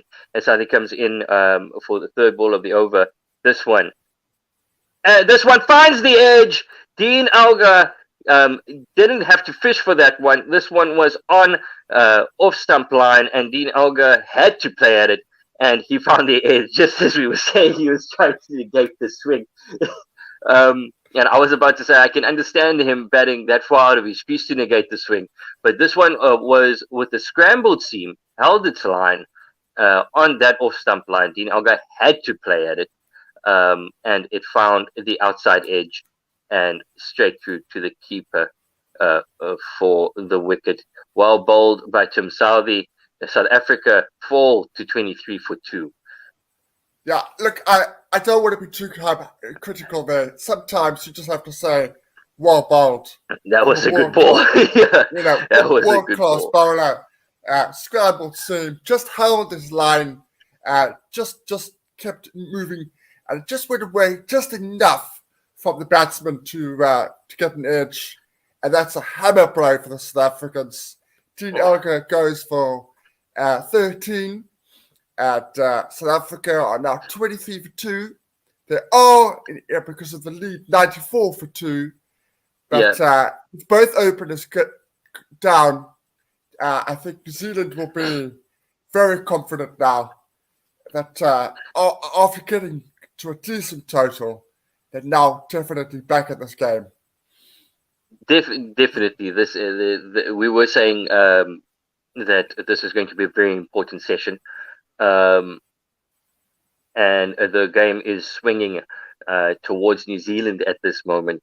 I think that we're going to have to see some real knuckling down. There's still 2.5 days left.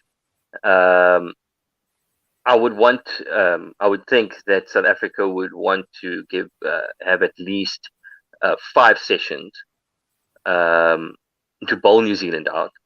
So that would be South Africa would bat today and maybe like 4 or 5, depending. Now, so South Africa would want to bat to just maybe an hour before tea tomorrow. But they need to grind out those runs, and at this moment in time, what they need to do is just knuckle down. The runs will come, and not worry too much about run rate, because there's plenty of time still left in this game. Yeah, no, it's just bat properly, be positive without being silly. Yes, as this one, Rassie van der Dussen has come to the wicket. He's facing up to the first ball from Tim Southee. It's 4 on that off-stump line, and Rassie van der Dussen is fine to take a good stride forward and just defend it straight back to the bowler for no run. Good for defensive from Rassie van der Dussen. It's going to. They just need to, as you say, bat properly for the next day and a bit. In order to maybe give South Africa, the bowlers, something to bowl to. As Tim Southee comes in for the last ball of the over to Rassie van der Dussen, good middle and offline. Rassie van der Dussen again for defensive, keeping it out. This one trickles down to mid-on for no run. Look, this series was never going to be easy. Playing in New Zealand's conditions, it was always going to be a challenge.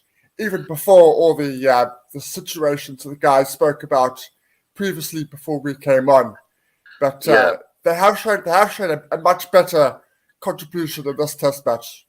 They've been a lot more competitive and better in all departments.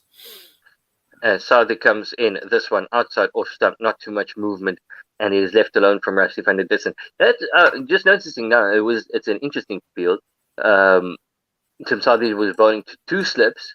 A gully, backward point, short extra cover, and a wide-ish, close-ish, wide-ish mid-off.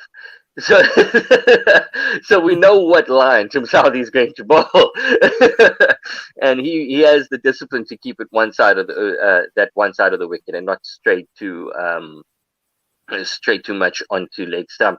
However, both these batsmen, Markram and van der Dussen, have had the tendency recently to plant that front foot and play around that front pad, which is always giving the bowler the in for an LBW.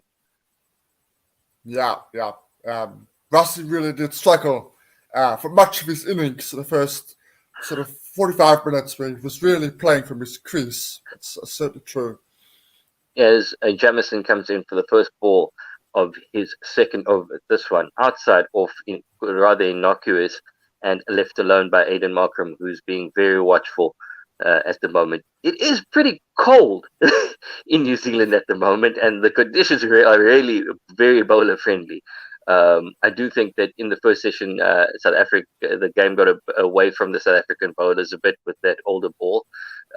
So maybe these two just need to get the shine off this ball and then start taking advantage as Jameson comes in for the second ball of the over. This one a bit straighter. Aiden Markram well behind this one, and it is defended to a mid wicket, who cleans up for no run. It's a small goals for the South Africans. It's just under half an hour before tea, so just make sure that both these batsmen are there at tea, and then they can start to evaluate where they would like to be at the close.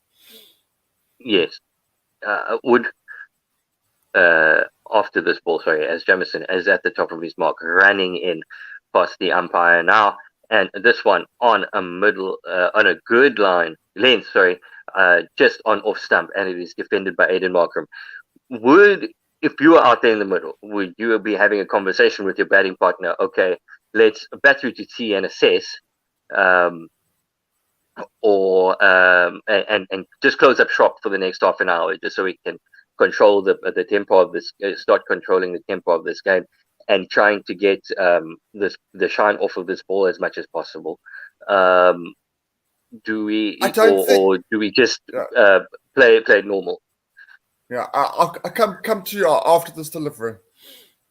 As Jameson in, outside off and left by Aiden Markram, who is on 2 runs after 30. The score remains 23 for 2 after 11.4 overs with a lead of 94. You don't want to give the New Zealand bowlers any incentive, so you don't want to put yourself into a corner. You want to play positive cricket. If it's there to hit it. Hit it for 4. Be positive. Have good rotation of strike, but don't play silly shots. You know, if you can get out to a good ball, that's fine.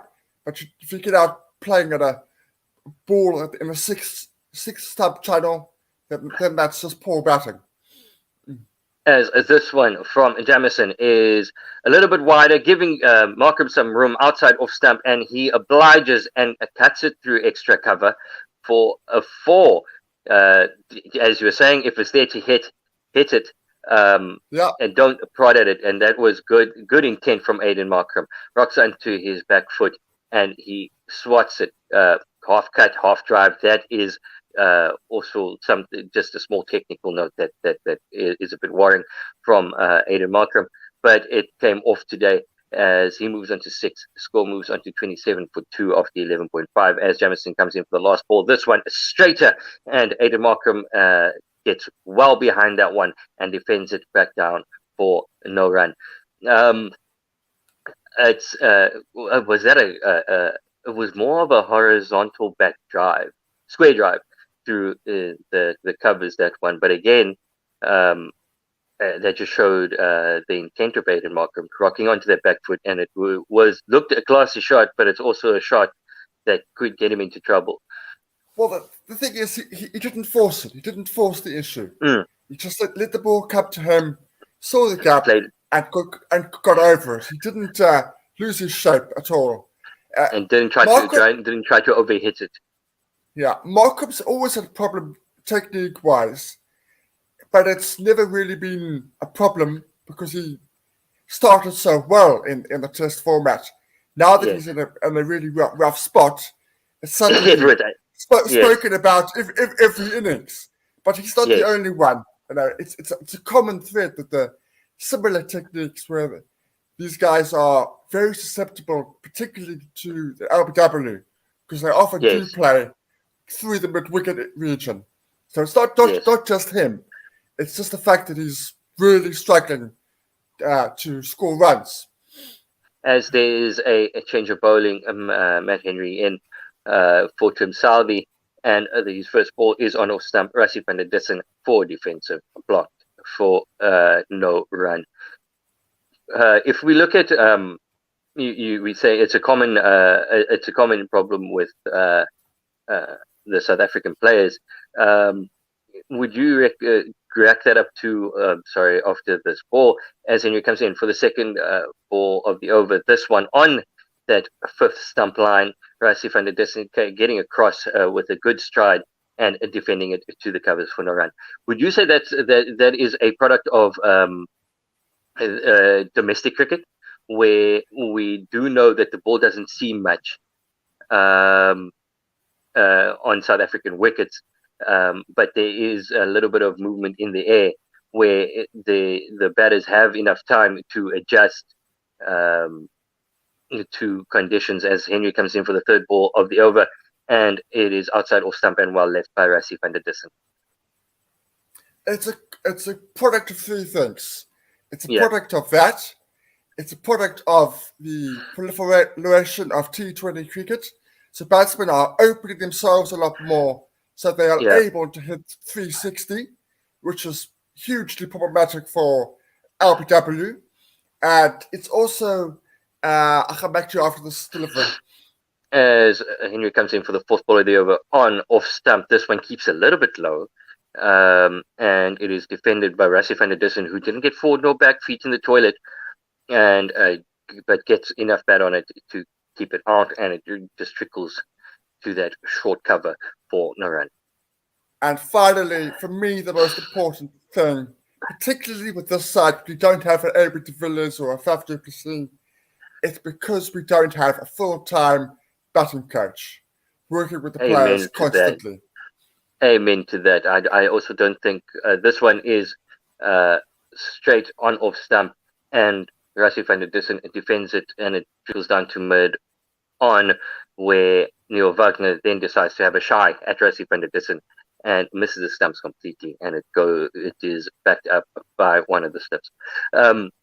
I don't think that, and again, we dog on Mark Boucher quite a bit. I don't think that Mark Boucher has the experience to be the guy to be the batting coach of this team. As Henry comes in for the last ball of the over on off stump, Rassie van der Dussen solid in his forward defense for a no run.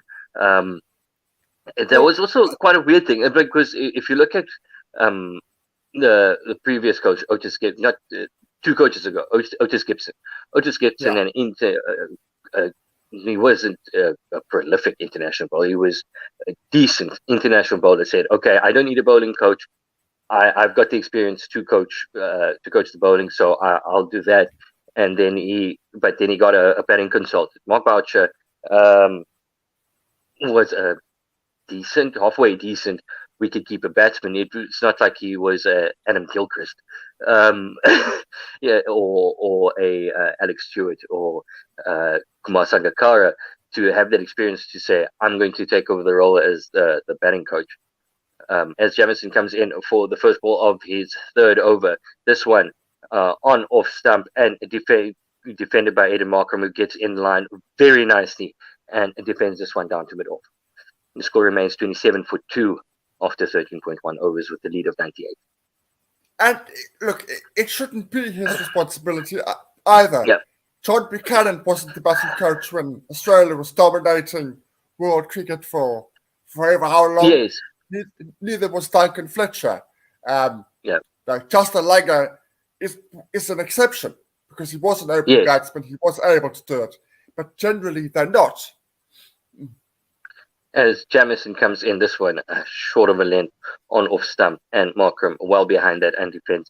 Look, if we look at what going forward now, Ashwell Prince has resigned as the batting consultant for Bangladesh, so he's available.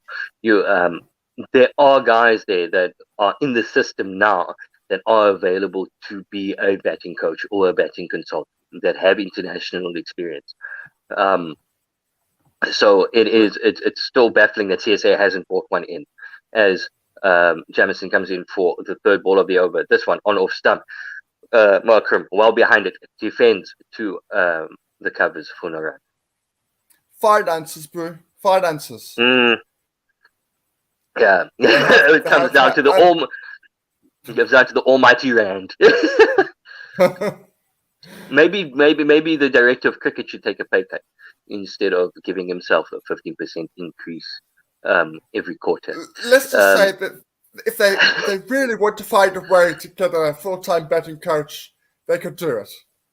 Definitely. As Jameson comes in, this one straight and beautifully driven straight down the ground by Aiden Markram. That right there is the Aiden Markram we want to see. That was superbly driven down the ground by Aiden Markram. And nearly Rassie van der Dussen taking a base of action there, falling over. But luckily, he didn't have to run. Well balanced, got himself in line well, and driven beautifully.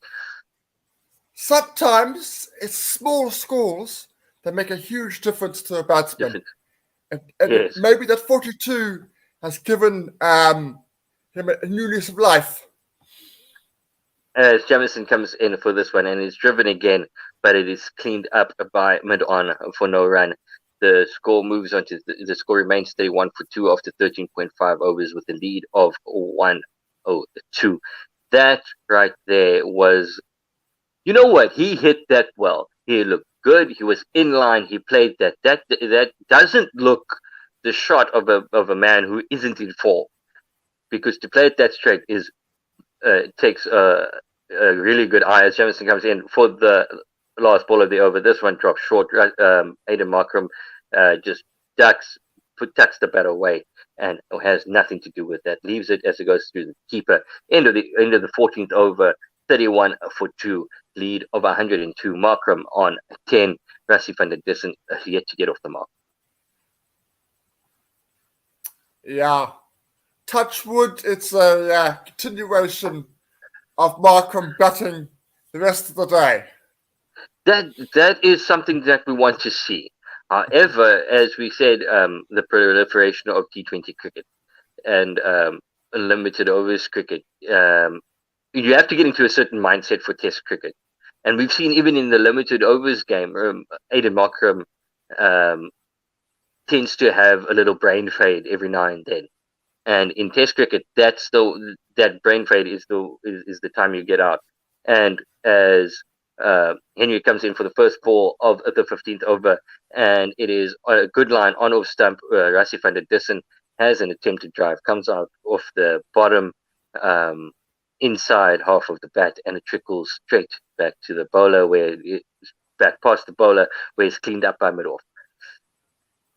Yeah, you're spot on. You can edge the ball to second slip in one-day cricket. You can't in tests. Yeah, as Henry comes in for the second ball, outside off again. Rassie van der Dussen, good stride in and defends for no run.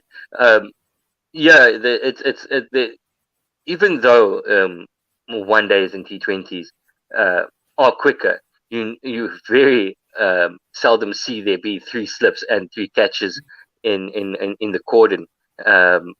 As Henry comes in, this one straighter, it seems to hold up in the ground, but in the pitch rather, as Rassie van der Dussen comes forward again and defends for no run. With and trying to get yourself into the position to play 360 in a Test cricket, you need to put away those shots and just focus on playing straight as much as possible. As Henry comes in again for the 4th ball, he's really rushing through this over. As Henry comes in for the 4th ball, and it is on a good line, middle and off, and Rassie van der Dussen gets behind it and defends it back to the bowler for no run. And they did that in the first innings, the South Africans. They played straight. They didn't play across the line like they did in the first test. It was such a difference. As Henry comes in for the 5th ball of the over, good line, middle and off, and a good length, and it is defended by Rassie van der Dussen. You look at the stats for Saul Evier's 100. He left 70%, something like a ridiculously high amount. I think it was 70%. I saw somewhere of the balls outside off stump, which just shows how determined and the amount of concentration that he had to get to that 100. As Henry comes in for the last ball of the over, this one bit straighter, but too straight, and Rassie van der Dussen is happy to tuck this one off of his hips down to fine leg for a single. So the score moves on to 33 for 2. They haven't updated. 32 for 2 after 15 overs, a lead of 103. It's early doors, but it's a good little partnership here for the South Africans. They're going to want to keep at it and just keep chipping away and chipping away and chipping away. As the saying goes, these guys can't bowl forever. They're going to get tired. The ball's going to get older, and the ball shouldn't keep hooping around in these favorable bowling conditions. Yeah, touch wood, that is the case.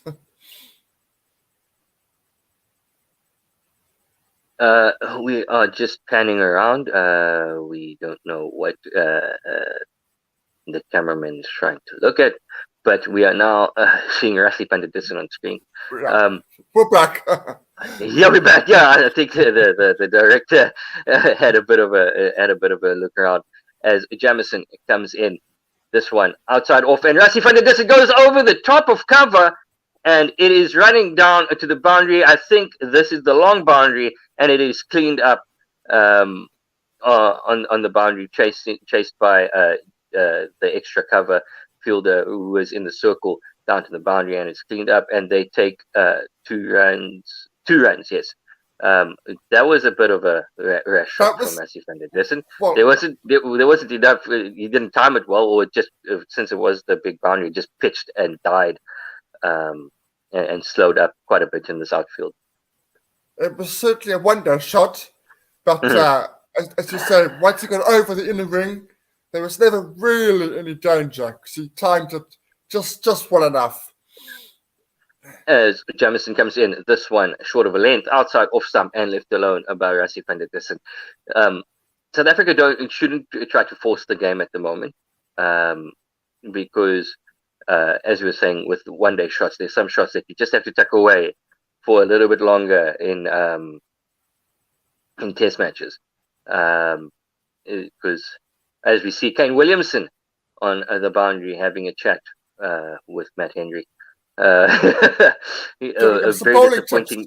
Yeah, a bit disappointing that we didn't get to see Kane Williamson have a crack at us, as this one is outside off from Jameson, and it is defended to extra cover by Rassie van der Dussen. Jameson got his speed up there to 137, which is a good sign for him. Yeah, it's been a little bit disappointing for me from a New Zealand perspective in the series. You know, he's got a really good test record today. He started on fire, but in these 2 tests, he's been a little bit underwhelming. As Jameson comes in again, this one straighter on middle, stifle the peel, probably missing leg stump, and Rassie van der Dussen gets his body on the way. I think there might have been an inside edge. We will check. Nope, it was just too high. So going over and down leg, Jameson having a bit of a glare at Rassie van der Dussen there. Good line from Jameson, making Rassie van der Dussen very uncomfortable. Yeah, if that had straightened, it would have been in all sorts of trouble. Luckily, he just went in with the arm. As Jameson comes in, this one, good length outside off, beaten outside off. Rassie van der Dussen playing on the 6 stump line, away from his body, feet not getting in line, and just fishing well away from his body outside off stump, and beaten luckily for him by Jameson there outside off. Oh, I said Jameson should get the ball to go straight, and that's exactly what that delivery did. Oh, that got me. I was looking at that. We've been saying how important it is not to be playing at that 6 stump line. As Jameson comes in for the last ball of the over, this one outside off on that 6 stump line. Rassie van der Dussen does the right thing, pulls his bat away and leaves it, as the score remains 34 for 2 after 16 overs. Yeah, I think that was just a little bit of a lapse of concentration from Rassie. The batters need to have a chat, just chat, say, calm down. We've got a job to do. Let's get to it. Yeah, he's also worried about that ball that comes back in. Yes. In between bat and pad. So he's trying to get bat onto ball as quickly as possible and sort of cover that swing. As you were saying, though, that ball that he fended and got beaten outside off, that was far enough away from off stump for him because he reached for it. Yeah. So that's why I said there might have been a lapse of concentration, because he could have left that if he was playing, if he just had his concentration levels up. As Henry comes in for the first ball of the 17th over, this one outside off on that 6th stump line, and Aiden Markram is really, really trying to get into his bubble, and he leaves that one alone. We're just seeing replays of Aiden Markram straight driving, and he looks so good playing that shot. I just feel that he does have a bit of a, and it's as you were saying, it is a general weakness, it seems, with the new South African batters that are coming in. I say new because he's quite young. As Henry comes in, this one on off stump and is defended by Aiden Markram to the covers for no run. just outside off stump, like you said, that 6-stump line, and there is a bit of a weakness, a tendency to reach for it. Yeah, very little movement in those on drives, but the fact he was playing straight helped him. This one from Henry, and he finds the outside edge through gully, a vacant gully, and it runs down for 4. That was a good line. Aidan Markram on the back foot and had to play at it, and it races through a vacant gully for 4 runs. A bit streaky, but he'll take it. One more sip. Yeah. That you call it a moral victory for the bowler.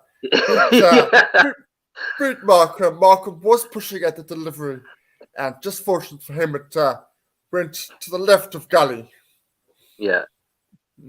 As Henry comes in for the 4th ball of the over to Aidan Markram. This one straighter and driven well, but well stopped by Henry in his follow through for to stop a run from being taken, getting pats on his back for a very good effort from him.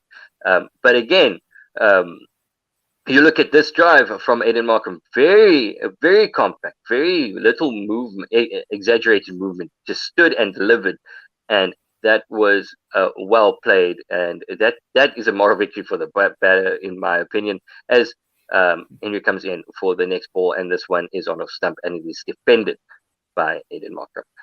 Score is 38 for 2 after 16.5 overs, with the South Africa have a lead of 109. Yeah, for the majority, he's playing within his box, as we said. Yeah,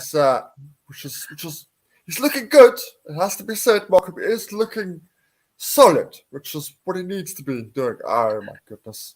As Henry comes in swinging Yorker and cleans Aidan Markram up, just as we were saying, he's looking good. He gets a beautiful Yorker from Henry. This one came in looking to crunch the toes, beats the bat, comes off of his pads. He might have been out LBW if it didn't hit the stumps, but it ricocheted off of his pads onto the stumps. Aidan Markram is gone for 14 or 44, and I think that might be a slow exit for Aidan Markram from this test team, trudging off with the world on his shoulder as Temba Bavuma makes his way to the middle. It was a great delivery from Matt Henry. Outstanding piece of bowling. A little bit unlucky for Markram in that he did come off his boot and lower sort of shin area and cut it into the off stump. But a really good piece of bowling, and probably did deserve the wicket. Markram goes for 14 of 44 deliveries. South Africa's lead now 109 with 7 wickets in hand.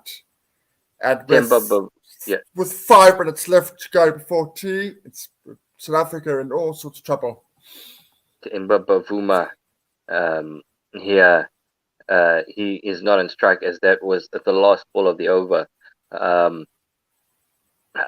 Bavuma in familiar territory, coming in with South Africa in a spot of bother, and him and Rassie van der Dussen have been batting together very well together over the past couple of months. So we have hope that these two will continue that form as Jameson comes in outside off stump, left alone by Rassie van der Dussen. The score remains 38 for 3 after 17.1 overs. Oh, they're just showing a replay, and it's just a beautiful ball. Yeah, just gonna say that was Matt Henry's 50th test wicket for New Zealand.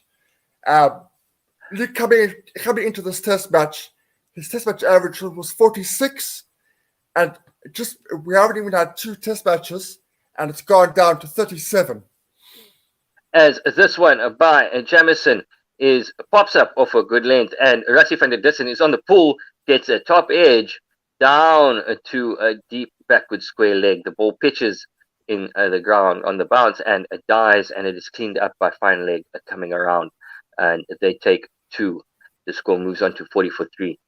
Oh, Rassi got a big top edge on that one, and it just drops and pitches. Was a lot of top spin, backspin on that, able for Matt Henry to come around and cover.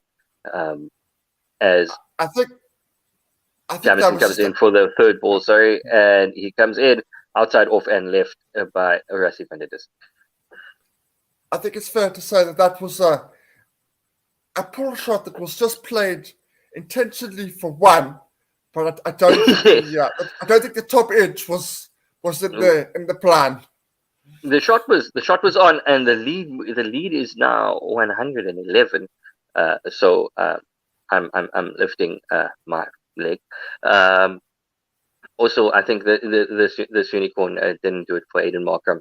I think she's going to have to sit out the next session for me. Jameson comes in off the 4th ball. This one is straight, tucks Rassi van der Dis up, but he's well prepared for it, and it just blocks this one down to mid-wicket for no run.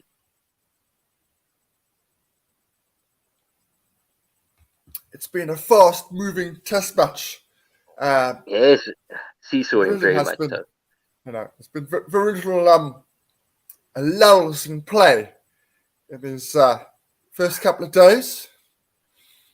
I also think that the intensity at which this test series is being played, as Jameson comes in for the 5th ball of the over, this one is straight, 2 straight rather, and is flicked off Rassi van der Dissen's hips, and they only take the single, and Temba Bavuma is going to have to face the last ball of the over. I think this might be the last ball before tea, as the clock is about to tick over to 22. Yes, they're having a bit of a conference in the middle. The batter's just trying to make sure that the clock does tick over to the 22 mark before this ball is bowled, so that he will be called. Temba Bavuma taking his guard. It's going to be as Jameson comes in, for the last ball of the over. This one outside, off, and Temba Bavuma gets behind it and defends well. And will there be one more over, or have they called tea? I think it's one more by the more over, yeah. By the actions of the fielders, the umpires. Yeah. The clock just ticked over now to 22, 20 minutes to the hour. So it is now this should probably be the last over before tea. Rassi van der Dis to face up 41 for 3 after 18. There clearly should have been more mid-pitch chats in the last over. Wine was not sufficient. Yeah. So it should have been tying shoelaces, or as Henry comes in to Rassi van der Dis on off stump, and van der Dis dead bats this one down the ground, and there is no run. And now they're going to have another chat again, asking how they're feeling. No, they're not. I would have walked down the wicket and asked Rassi van der Dis what's he going to do during the 20 minutes that he has off at tea. He planned to call the family.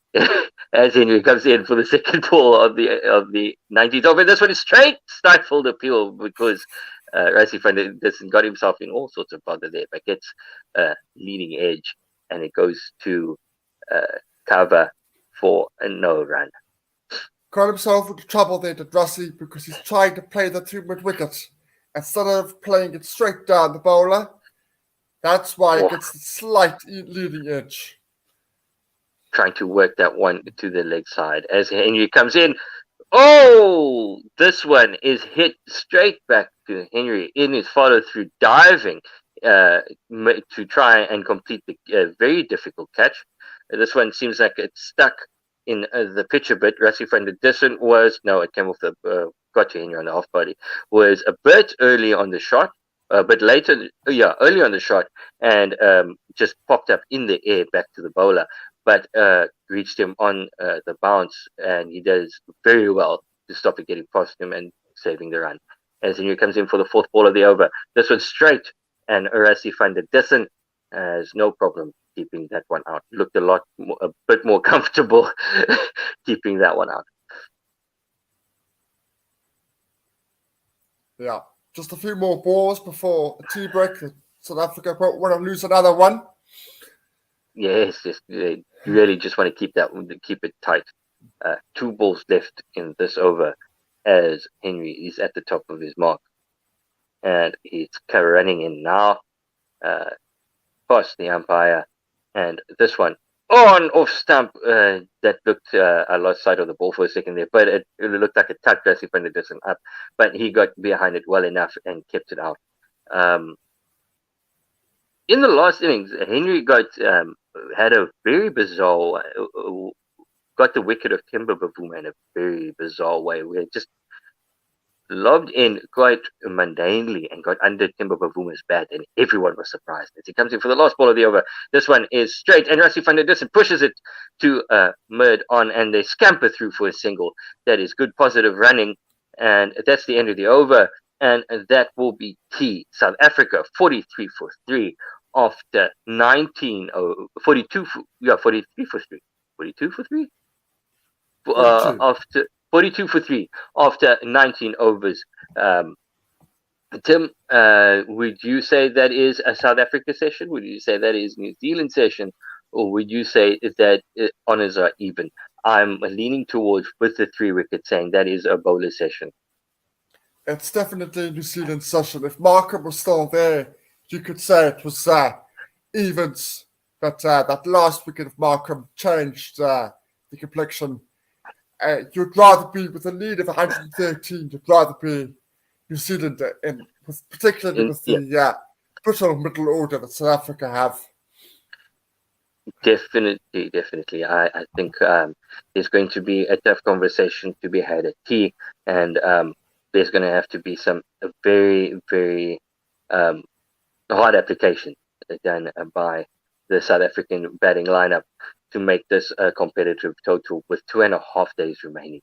That is 7 sessions left in this game, and we hope that the Proteas can make this be as competitive as possible. They do have a decent lead, and they'll hope to grow that in the next session, and New Zealand will hope that the fragile middle order of South Africa shows its ugly underbelly again. We will be back in about 15 to 20 minutes, and we will see you then. Tim, thanks for a great session, and we will see you a bit later.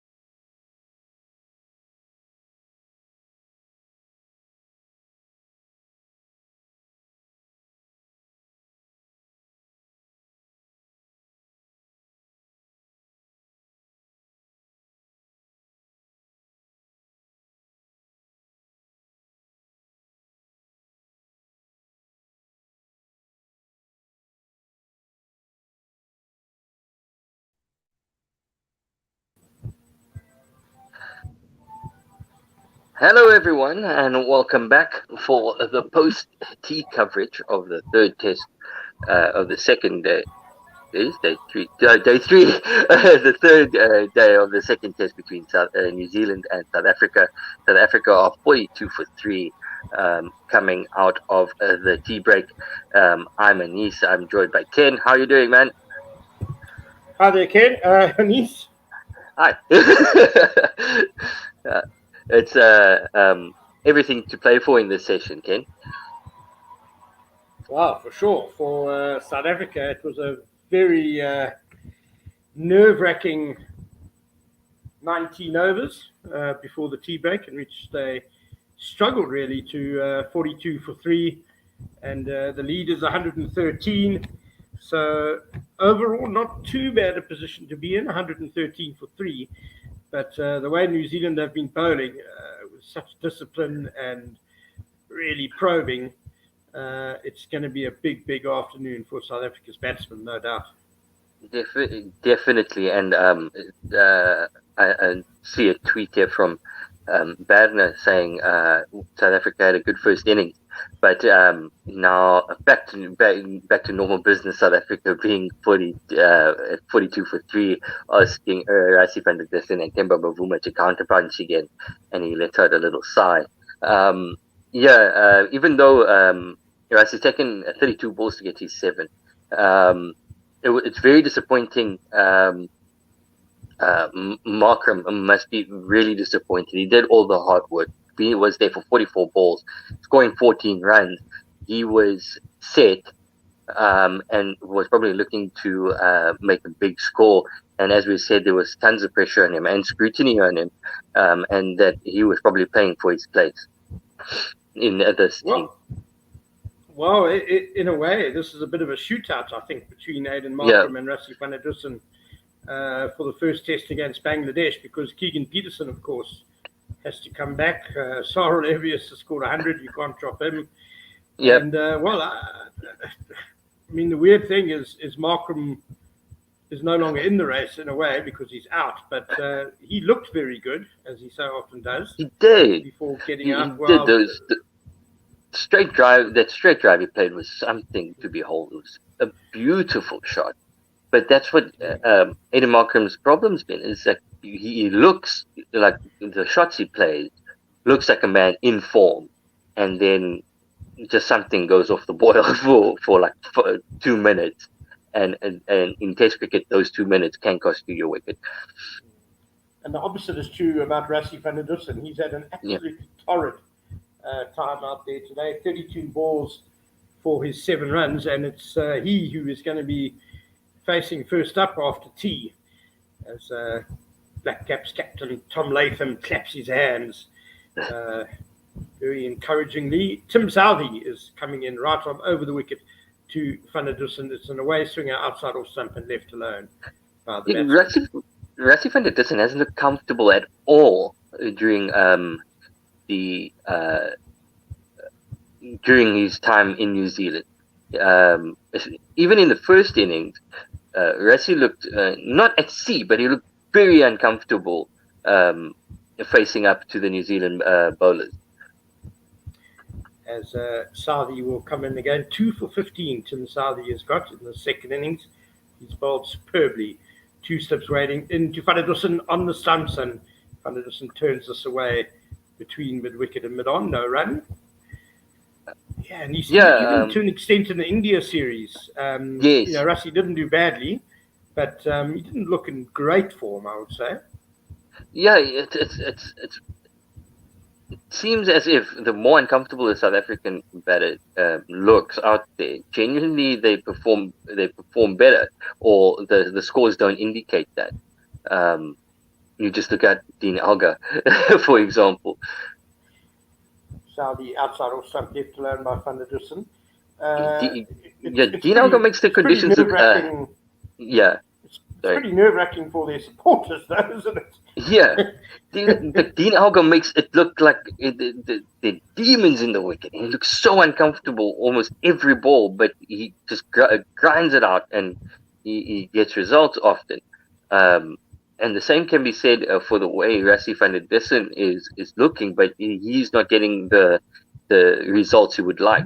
There is a massive gap being offered to Rassie van der Dussen on the leg side. This is on the offside though from Saudi, and van der Dussen just pushes it into the covers, no run. Yeah, I fancy they are trying to get van der Dussen to play across the line. He's been vulnerable to the ball coming back into him, into his pads in the series, so as you say, and they're leaving mid-wicket wide open for him to try and work a few runs there. Yeah, Rassie's been a bit guilty of planting his front foot and playing around that front pad quite often. Saudi in again to van der Dussen, short, he pulls. He's got it behind square. There is a man back on the boundary, so just a single. Van der Dussen will go to 8 and the total 43 for 3. And we will have our first look at Temba Bavuma after the tea break. He's faced just one ball in his innings on naught not out. Temba Bavuma is brought in here, has come in here and will look to counterpunch as has become his normal role in this team, trying to maintain a good tempo while rebuilding the inning. Saudi into Bavuma, good length outside off stump, and Bavuma shoulders arms. That's the end of the first over after tea. South Africa 43 for 3, and they lead by 114 runs. Comment on Facebook, on the Facebook live stream, Timothy Lee is saying he wants to see wholesale changes against Bangladesh. A lot of passengers on board. I would like to know what changes Timothy would like to see. And then we've got a comment on the YouTube channel, Lorenzo Bailey asking who will be dropped for KP. Well, that is the big question, which this innings I think will decide. And the two prime candidates, I don't know how you feel, Anis, are for me are Aiden Markram and Rassie van der Dussen, really. I think I would say that Rassie's head is not that far on the chopping block as yet, but he is a bit vulnerable, and but Aiden Markram more so. As Neil Wagner bowls from the other end to Rassie van der Dussen, full outside off stump. Van der Dussen drives, but he can't beat mid-off. Wagner bowling with 2 slips and a gully, who's quite close into the bat. Yeah, that was a decent push. Rassie van der Dussen looked like he had that line covered quite well, and it was a shot with positive intent, and even though it didn't bring about a run. Wagner in again, short outside or some Van der Dussen slashes. He's got this away through cover point, and this is going to roll, I think, all the way to the boundary. So a welcome for Rassie van der Dussen. He goes to 12, and the total 47 for 3. A good positive start from Rassie van der Dussen. A bit of again 4 runs. He's gotten 4 runs from it. But however, he was flashing away from his body, so it could be a bit streaky, especially for a man who does not look comfortable out there and is not in the best of form. But is good intent from the South African number 4 batsman. In again to Van der Dussen. This is closer to off stump, and Van der Dussen just defends. It was pretty short and wide, the previous delivery from Wagner, and I think the South African batsman and Van der Dussen in particular, after what happened in the first innings, need to be mindful of not getting into a hole. They do need to score when opportunities present themselves, and that delivery from Wagner, I think, was a ball to go after, short and wide. Yes, I do agree. And now the umpire is just passing the ball through the rings just to check the shape of it. We don't want to see them dig themselves in a hole, but we also don't want to see them play shots that they have gotten out previously playing in the series. Wagner left arm over to Van der Dussen, angled across him, but he plays it nicely down into the ground to gully, no run. We're seeing Rassie van der Dussen being very watchful outside off. I think in the previous innings they were keeping the lines a lot straighter to Rassie van der Dussen, and he looked so uncomfortable with that line. They seem to be just giving him a little bit more room in this inning. Wagner to Van der Dussen, who drives, but straight to a shortish cover. No run. Well, I think it's the setup, but at least I think Wagner's going across him, and then we're going to see the ball swing back in towards his pads. Wagner with the left arm angle obviously has that advantage that he can do that. We're just waiting for Wagner to drop one short. There's the in-swinger from Wagner, but he starts it too straight, and it's a bit fallen. Van der Dussen clips it nicely down to deep square leg for a comfortable single to end the over. He's on 13. Bavuma yet to get off the mark. South Africa 48 for 3, leading by 119. Yeah, as you said, he was setting him up, and that last ball a lot straighter on leg stump, but Rassie van der Dussen didn't have any problem just working that one down deep backward square for the single. The lead, as you said, to 190. The men out in this South African second innings. First to go was Cyril Avio, who was trapped LBW by Tim Southey for 8. Big swinger back into the left-hander. Dean Elgar was then caught behind off Tim Southey for 13, as Rassie van der Dussen just gets this delivery, the first ball of Southey's next over away through square leg for a single. And then Aidan Markram was done like a gammon by Matt Henry, a beautiful Yorker, which bowled him for 14. As Van der Dussen just defends this one. Defends this away on the offside. Yeah, they got 2 from that previous. It's Bavuma. No, that was a highlight we were watching. Yeah. Bavuma on strike. To Bavuma, nice solid forward defensive and no run. And Timber Bavuma well behind that one, keeping it out. It's going to be a bit of a rebuilding period now for South Africa, and I think the batsmen have to take on specific roles. If Rassie van der Dussen wants to be the aggressor, and Timber Bavuma just is at the other end, trying to keep him calm, trying to keep things in perspective, that would do South Africa well. A tale of 2 batsmen. Southey into Bavuma, good line in there, just outside off stump. Bavuma pushes forward and defends no run. Yeah, I don't think South Africa need to be particularly aggressive. There's still a lot of time left in the game. I think it's more a matter of accumulation for them. Rassie, I just think for his own good, needs to maintain this positive intent he's shown after tea. And Timber Bavuma just needing to play himself in. He's only been there for 4 balls. This will be his 5th delivery now. As Tim Southey right arm over to him. Back of the leg, Bavuma punches nicely off the back foot, but straight to cover point, no run.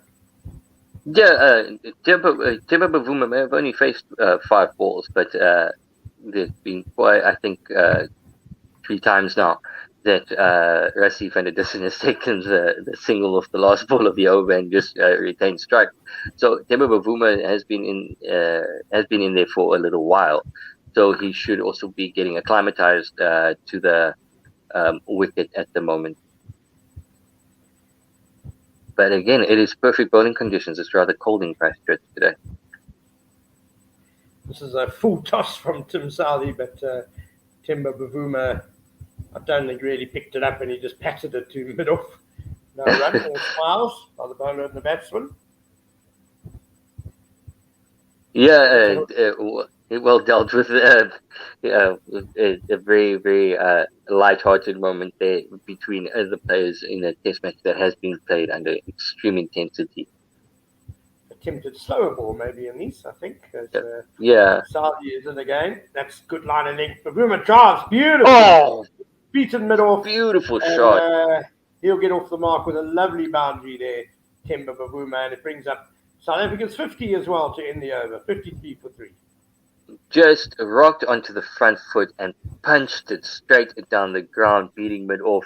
It was a fantastic shot right out of the textbook, and Temba Bavuma has one of the better looking drives in the South African team.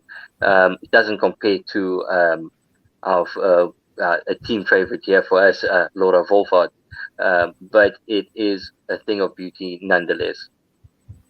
I was just thinking actually after that shot that how easy on the eye Temba Bavuma is when he's batting well, and he did look so good against India in that previous series. Struggled a bit here in New Zealand, but that was a lovely shot straight out the middle of the bat, beautifully balanced and controlled. It's something interesting to note, even though Temba Bavuma hasn't been scoring hundreds just off this ball. Wagner's in again to Van der Dussen outside or stump. Van der Dussen tries to work it through mid-on, but the bowler does the fielding, no run. Even though Temba Bavuma hasn't been scoring 100, he is also the only South African batsman in the calendar year of 2020 and just the first couple of tests into 2021 to average 50 for South Africa. That's either indicative of the batting lineup's problem or of this ball. Wagner in full outside or some Van der Dussen pushes it to cover, no run. Yeah, it's indicative of the batting woes South Africa is going through, but it's also showing that he is being consistent. It's also showing his consistency, being the only one to average above 50 in the calendar year. I think he averaged something like 80 against India as well. He had a wonderful series and played a couple of absolutely crucial fourth innings knocks, match-winning ones, as Wagner in back of a link to Van der Dussen and straighter, and Van der Dussen just prods it to mid-on, no run. But again, in that India series, he was only dismissed twice in 6 innings.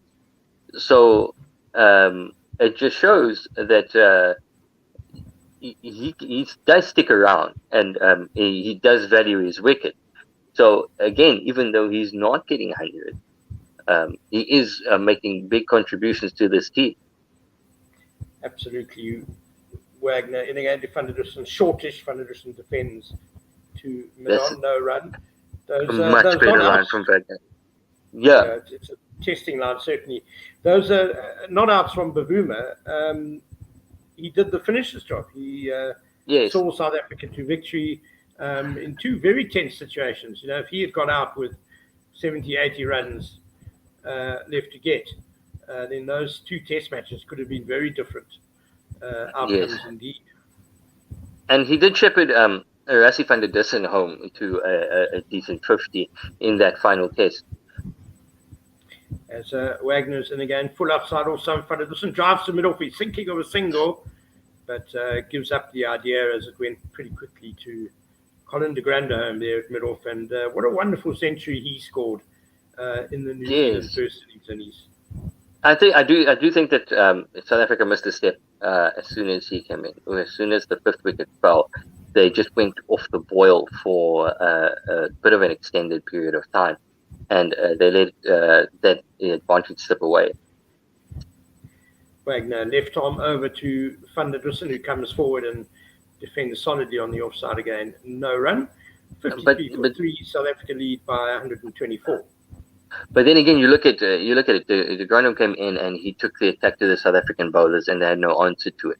So we can say, and it would be fair to say that it's a pretty inexperienced South African bowling lineup with Kagiso Rabada being the most experienced bowler there. But then again, that's the story of the entire South African team at the moment. It's not a very experienced team at this level. At the moment, and it's not an excuse to say that South Africa is in a rebuilding phase, but the lack of experience is definitely on show with the series so far. Tim Zadi starts another over, right arm over to Bavuma, back of an length, and Bavuma's nicely behind it and defends down the pitch, no run. Yeah, absolutely, Anise. I think although the bowling maybe was not at its absolute best when de Grande came in, we need to give him credit for really batting very positively and counter-attacking and turning the momentum of the innings. Yeah, a great swashbuckling first 50 runs for him. Changed the complexion of that innings completely. Saudi in again to Bavuma, back of the length. Bavuma punches beautifully off the back foot. Again through that cover point area. The field is chasing hard, and he will just bring it in. A good effort there before the boundary. But I imagine Bavuma will be through for 3 runs. He is. So Yes, that takes Bavuma to 7. Total 56 for 3.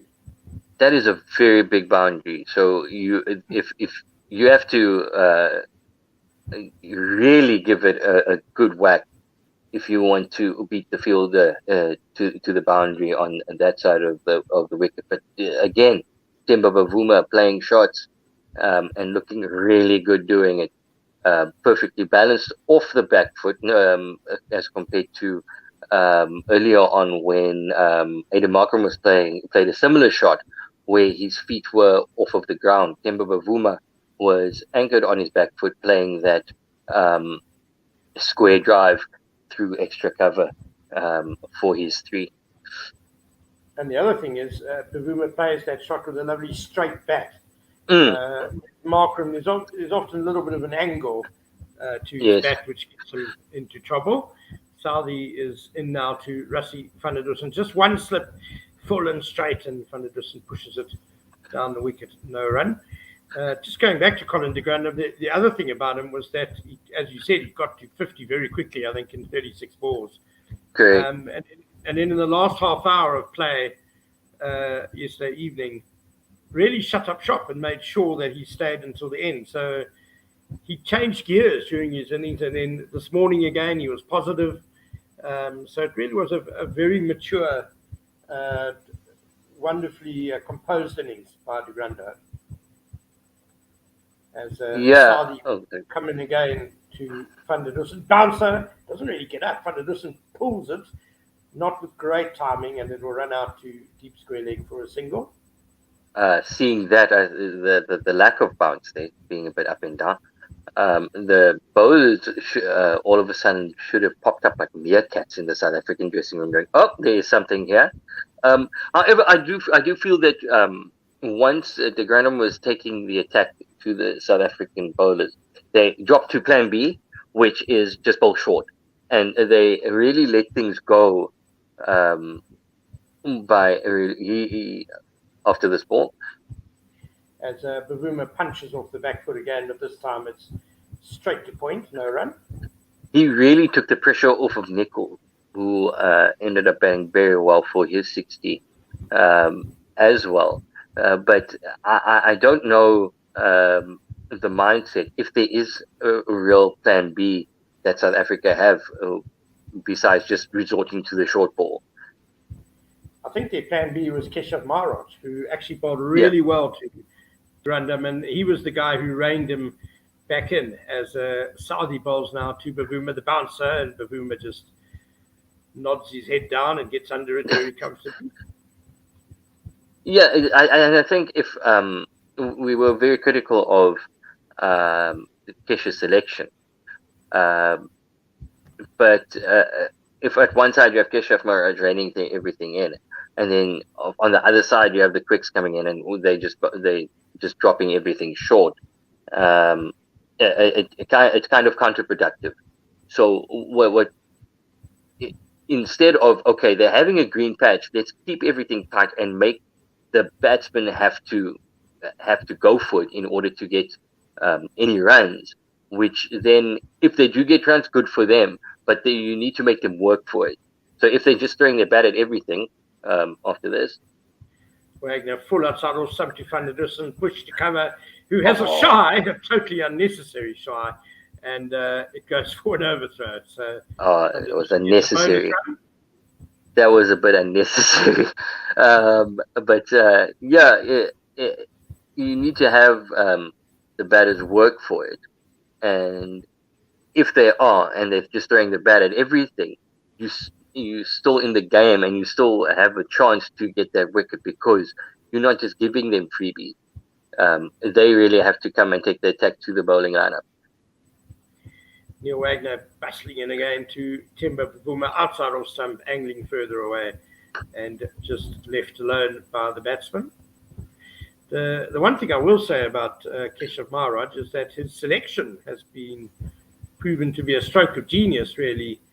He got some turn in the first innings and troubled the New Zealand batsman. And I'm really looking forward to seeing him bowl in the second innings. I think he's going to play a big role. Especially with Neil Wagner coming in and breaking up after this.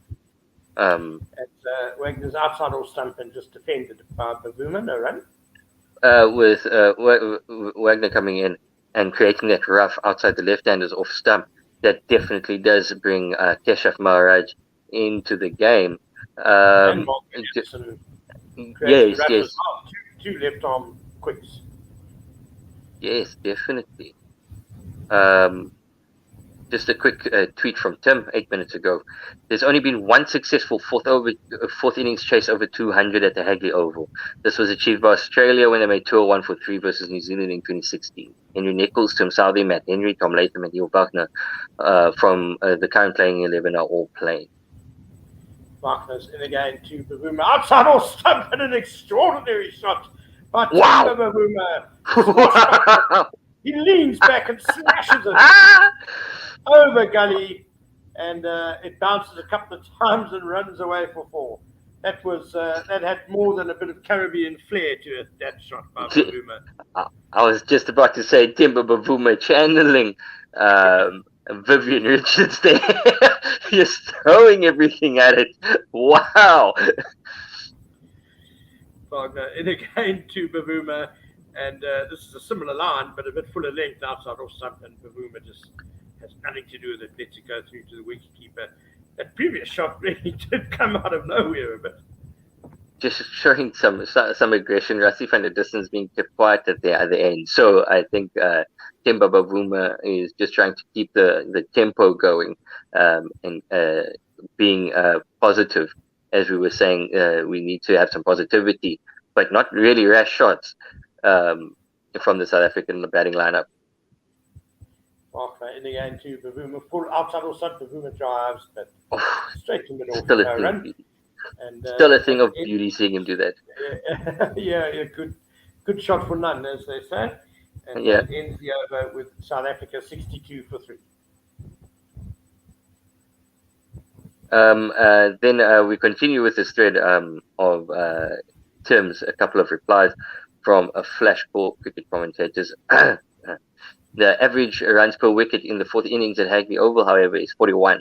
It seems pretty easy pitch to bat on last relative to other parts of the world. And Tim replies, also Oz could obviously have made a fair bit more than 201 if they needed to in that game. Yeah, I think this pitch might be a little bit different to other Hagley Oval pitches, though. It looks a bit browner. Certainly, listening to the Kiwi commentators, they seem a little bit surprised by. You mentioned it, a bit of inconsistent bounce. In fact, that we're seeing a little bit as well, and Maharaj getting turned. So it looks like there's a bit more in it than there has been previously. As Tim Southey starts another over to Rassie van der Dussen, 9 and 8 on off stump, and van der Dussen just defends, no run. Oh, they brought in a short cover. So we've got a slip, gully, cover, a short extra cover, normal extra cover, and then a mid off and a mid on and a deep backward square. No fine leg. And a fine leg. So there is a huge gap again on the leg side for Rassie van der Dussen to try to exploit. Southey in again, outside off stump, and van der Dussen just defends. It was just outside off stump. And there's a sort of mini ring of 3 fielders who are very close in on the offside. Backward point, cover point, and as you said, that shortish extra cover. And then cover is sort of on what would be the edge of the ring. A bit further back. So interesting field placing here. I think they're going to ask. They're asking of Rassie van der Dussen, if you want to score anything off me, you're going to have to walk across and play to the leg side, play across the line. And van der Dussen walks down the pitch now a bit to maybe try and throw Southey off his length, but he's very accurate and he can only defend the ball back down the wicket, no run. I think Tim Southee is experienced enough to know that as soon as he lets the ball go, all he can control is the line and length of the ball. And once he lets it go, it's the will of nature as to what will happen. So Rassie van der Dussen is going to have to make the commitment to do something with whatever he's facing. Southee in again, short outside or stump, but van der Dussen's not tempted, left alone through to the wicket keeper, 62 for 3. Good amount of swing for Tim Southee here, and it's not exactly like the ball is brand new. We're in the 26th over. Still, the New Zealand bowlers getting a good amount of movement. You exploiting the conditions a lot better than the South African bowlers did. Southee into van der Dussen, back of a length outside or stump. Van der Dussen steers it away square on the offside, but they won't get a run. Yeah, the New Zealand attack, I think, consistently through the series definitely seems to get a bit more swing than the South African bowlers. It's also that is also something that's been nagging at me, is that the South African bowlers in general over the past couple of seasons haven't been getting as much movement as we've been seeing from other bowling attacks, even in South African conditions. Southee into van der Dussen, Fuller wide outside or stump, trying to tempt van der Dussen, but he leaves it alone. Yeah, for example, you look at the India series, in South Africa that just passed. It's not often. It's normally against Australia, though. Them being the exception, where you find that the average pace of the pace lineup, the bowling lineup in South Africa, where you find the Proteas being outpaced by a touring team. Yeah, India. Certainly lots of pace in that attack, as you say. And interesting here that South Africa's attack generally all a bit quicker than New Zealand's attack. But New Zealand have got other strengths. They've been very accurate, very probing, and as you say, relying on swing and seam movement, a very skillful attack. As we're going to see the big tall man, Carl Jameson, is going to come into the attack to bowl his 6th over. He's bowled 5 overs for 15 runs so far. Had a nice little tussle with Rassie van der Dussen just before the tea break. Yes, he kept Rassie van der Dussen very honest and made him look uncomfortable. That's one thing that you'd like to see from if you're a bowling captain, is that you want to make the environment as hostile as possible for the batters. He's into Temba Bavuma first, though, and it's just a loose and a short outside or stump, and Bavuma leaves it alone. Yeah, no, we were just talking about the amount of movement the New Zealand bowlers are getting, and this one was dead straight with the arm, just in that sixth or seventh stump channel, and Temba Bavuma not interested at all, just leaving that one, letting it go through to the keeper. So South Africa leading by 133 at the moment, as Jameson comes in short outside off stump. Bavuma leaping off the ground and trying to cut the delivery. I don't know why he even played at that, to be honest, but he handled it well in the end, got it off the middle of the bat and straight down to ground. But that got a bit big on him. It was outside off stump, and I think he really should have been leaving that one. Yeah, that one was outside off stump. It got big on him, but it was also following him. So, and you see, he had to take very acrobatic, evasive maneuvers. It would have pinged him probably on the helmet. Jameson in again. This is Fuller, and Bavuma a lot more comfortable pushing forward defensively. No run. Yeah, he definitely got into a bit of a tangle. And Jameson, with his height, that ball popped up off a very good length. And I think that's why you see it came off a very similar length as the ball that he just bowled, and Temba Bavuma had it all covered. But the same length, the ball before, popped up quite a considerable amount. Jameson in again to Bavuma, foolish again, and Bavuma just defends back to the bowler, no run. Yeah, this one, but fuller from Jameson on the stumps, and Temba Bavuma has no problem just getting behind the line and presenting the full face of the bat, always the forward defensive. Looking very solid defensively, Bavuma, when he does defend. Jameson is in again. This is angled into Bavuma, and he fends it away towards square leg, who's in quickly to stop any thoughts of a single.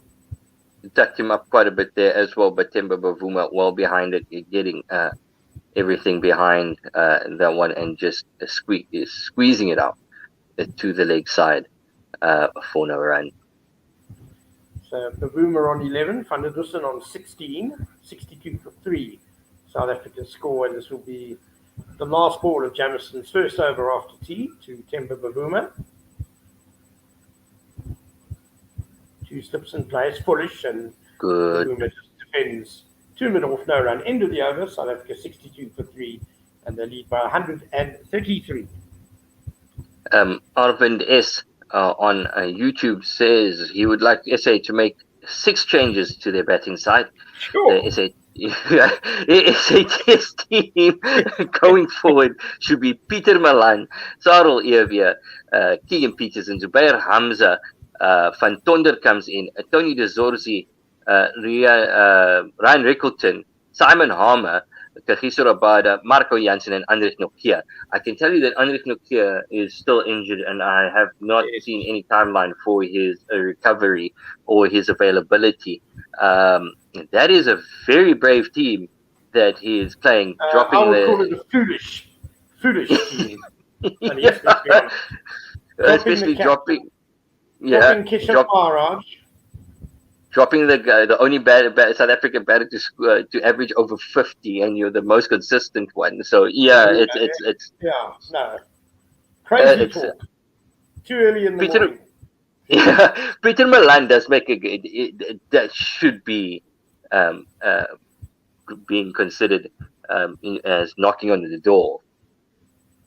As I do agree with that. Starts another over to Rassie van der Dussen, just defended into the covers, no run. But yeah, those are wholesale changes, and we know. Yeah, no need for such extreme cases, and some of those guys haven't even had the greatest of domestic seasons either. As Wagner's again to Van der Dussen, full outside or stump driven up a sheet, over backward point. I think it cleared him quite comfortably in the end, and 4 runs to Van der Dussen. Streaky, but he'll take those runs. He's good. Oh no, he did that intentionally. Opened up inside out and just lofted over backward point, who is rather close in. So beating that ring is also an option for Rassie van der Dussen, and he took full advantage of that. Wagner in again to Van der Dussen. Hooking. And the keeper's gone up for a catch, and the umpire gives him out. Rassie van der Dussen. He reviewed immediately, though. Yeah. The umpire just turned his back on Rassie van der Dussen. Gave him out, and then Rassie van der Dussen went straight up. The umpire just turned his back on him. What did that hit then? Good to say if there has been any contact, but the wicketkeeper went up straight away, as did bowler Neil Wagner. Van der Dussen wasn't particularly interested, or he was trying to convince him. Yeah, he wouldn't have gone up immediately. It's fairly close to the gloves, to be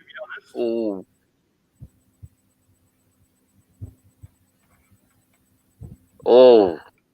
Wicketkeeper Blundell going up for the appeal straight away. New Zealand certainly looked very confident that it brushed the glove.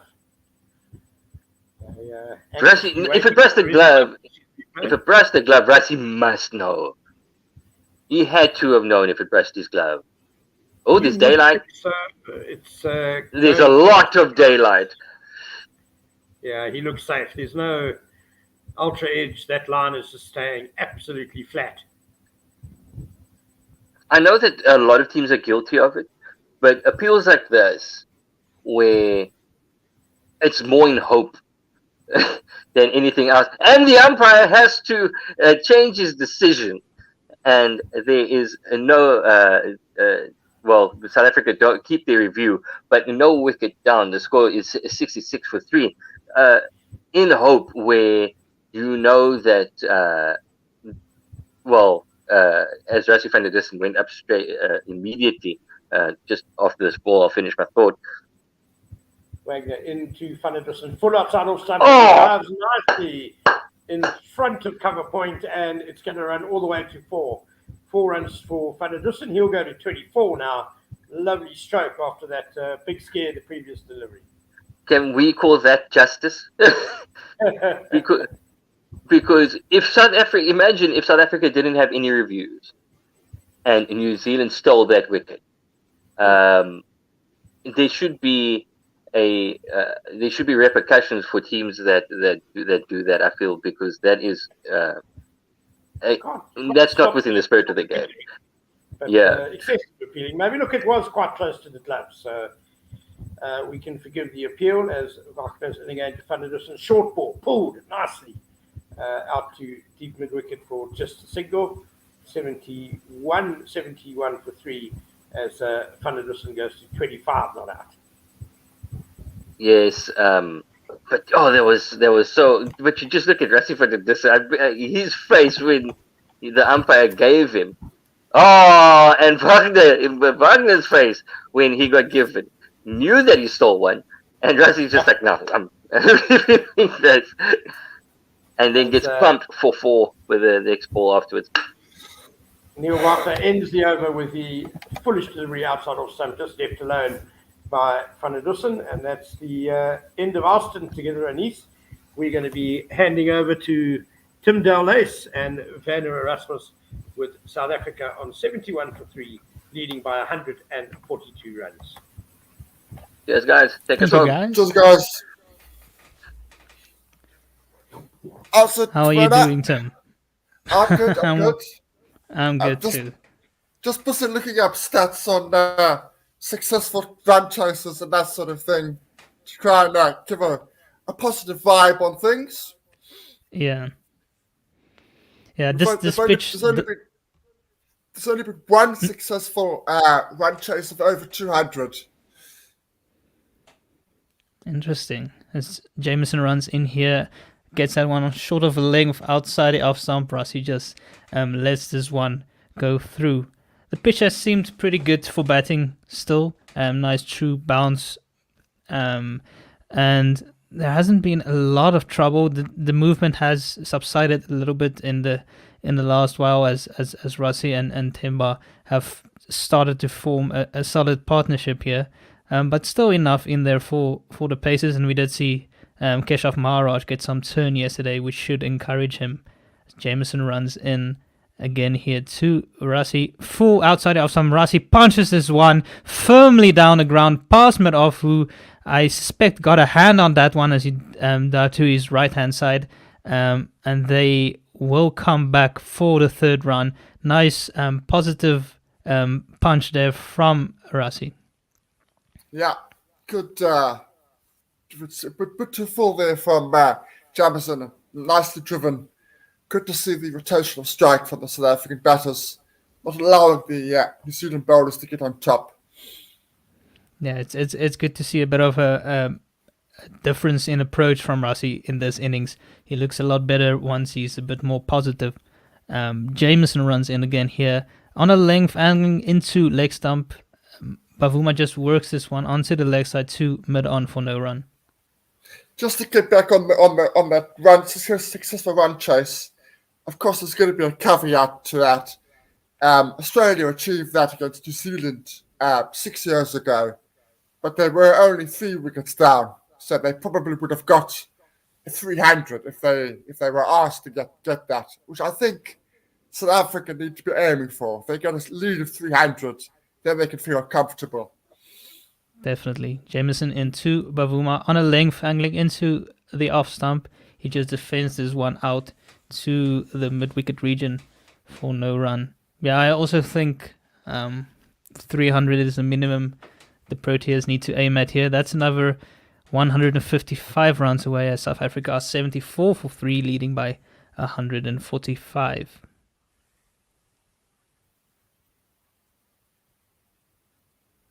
That's the problem with stats like that. They don't tell the whole story of what a team could have achieved if they carried on batting.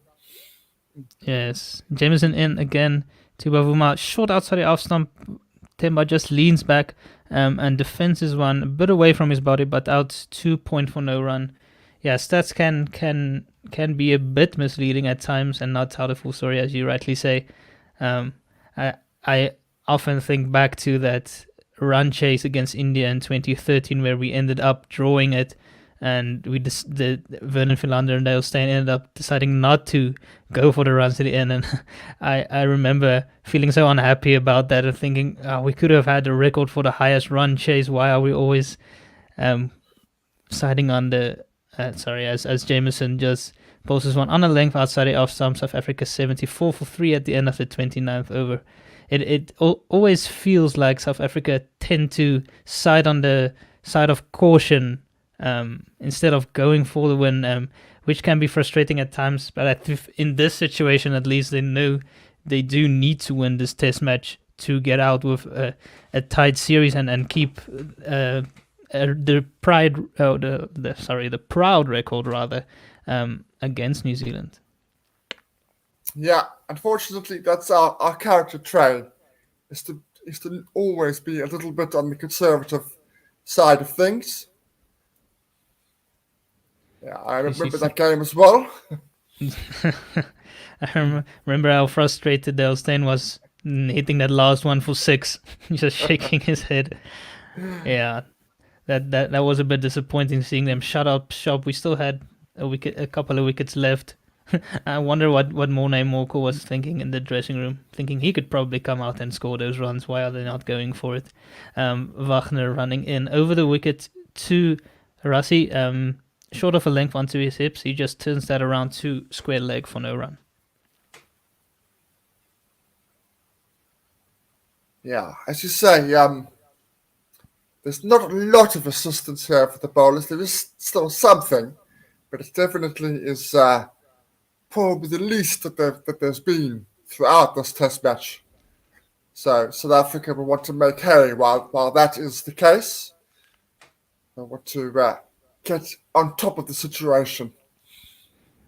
And we see a short leg now coming in for Rassie van der Dessen with Neil Wagner bowling over the wicket.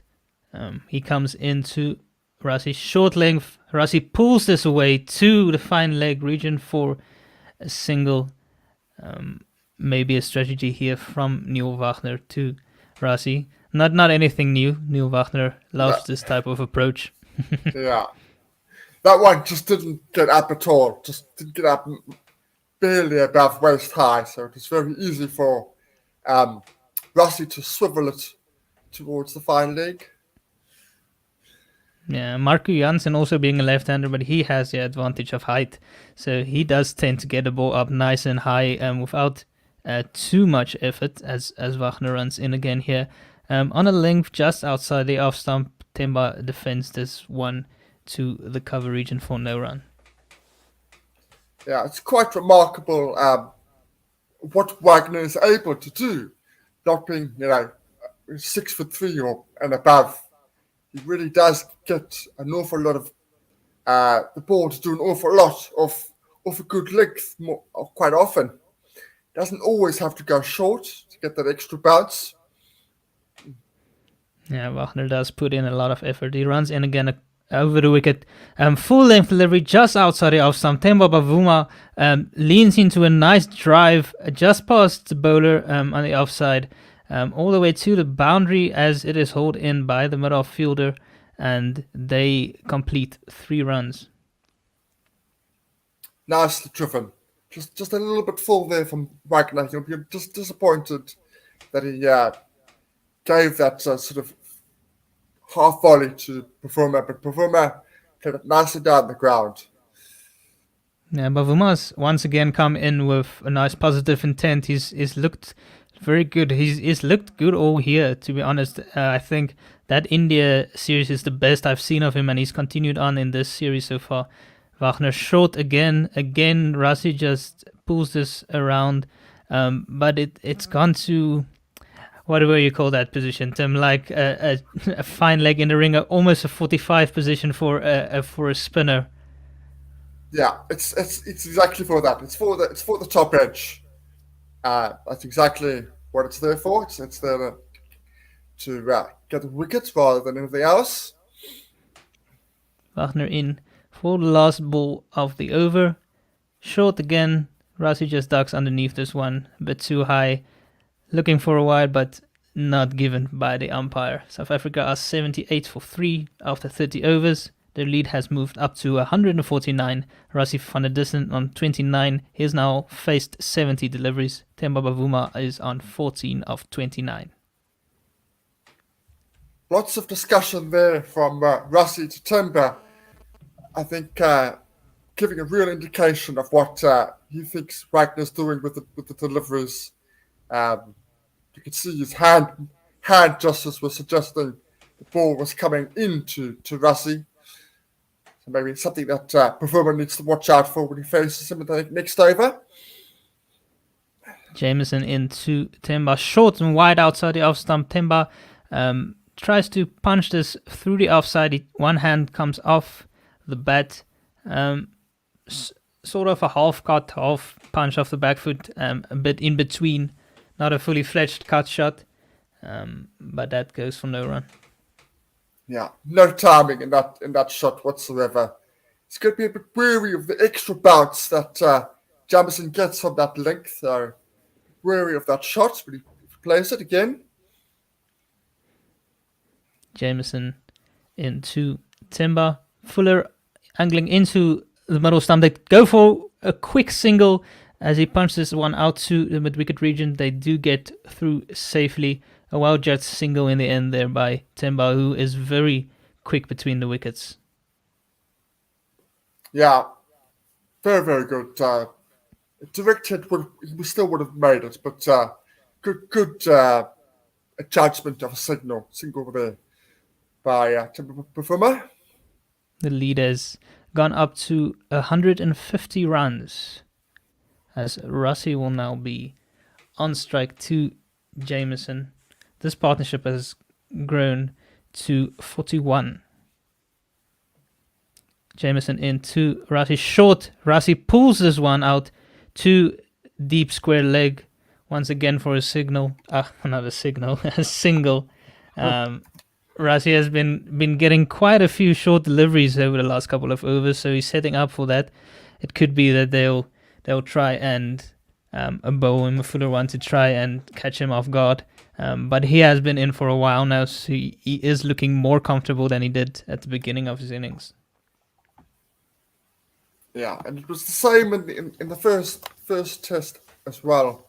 Well, first innings, right? The first innings of this test. Jameson gets this one just slightly fuller of a good length. Themba punches this one to mid-off for no run. I felt like Themba and Rassi both let opportunities slip to make a big scores for themselves in that first innings. They'll have another opportunity here to really put South Africa on the front foot. Only leading by 150 runs now. There's still plenty of work to do between the two of them. Jameson in to Themba again. Short. Themba just sways underneath this one. Doesn't attempt a shot. And it's also given us a wide for height and one for the over. Don't often see those in Test cricket, but I think that was a fair decision. Really, went a long way above Themba Performer, even though he isn't all that tall. Yeah. I'm thinking Kyle Jameson doesn't have to pitch it too short to Themba to get it high. Jameson in again to Temba Bavuma over the wickets. Short the length delivery again quite high. Not given as a wide this time, but also very high. It should be the second one for the over, I assume. Yeah, big innings here for both these batters, and I also feel Kyle Verreynne really needs to step up in this innings. He's had a very slow start to his Test career. He has a very good first-class average, but he really needs to get his feet moving, start playing the ball a bit later, because he's been poking out in front of himself and getting caught at slip quite a few times now in his short career. Jameson in again to Temba Bavuma. Good length delivery just outside the off stump, fourth stump line. He leaves this alone. South Africa are 81 for 3 after 31 overs, lead up to 152. Yeah, for the last probably 3 years, the South African public have been waiting for that middle to lower order of South African to contribute with the bat, and they don't do that on a consistent basis, which is why South Africa are where they are in terms of the Test rankings. But this is certainly a good time for all of those guys, as you mentioned, to contribute sizably. The situation is difficult, but they are good enough to do it. Yes, they are, as Wagner runs in another short length delivery. Rassie pulls this one beautifully behind square leg, but straight enough in front of fine leg between those two to the boundary for 4. Quite a few fielders placed on the leg side for Rassie, with Wagner taking this short ball ploy, but Rassie rolls his wrist very nicely on this one as he just swivels and pulls it behind square for 4.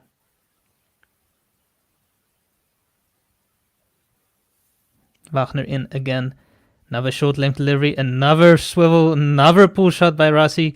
This time fine leg will cut it off, but they should be, yes, they're back for 2 runs this time. Speeds there are really down for Wagner. That was 117 kilometers an hour. So plenty of time for Rassie to get into position to play the delivery. And he's got 6 runs of the last two deliveries. Wagner's been very, very expensive at the spell. Wagner in again, over the wicket, short again. Another pull shot by Rassie. Again into the gap, and again for almost identical to the first delivery of this over. This tactic so far not working for Wagner. Rassie really cashing in. 10 runs of the first 3 deliveries here. Rassie enjoying this. He's always been very good at the pull shot. Of shot he uses to good effect in the limited overs format, and now also using it here. Not stepping back, making sure that he cashes in on it. Yeah, playing at the lines in his home ground, it certainly helps with playing the pull and the cut shots. The partnership has gone past 50 now, with Rassie up to 40 of 74 deliveries. Temba Bavuma is on 50 of 34. Some discussion, some field changes. As Wagner comes in again, short again, pulled again, this time to the man at square leg. Yeah, I don't think it carried from the reactions of the. Actually, no, it did. Yeah, straight in the bread basket of Conor Granholm and straight out. Yo, that's a massive miss by Granholm. That's one he should have definitely taken. The ploy, having not worked at the first half of the over, should have worked a treat there. The Granholm very disappointed, as would be the rest of the team, and Rassie as well.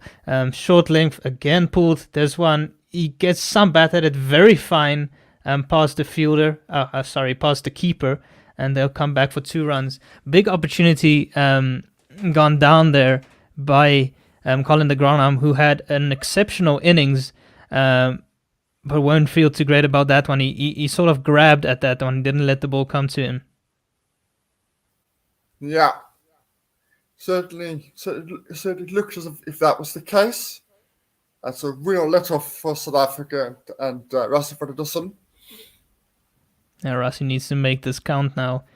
Wagner in for the last ball of the over. Another short delivery, another pull shot. This time Rassie controls it a lot better. All along the ground, out to deep backward square leg for a single. South Africa have now moved up to 94 for 3 after 32 overs. Rassie van der Dussen being dropped on 40 in this over. Something to mark down for if he does go on to make a big score. And Wagner still without a wicket, who should have had one.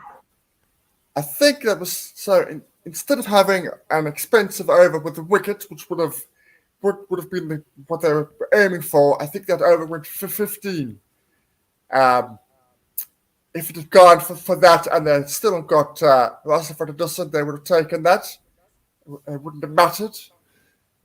But the very fact that they weren't able to get the wicket means that it's expensive, and Rassie van der Dussen is still there when he very much should not have been. Yeah, Wagner really does that type of donkey work in this lineup. He does the dirty work. He pulls those short deliveries to a set plan, might concede a few boundaries, but does go for the wicket and sticks to the plan set up by the team. He's conceded 36 of his 6 overs, going at 6 runs and over.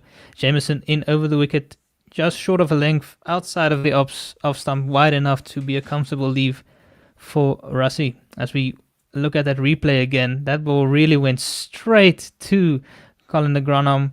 Didn't get his hands in a good position, grabbed at it.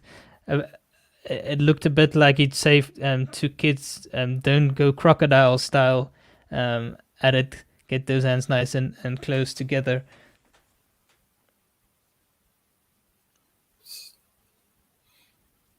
Jameson in again here to Rassie van der Dussen over the wicket. A short, just defended back to a man who's now been positioned at silly mid off. Or short extra cover. Is that silly mid off, Tim? Help me correct me here, please. Short extra.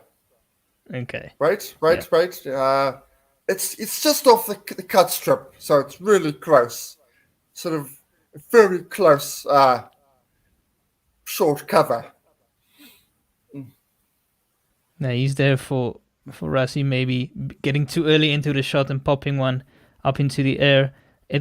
Kyle Jameson goes full just outside of some. Rassie punches this firmly, but mid on covers some ground and cuts this off. Of course, Rassie, that's the second time he's been dropped in this test match, and in exactly the same position in the first innings.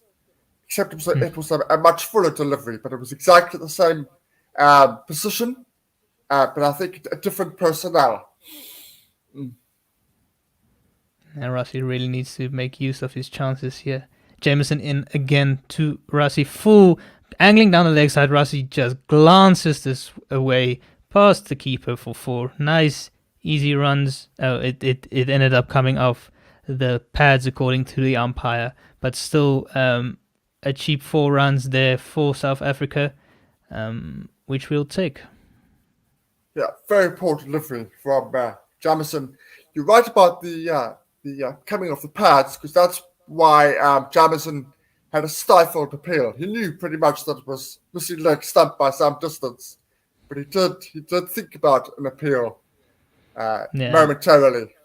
And of course, the bowler knows it doesn't count against him. His figures if it comes off the pad, so they'll work for it. Short length delivery. Rassie leaps off his feet to pull this one to the deep square leg.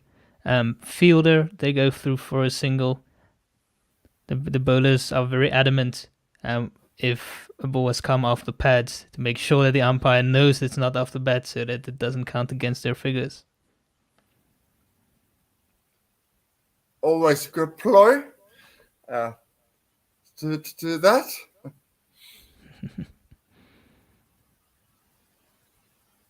The umpires have had a pretty good match so far. Only the one earlier of Rassi that was given out that was overturned. Short length delivery. Temba Bavuma cuts this in front of square or in front of cover for 2 runs. Bit of a misfield there from the cover fielder, and they do get through for 2 as the score moves up to 101 for 3 after 33 overs. Again, it was airborne for a little while. It bounced just in front of him, but it was airborne for a little while. If you remember, Temba Bavuma was also dropped playing that similar shot in the first innings in a similar region.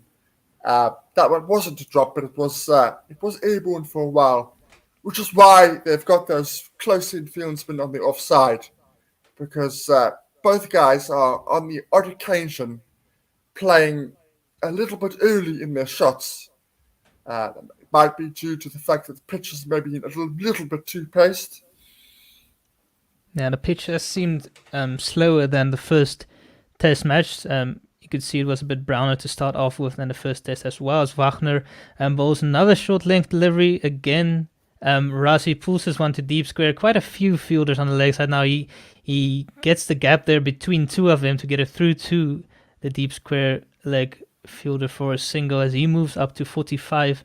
Temba Bavuma's on 17 of 35, and their partnership is steadily growing. It's now up to 64 of it's about the 16 overs, so they're going at a good clip, about 4 runs per over between the 2 of them. Wagner in again, this time to Temba Bavuma over the wicket, short of the length, just angling across. Temba, he lets this one go through. I think this is good captaincy from Latham. Wagner is going for 6 and over, but he is making the batsman a little bit uncomfortable. He's really had a job catch of his bowling. So I think Latham realizes that although he's going for lots of runs, he is looking as if he might get a wicket. Yes, he is. Wagner in again here to Temba Bavuma. Over the wicket, full length delivery, angling away a bit wider outside the off stump. Temba leaves this alone again quite comfortably. Yeah, Rassi van der Dissen is playing a bit for his spot in the test match side. I do feel it's a bit of a competition between him and Aiden Markram, but Rassi taking the advantage here in the second innings, with Markram having fallen for only 14 runs. With Keegan Peterson coming back, I do feel that it will probably be Aiden that will have to make way. Wagner in again to Temba. Short, Temba just gets on the back foot and turns this around the corner to the fine leg region, and they go through for a single. I just hope that Ryan Rickleton, if that is the case, Ryan Rickleton becomes the backup batsman, because he's been in sensational form this season, and he deserves to be in the squad. Yeah, as far as I'm concerned. I fully agree. I expected him to play in this test, to be fair. With hearing the news that Hamza was out with a fractured thumb, I expected him to come in, but he decided to go with the all-rounder in Mulder. Short again from Wagner, again pulled by Rassi, this time not getting it through the square leg fielder, going around to prevent the signal, the single there.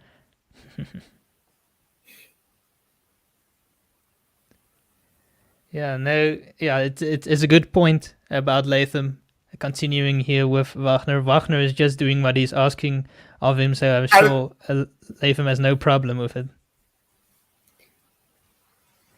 Oh, short and into the air. Don't know what that shot was by Rassi. It was a half-hearted. He was starting to pull. He withdraws, but he leaves the bat out there. He gets a top edge, and it just loops back comfortably to Neil Wagner. And the plan does work eventually, dismissing Rassi with that short ball ploy. Rassi in 2 minds there with the go for the pull shot. He realizes it's too far outside the off stump, but he leaves his bat hanging. It takes the top edge, and you can see the frustration. Again, and I think I said in the last over, 2 posts. I think that was exactly the problem there. Rassi goes for 45 or for 85, well played innings, but South Africa would have wanted more from him. Again, they're playing early in a lot of these shots, a lot of these deliveries. Majority are not going to hand, but you have to say that Neil Wagner deserved that wicket. He gave it his all, bowling with real purpose, and sticking to his game plan. Not saying because I'm going for runs, I'm gonna be economical. Sticking to his attacking mode of trying to get a wicket and getting his reward. As Kyle Verreynne comes to the crease in a very precarious situation, not only for him, having played 6 test matches already, but also for South Africa, as the lead is only 174, and where we both feel that they need to get another 130 at least to make South Africa in a reasonable position. Yeah, the more runs you get, the more comfortable the captain feels in keeping attacking players when you're out there bowling. So I do agree, and I feel 300 should be the minimum they're targeting here, but that's still a long way away. Kyle Verreynne, only with a best score of 30 so far in his short career, needs to make an impact here for the team, as Temba has looked fairly comfortable so far, and Jameson, who will be running into him now here over the wicket. Length delivery just on the fifth stump line. Temba comes forward but leaves that one alone. If I was New Zealand, I would be getting Tim Southey on as quickly as possible to get him on to Kyle Verreynne, because he's the most consistent bowler in this New Zealand lineup. He will target that fourth stump channel, and you feel as if Verreynne will only be a matter of time before he tries to fish outside that off stump. Yes, Jameson bowls this one short of a length on the first stump line, again left alone by Temba Bavuma for no run. Yeah, I agree, Tim. I do feel Southey is the next bowler to come in with some nice shape. The nice shape he's been getting throughout the test match, of Kyle Verreynne being what's the word, but it's been a few meek prods outside the off stump by him so far in his short career, so definitely an option to turn to. Jameson in again here to Temba, on the length, angling into the middle stump. He pokes this one to the leg side, and they do get through for a quick single. As they showing that rustic dismissal again. Yeah, he's going for the pull, and at the last minute decides against it, but it's too late, and he gets a bottom edge which loops in front of Neil Wagner, and dives, takes a really good running catch. Yeah, and you could see what you were talking about, Tim, about that sticking a bit in the pitch. It also seemed to move away slightly after pitching, which compounded the problem for Russ. He was late in deciding to pull out of the pull shot, and too late in the end to get his bat out of the way. Jameson in to Kyle Verreynne, full length delivery. He does get forward and blocks this out to the cover region for no run.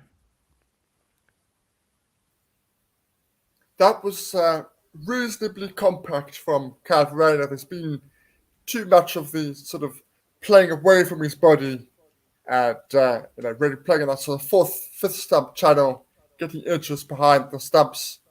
But that first delivery looked as if he was a lot more compact than he has been in recent innings. Yeah, good starts. Try and get those feet moving early. Jameson in again to Kyle Verreynne. Another full one. This one, Kyle punches it out more to the cover region. A bit more of a check drive, you could say. Didn't get his foot far across, but out of a fairly middle part of the bat, I would say. Yeah, as he's just tapping the pitch down close to him, making sure there are no gremlins for the ball to creep under. Jameson in again here to Kyle Verreynne. Short outside of stump. Verreynne tries to punch this off the back foot, gets the inner part of his bat and just dribbles out to the cover region. That's the end of the 35th over. South Africa are 104 for 4. Kyle Verreynne just come to the crease. He's on 0 of 3. Themba Bavuma is on 19 of 41 deliveries, with the last batter being dismissed, being Rassie van der Dussen in the last over of Neil Wagner. As Neil Wagner is continuing, he's obviously buoyed by that last wicket that he got, getting that a little bit of extra energy. Yeah, he's really a guy who can continue running in, bowl long spells. Probably a difficult person to get the ball out of his hand from a captaincy's point of view. Yeah, that's a good point. See a similar field here to what he had for Rassie van der Dussen, now bowling to Themba Bavuma.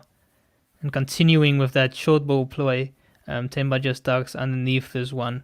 It'll be interesting to see how Themba tackles this one. Not sure he'll play quite as many pull shots as Rassie did. No, I tend to agree. I'm not quite sure I would be sticking with this ploy. I would use it on an occasional delivery to perform it, but I'm not sure I would continue with this ploy. Neil Wagner in again to Themba Bavuma over the wicket. Angling across him just back of the length. Themba punches this off the back foot to the cover region for no run. He's certainly going to be a lot more accurate with performer being a fair bit shorter than Rassie, so less dragging it in and more sort of accuracy and trying to aim it around Themba's hip region and upper arm. If he wants to dismiss him. I'm sure Themba has faced a lot of short deliveries in his life, so I expect he will be pretty comfortable with this ploy from Wagner. It shouldn't faze him too much, as Wagner runs in again here over the wicket to Themba. Short again, and he ducks underneath that one comfortably again.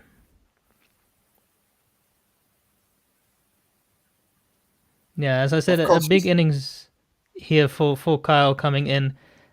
Still trying to find his feet in his 6th test match here. He also knows there is a certain Ryan Rickleton waiting in the wings, who's also a backup keeper, not only a possible backup batter in place of Aiden Markram, as Tim has alluded to earlier. Wagner in again here to Themba. Short just outside the off stump. He tries to cut this, but doesn't get any good bat on it, and he hits the ground in frustration there. Looking to cut it, but hitting that one straight into the ground. Yeah, we don't want to move too far forward, but it's certainly going to be interesting what the squad is that they select for the home Bangladesh series. Yeah, I'm just hoping it won't be influenced by the IPL. That's what I'm hoping for. I'm hoping they'll pick the strongest side possible, as Wagner goes in again. Just short of a length, angling outside the off stump. As we know, the IPL is now starting on the 26th of March, and the last test match against Bangladesh is only starting, I think, from the 6th of April or around there. So hopefully that will not be influence the squad selection at all, and they'd rather go later to the IPL. Wagner in again here to Themba Bavuma. Short length delivery. He does take on the pull shot this time. And he gets that one away behind square, and they'll come back for a couple of runs as the score moves up to 106 for 4 after 36 overs. The lead up to 177, and Themba Bavuma up to 21. As the drinks break's about to be happening, and I think there's going to be a change in commentary. So we'll see you guys later. Also, Otto. Morning. Hey, fine and you, Tim? All good, but all good. Good luck, guys.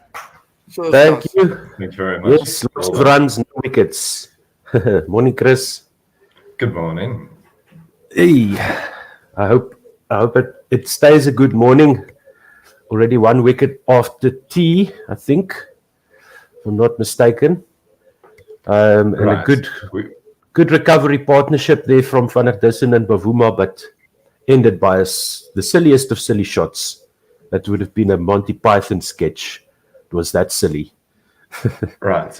Yeah, and I'm sure Rassi understands that. He understands that he's under pressure more than anyone else, especially with Keegan Peterson coming back into the side. Yeah, I'm not sure I agree with that. I'm not sure if Keegan will just be a straight swap for Markram and nobody else will be discussed. Do you really think Van der Dussen also has to fight for his place along with Markram? Interesting, because I think you definitely have to make room for Keegan Peterson. He was the ICC Player of the Month last month. Obviously, the highest run scorer in that series. He was fantastic. But I'm not sure whether Markram or Van der Dussen's closer to the door when Peterson's back. Surely it must be Markram. Can't imagine. He's definitely been given more chances, but yeah. No, we'll see. It'll be interesting to see what thing. Maybe let's say we've given Markram all these games. It'd be a shame to drop him now. Just yeah, we're all in with Markram all the way, no matter what. I mean, that's sort of what we've seen in the ODI side. Obviously, Adam Markram has been a fantastic 50-over batsman for the Titans, but his ODI numbers are some of the worst for a top 6 batsman. But you can see that the talent's there, and so despite him not performing, he does keep being chosen. Yeah, and that's also what sort of makes it difficult. You can understand from a selection point of view, because you drop him, he goes down to list A and first class, and then he just clubs the living daylights out of everybody that's coming up against him, scores hundreds of runs, and then he's top of the pile again when the spot opens. So yeah, it's odd. A bit baffling. Not the first player to have that go on in their career. I think famously Mark Ramprakash and Graham Hick for England, even JP Duminy in the test side for South Africa, I would say, where he averaged high 50s for the Cobras and nowhere near that when he ended up playing for South Africa. In the test matches, and he also bowled a bit. He was also, had these amazing innings every once in a while. We'll see if that's the thing that keeps Markram in the side, perhaps ahead of Rassi van der Dussen, is the fact that could he can be bowl a little bit. Yeah, well, not on this tour of New Zealand necessarily. Maybe on a day. It doesn't look like there's going to be a day 5 or much of a day 5, but certainly if the pitch does deteriorate, maybe Keshav and Markram will be coming more into this game, especially the second test match of this 2-test series. And it looks like play is about to resume. You are watching on the streaming side, I would say, right? Yeah. You're still on there. So I'm seeing. So we'll keep rattling on, and then when you see Jameson ready to bowl, you let me know, and then we'll sync up. So South Africa have a 177 lead, so effectively 177 for 4. New Zealand managing to repair their innings in response to South Africa's first innings. When we were commentating yesterday morning, we were saying South Africa will want a lead of 150 or so at the end of the second innings, and that definitely got eaten into quite a bit, leading by 177 now. But at the change of innings, it wasn't anywhere close to that.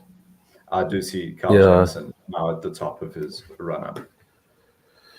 Okay, cool. And we will do some more adjustments as we see the field set here. It's wide-ish mid-on, mid-wicket. Fine leg on the boundary, mid-off, cover, and then what looks like two gullies.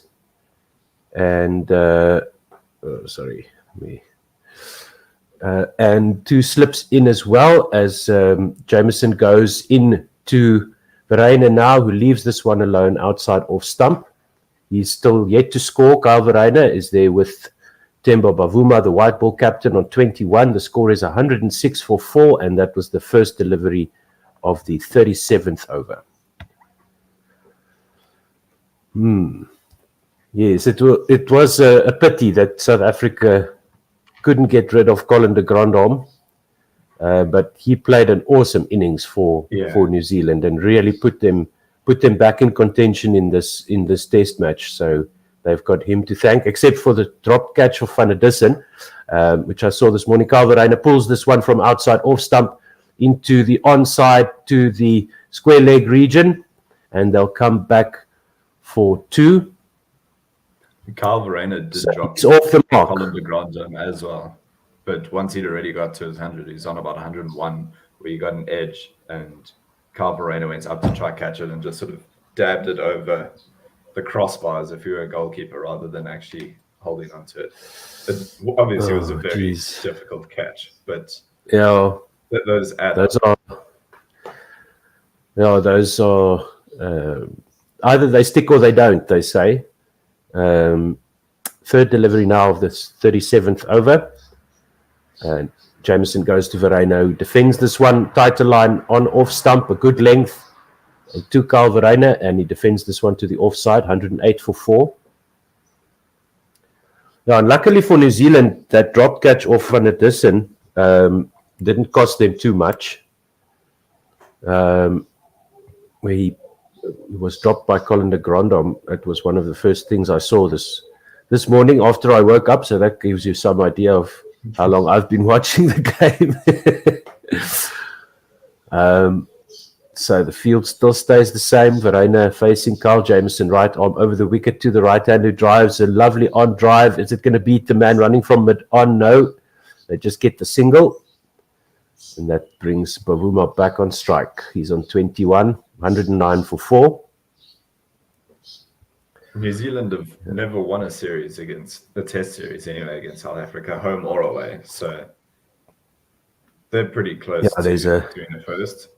High stakes for both sides because South Africa won't want that record to change. And so they're pretty desperate for the win, I would say. So let's see if I've got this right. Kyle Jameson is now bowling from the city end. Bavuma faces him over the wicket, 2 slips in. He back foot drives this straight to point for no run. Where you can see the hills in the background. Okay, then that makes. If you can see the cricket fields in the background, I think then it's the city end. City if end. he's Okay. bowling from the side with the cricket fields, then it's the Port Hills end. Port Hills end. Okay. Because I can see hills in the background behind the side screen. Aren't those the Port Hills? I don't know. I think the Port Hills are quite a way away. They're not right there. If you can see a road in the background, then it's coming in from the Port Hills end. Okay. Kyle Jameson into Temba Bavuma, and he drives this one past mid-on this time. The previous delivery didn't get a run. And they go through 111 for 4. So feet up if you're a superstitious South African fan. 37 overs are completed, and Kyle Verreynne is on 3, Bavuma on 23. So South Africa on Nelson, and of course this isn't Nelson, but there's a ground in New Zealand called Nelson. You wonder how many times there's been Nelson at Nelson and how many Centurions we've had at Centurion. I'm sure we can look that up. That'll be interesting to note. 2 runs off that last delivery of the 37th over. It went to Bavuma, and now Neil Wagner will continue. So then he's probably bowling from the City end. So I can see the tree line behind the side screen there. So he's bowling from the City end. Okay, we'll figure it out. Wagner left arm over the wicket, left alone by Calverena outside off stump, pitches outside off stump. So comfortable leave and there's no run. Start of the 38th over, the lead for South Africa, 182. So we're looking for that magical 300 number. Feels would you think far away at the moment, but definitely possible. So as close as we can get to 300 from South African point of view. I think Tim was saying that a team's never chased more than 200 at the Hagley Oval, but I don't know how big that sample size is. Wagner pitches this one wide of off stump, going across the right-hander, and it goes through to the keeper for no run. That was full and wide, but Verreynne not tempted at all. Just leaving that well alone. And there's a lot of time left in the match. The question is, how many sessions will South Africa want to bowl at New Zealand? Wagner this time tighter line on off stump, pitches on middle and off, and defended into the ground to point by Calverena, no run. And we'll see how much of that decision's in their hands. They may not make a decision on how many sessions. We'll see. Yeah, no, they probably will get bowled out. I doubt if they'll declare, because if they do reach 300, that'll probably be sometime around lunch tomorrow, if they do make it to that number. Maybe 40 or 30 minutes before lunch. This one, again, wide outside off stump, going across Verreynne, and he leaves this alone. No run. So, yeah, pretty well poised at the moment, I suppose. Maybe slight advantage South Africa. Yeah, maybe at the moment. But 2 more wickets and New Zealand will be in control, I feel. Yeah. And that will bring Marco Jansen to the crease. And Wagner in again, wide outside off stump, full and wide. And no run, left alone by Verreynne. Just watches it go past, doesn't even move his feet to go at the ball. So just leaving these wide deliveries. So maybe Wagner is trying to tempt him to frustrate him, making him miss that feeling of bat on ball and having him chase a wide one with those 2 gullies in and the point fielder. Wagner left arm over the wicket. This one is tighter on off stump. Calverena drives it past extra cover and mid-off runs to his left to collect. And they take a single, 112 for 4, 38 overs gone. Verreynne will retain the strike. He's on 4. And Bavuma on 23. 183 is the lead now. We were talking about... Sorry. Go for it. Players who've really taken domestic cricket apart and haven't quite lived up to it on the national stage. Obviously, Calverena's played a limited number of tests so far, but for the Cobras, he averages 57 with the bat. And for South Africa, not quite as many.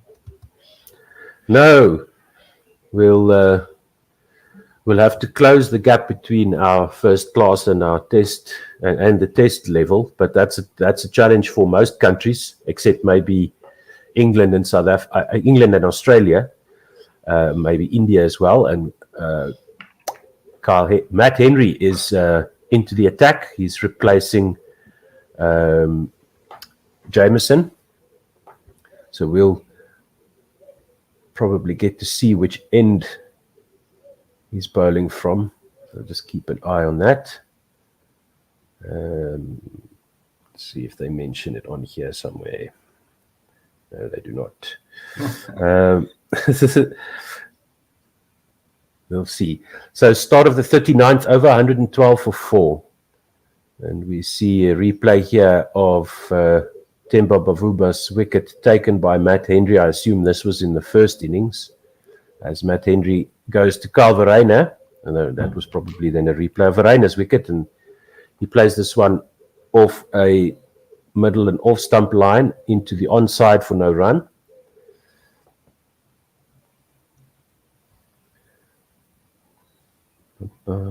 Check if they have one of those live fielding position things on here. No, can't see it here for the moment. So Matt Henry is bowling from one of those ends, 2 slips in, but I defends this one. This is the Portil's end.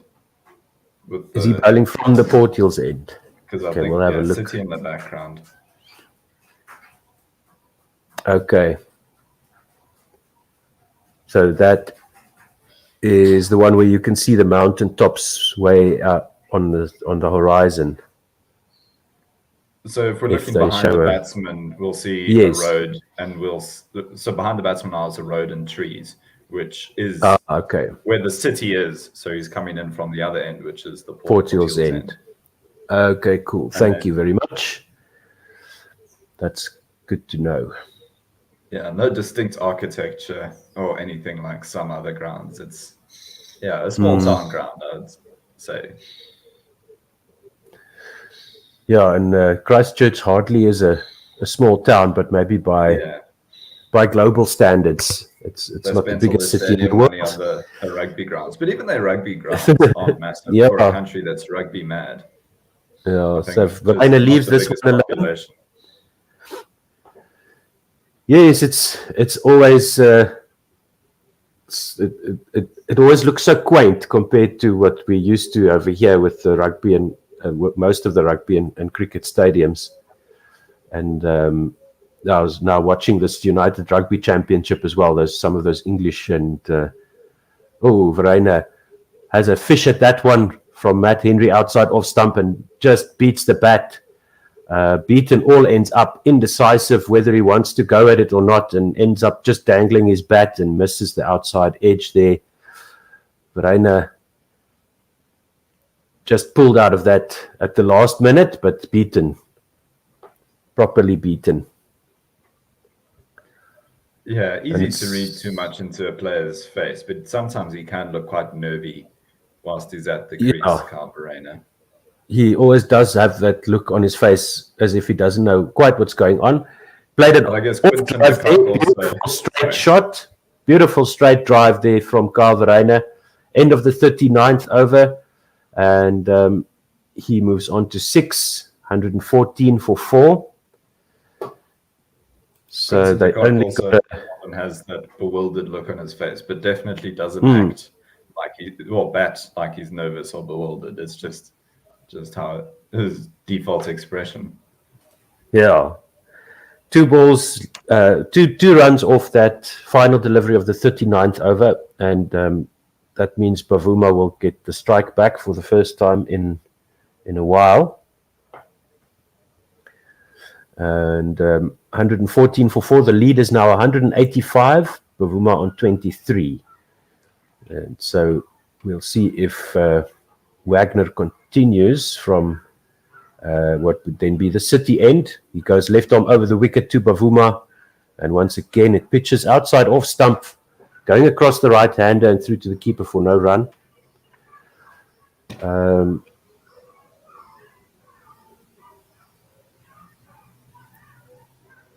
So just ticking along nicely. These two now have a partnership of 23, of just 3, but just keeping it very safe. Bavuma drives this straight to extra cover. Is that caught? Yes. It was, yeah. Wagner gets the wicket of Temba Bavuma. It never went above about a foot high, but driven straight to the man in the covers there. And it looked like a confident drive. It didn't look like a mishit. Yes. But yeah, Temba Bavuma's on his way. So I'm a bit behind you at the moment. Yeah. Yeah, that was the case for a bit. I don't think we managed to sync, but I don't mind it when I'm the guy who's slightly ahead. It's the other way around when I hear about a wicket and I'm waiting to see it. Okay, so he's caught by Tim Southey at extra cover. Didn't have to move. bowled by Wagner for 23 or 51 balls, and he hit 2 fours at a strike rate of 45.09. As you said, a good-looking shot by Temba Bavuma. It looked like it, 2 or 3 meters either side of that fielder, and it would have been 4. But he picked out the fielder perfectly, did South Africa's white ball captain, and he has to depart. So that brings Vian Mulder to the crease, joining Kyle Verreynne, and now New Zealand will definitely think that 1 brings 2. And if they've got these 2 new batsmen at the crease, they can maybe put some more attacking fielders into play. But, Temba, straight to Tim Southee. I mean, as if he wanted him to practice his catching, really. That is strange how that sometimes happens, where you train your whole life to pick the gaps and to try and hit the ball where the fielders are not placed, and then you end up with these situations more often than not, where catches are taken without having to move an inch. So good, you'll have to say good fielding positions then. And bowling to his field was Neil Wagner. It was inviting that drive. He kept that line outside off stump, trying to tempt Kyle Verreynne, and once he got Bavuma in front of him, Bavuma fell for that driving trap. So that first ball to Vian Mulder goes over his head, bouncer, and Vian Mulder ducks underneath it, and there's no run. So the score is still 114, but now for 5, 3 balls gone in the 40th over, and the lead for South Africa is 185. So even if you look at it from we're actually 185 for 5 point of view, it's still very evenly poised. Wagner into Mulder, and this one squares him up. He defends this one, pitching on middle and leg, and it catches an outside edge, but it goes all along the ground into the slip cordon, and there's no run. 114 for 5 is the score. 185 is the lead. And 2 balls to go in the 40th over. So now they have backed the offside field. We'll check exactly. Still only 2 slips in for the new man, as Vian Mulder defends this one back of a length, pitching on middle and going towards off stump, and there's no run. And it seems like I can just read the same script for a lot of the young South African batters, with Vian Mulder averaging 43 for the Lions and just 14 for South Africa. How many tests has he now played? Because he must be into double figures now, somewhere around there. Not just yet, but getting very close. This is his 8th test. Okay. So very inexperienced pair and new to the crease. This one is short, pitching on leg, and Mulder just sways out of the way and goes through to the keeper over off stump for no run. 40 overs gone, 114 for 5. Lead still 185. And Kyle Verreynne and Vian Mulder have a chance to be heroes. Yeah. So just bat for time for the moment. And I think that if they can just focus on occupying the crease, as is so often the case in test matches these days, where you just want to see people batting that test match style of batting, the classic test match style of batting, where you don't care about your runs, you just want to stay there and bat for time, just occupy the crease. Matt Henry goes to Kyle Verreynne. This one is back of a length on off stump, and Verreynne just dabs it into the covers for no run. So packed offside field here for Matt Henry once again.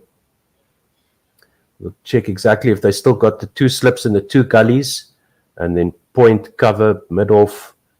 But it looks like they put in an extra cover fielder now as well. So Henry comes in again. Yes, Verreynne's got only 2 slips. Outside off stump, left alone by Kyle Verreynne, and there's no run. 114 for 5 is still the score. Like Verreynne's batting slightly out of his crease. I don't know if he's trying to mess with Henry's length there.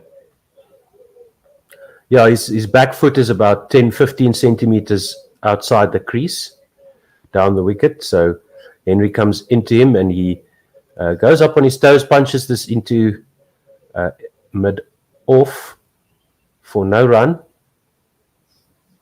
Looked like he wanted to go for a single there, but sent back by Vian Mulder. Yeah, so one more wicket here for New Zealand in this session, and they'll have definitely won this session. Matt Henry goes over the wicket to Carverano, claps this one, he smacks it, cut shot, past point to the boundary, 4 runs. Good shot there by Carverano, wide and short outside off stump, and he just climbed all over that one, takes him to 10. And the score to 118 for 5. Straight down into the ground. Yep. Straight to point. That ball was struck as he stands just outside his crease, and it hit the ground right on the crease line. So good shot there. And Verreynne this time faces one that comes onto his leg stump, and he just defends it to the onside for no run. The lead now 189 with a score on 118 for 5. And Carverane has made it into double figures. He's on 10. So I think for a South African batsman on this tour, that's quite an achievement to get into double figures. Yeah, well, in that first game, it didn't happen very often. Yeah. Slightly more players have done it this time around. Matt Henry with the final delivery of the 41st over. It's just driven to the onside by Carverane off the inside half of the bat, and there's no run. 118 for 5, 41 overs gone. Lead is 189. So Matt Henry has bowled 10 overs, 3 maidens, and 1 for 18. At an economy of 1.8, which is easy to calculate. And then Neil Wagner is bowling his 11th. So while it's easy to calculate his figures as well, 10 overs, 2 maidens, 2 for 41. So slightly more expensive, as was mentioned earlier, but taking those 2 wickets in this session so far. Wagner goes over the wicket to Mulder, and this one is defended by Mulder, pitches on middle and defended just outside his off-stump line, no run.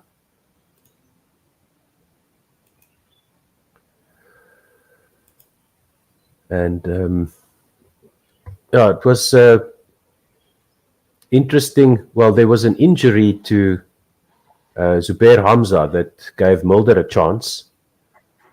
And I was just thinking about it this morning, that the travel problems for Keegan Peterson.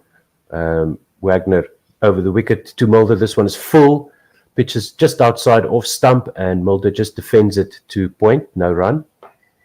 But Keegan Peterson's travel problems might have helped Aiden Markram to keep his place in the team. Well, it definitely did, I think.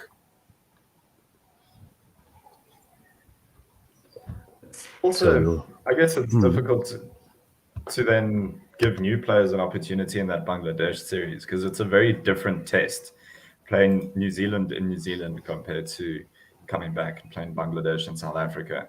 It's one of the reasons Aiden Markram and Dean Elgar's batting partnership average doesn't look so bad, is because they took Bangladesh apart a couple of times whilst we were playing in South Africa.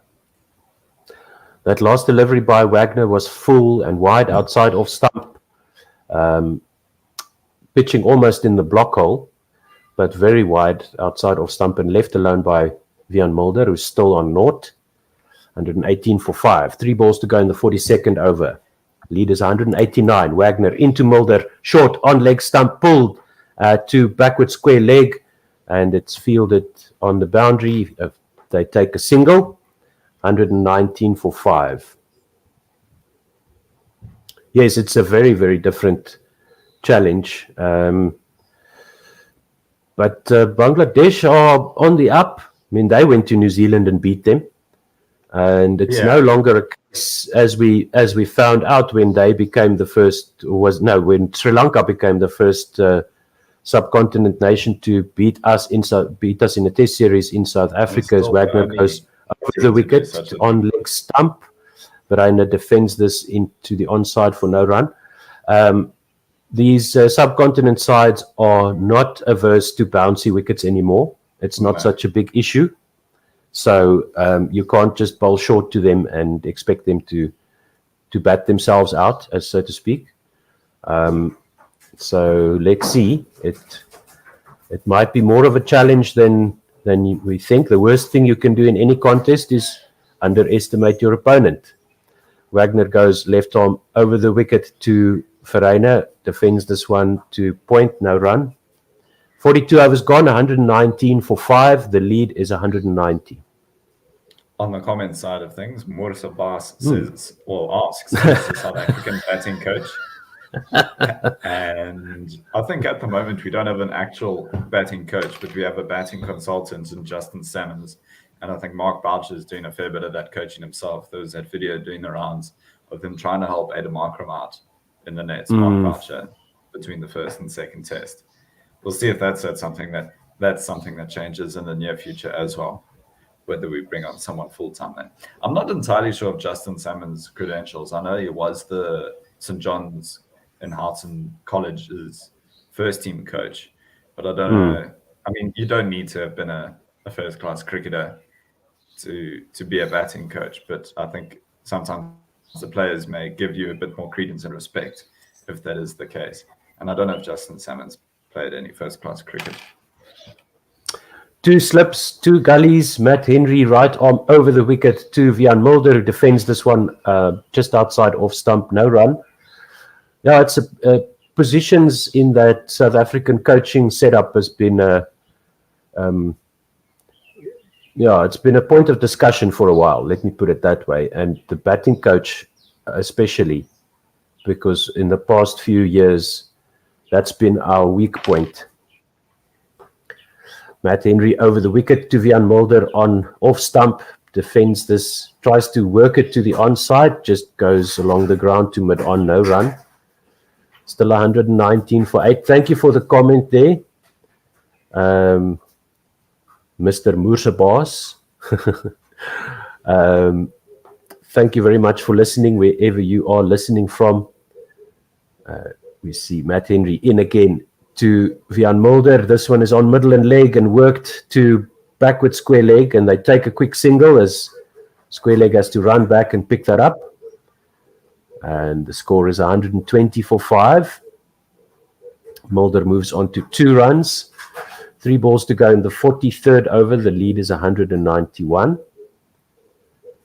So do let us know where you're listening from and what do you think about the series so far and the test match. We are at Guerilla SA during this series, Guerilla SA on Twitter, and One World Sports Radio on Facebook and YouTube. Matt Henry right arm over the wicket to Kyle Verreynne, full on leg stump, and he drives this just wide of mid-on, who runs around and fields it. 1 run to Verreynne. He's on 11 now, 121 for 5. And you can also support us if you want to advertise. You can get in touch on 1WSR.com.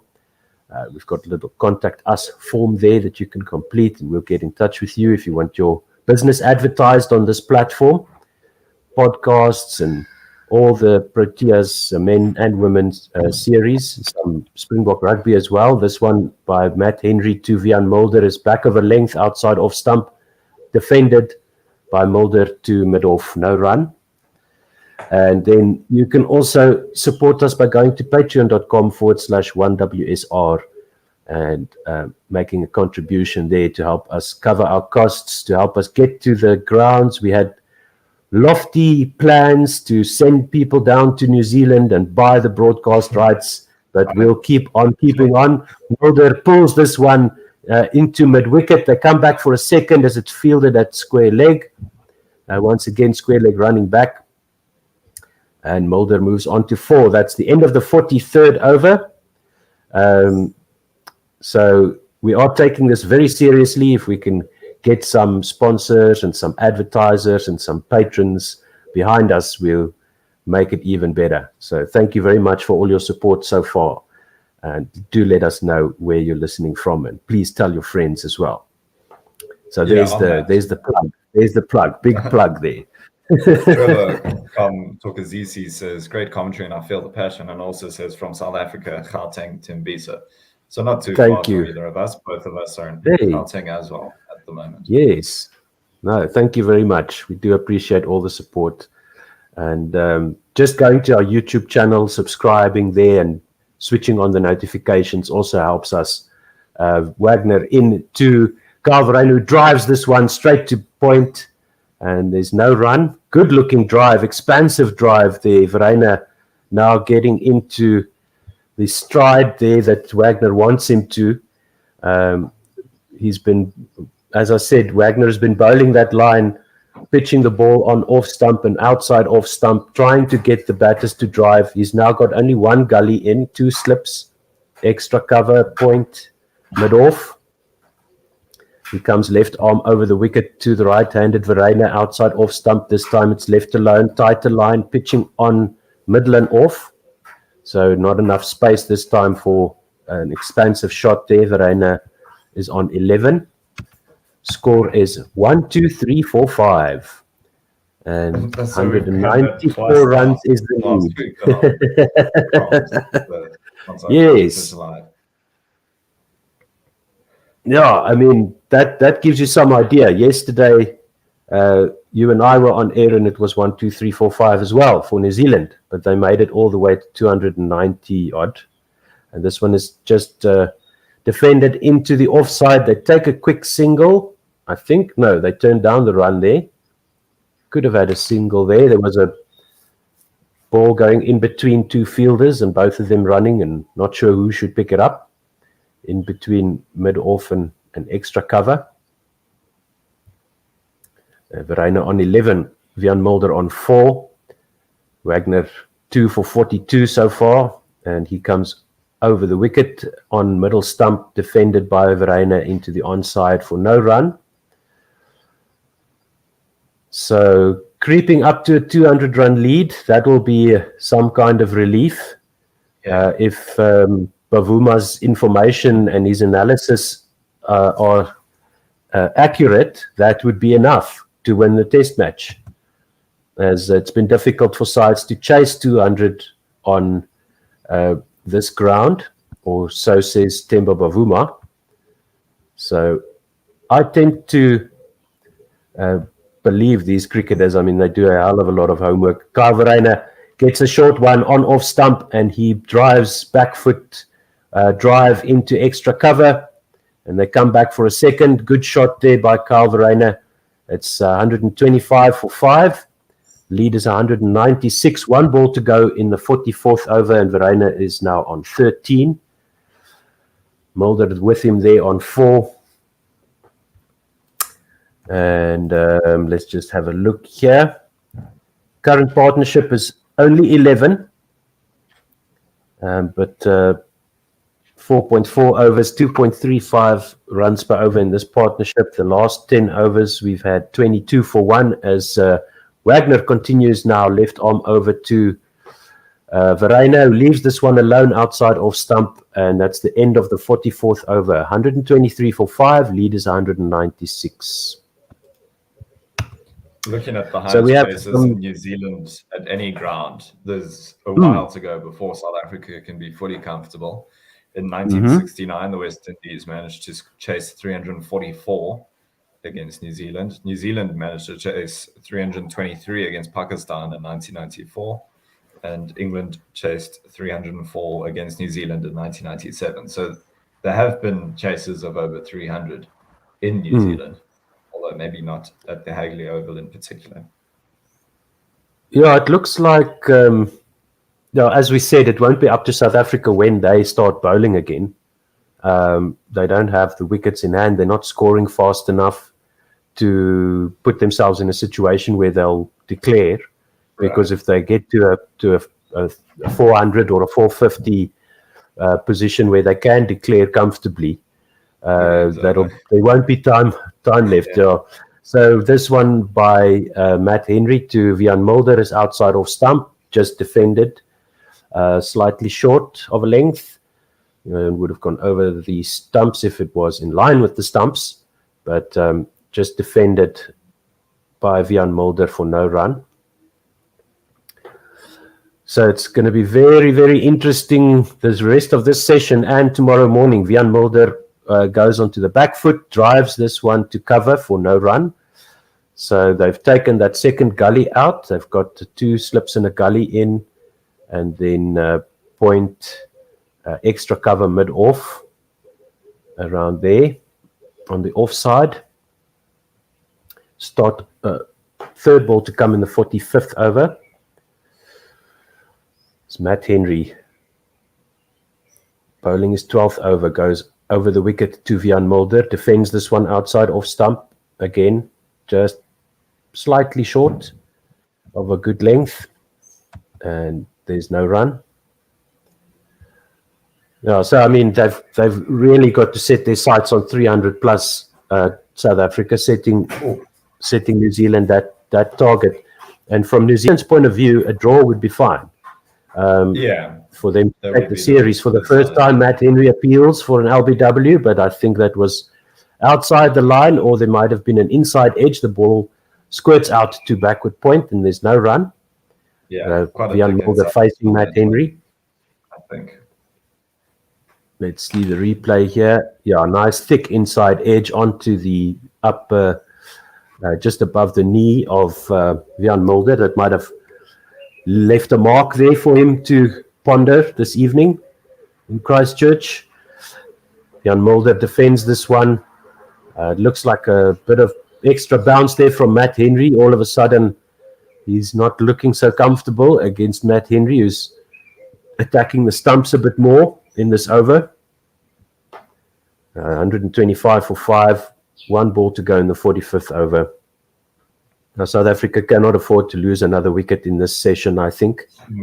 That will give New Zealand a real chance of wrapping things up, and they'll have more than enough time to chase whatever score is there. This one is defended by Vian Mulder off his pads into the onside for no run.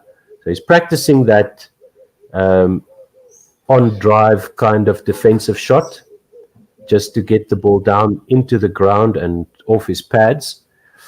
So 45 overs gone, 125 for 5. That was a maiden over by Matt Henry. Good work there from him. So he has now bowled 12 overs, 3 maidens, 1 for 22. And so we'll see if Wagner will continue. From Tim Southey might take over from the other end. Oh, yes. So the big gun is back for New Zealand. The experienced test bowler from the City end. Am I right? We'll check that now. Let's give up on trying. Well, if you guys can figure it out, if you're watching and listening along with us, we've got some tweets in. So we'll read them out in a moment. Thank you for that. So Southey into Calverena, outside off stump, back of a length, defended into the covers for no run. Are you going to do the twist for us, Chris? Or I can do. It looks like a conversation that was started by Werner, who was on the broadcast earlier, saying the thing that really gets me is all the soft dismissals. It's one thing if New Zealand are bowling us with Perlers, Markram's dismissal aside, but Rassie and Bavuma both gave their wickets away. Just so frustrating when you're chasing the series. And then I think Lorenzo Cricket 5 is agreeing with him, saying well done here. Can't see Verena and Mulder putting up a substantial partnership. Both are walking wickets. South Africa to blame for their own demise. I do hope that you're proven wrong there, Lorenzo. And then Lund says Rassie and Bavuma had to take the game away and they failed to do so. What's worse is the mode of dismissals, gifted wickets. I agree. That last delivery driven by Calverena all along the ground, straight to point, no run. Yeah, you do get the feeling that Verena and Mulder can lose their wickets at any moment. Southey goes into Verena again, outside off stump, defended to cover for no run. And I agree, Bavuma and Van der Dussen had a good opportunity to stamp their authority on the game. They came together when South Africa were in a bit of trouble, and they put together a decent partnership and then just fell apart. So, that wasn't good. Jameson and Maharaj bailed us out in the first innings. Don't want to have to count on them again. Really hope that these two can be the difference. Verreynne defends this one off his pads from Southey into the onside for no run. Yeah, lead is 196, and that won't be enough, I feel. No, so I'll try to find that tweet again from just before Werner's tweet. The Armchair Cricket podcast was saying that anything more than 275 would make South Africa comfortable, which would probably want around 325. Southey to Verreynne full, outside off stump and driven, but straight to mid-off, no run. 125 for 5. Yeah, 275, that'll be great. That'll be awesome. If we can get to that. I mean, it is realistic. It's not outrageous to think they'll add another 80 runs for 5 wickets, but it feels that way at the moment. That's quite a long way away. It feels like it's a hell of a mountain, yes. Southey with the final delivery of his spell, first over of his spell, and the 46th over is gone, left alone by Kai Verreynne. He's on 13. Mulder on 4. South Africa 125 for 5. 46 overs gone, as I said. 196 is the lead. Good over there by Tim Southey. Was that another maiden? Yep, 2 maidens now in a row for New Zealand. Good work there. So thank you very much, Lungs and Lorenzo and Werner, Armchair Cricket Podcast, for your tweets. We do appreciate that. Thank you for listening. On the betting website, South Africa are slight favourites at this point. Really? Yeah. Mulder facing Matt Henry, outside off stump, defended back down the pitch, or defended into the covers rather, no run. Well, I guess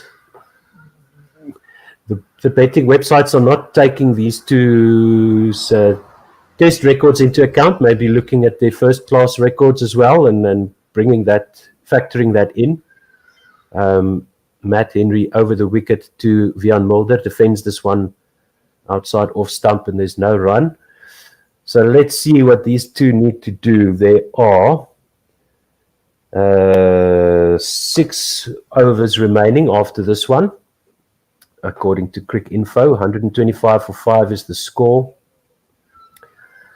So they don't have too many more deliveries to deal with. Miller works this one off his leg stump, and it goes to backward square leg for a single. 126 for 5. Mulder is on to 5.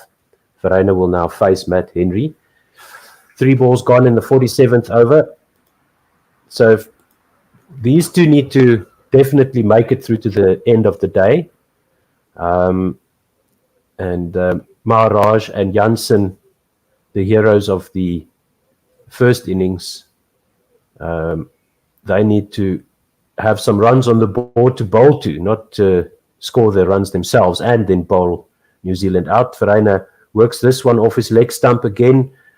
Same delivery that Mulder faced, almost the exact same shot by Verreynne, and goes to backward square leg. Was perfect carbon copy of the previous one.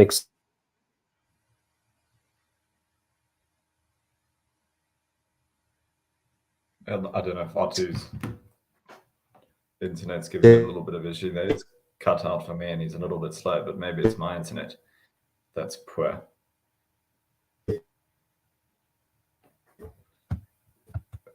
Either way, I guess I'll go ahead and try and catch us up after the end of 47 overs. South Africa, 128 for 5.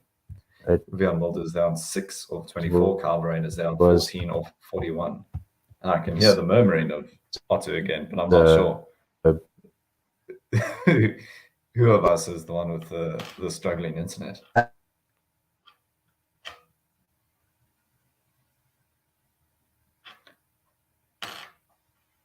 Yeah, so Matt Henry finishes his 13th over there, has taken 1 wicket so far for 25 runs. Fair bit of pressure on these two at the middle now. The lead up to 199, so they'll be hoping to tick that over to 200 pretty soon. We're probably going to see Tim Southee continue from the other end with just a few overs left this morning. They've been quite good about making sure we get as many overs in as we can on every day so far. I think we've hit 90 on both of the first 2 days. We're probably getting quite close to that today as well. Tim Southee at the top of his run-up, coming into the right-handed Vian Mulder. He's bowling over the wickets. This one's a wideish delivery. Mulder just gets on the back foot, cuts that, but it hits the man at point, who is Will Young. And so there's no run there. He's shining the ball, and we see Colin de Grandhomme doing some warming up. Maybe he's just trying to get the stiffness out of his body after scoring 120 runs for New Zealand, his second Test century there.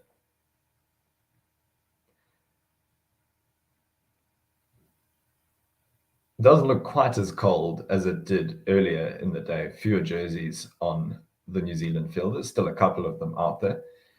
Tim Southee in again, right arm over into Vian Mulder. This one a foolish delivery just outside off stump, defended up the crease, and de Grandhomme does the fielding just on the square there.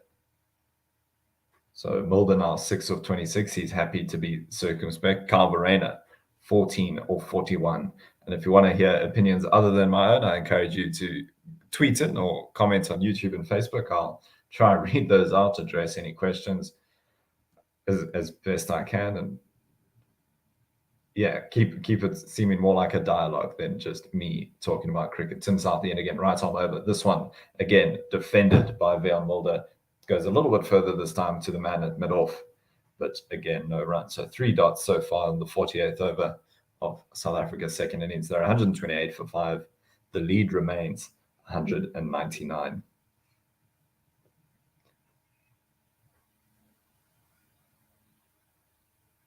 Tim Southee, I guess this is a testament to the fact that South Africa and New Zealand are at different stages in their Test careers. This is one of the better teams New Zealand's ever had. Tim Southee, this one short and pulled by Vian Mulder, but picked up by the man at a very short mid-wicket. That's Devon Conway. And so again, no run, 47 after 47 overs and 4 deliveries. South Africa still leading by just 199. I'll say New Zealand at a different stage in their career. This is almost the golden generation of New Zealand cricket. If you count Ross Taylor, who's just retired, and Kane Williamson, who's out of this series, as is Trent Bolt. Those are 4 players who probably get pretty close to New Zealand's all-time Test 11. Whereas in South Africa's team, the only player who I'd argue is even close is Kagiso Rabada. The 5th delivery of this over, quite wide outside off stump. And Vian Mulder's happy to leave that one alone. He's now doing some gardening, walking up and down the pitch, trying to get rid of any little bits of dirt there. And New Zealand, as good as they are, aren't the number 1 Test team in the world at the moment. And it's not India either, who just managed to fell on the back of a 4-0 Ashes win. Australia, the number 1 Test side in the world, here defended up the crease again this time by Vian Mulder. Once more, the end of the 48th over. That is a maiden from Tim Southee. He's bowled 12 overs now, 2 wickets for just 25 runs. South Africa remain 128 for 5. And seeing Colin de Grandhomme warm up earlier, maybe he'll take over from Matt Henry at the other end. He's done it with the bat. We'll see if he can do it with the ball as well.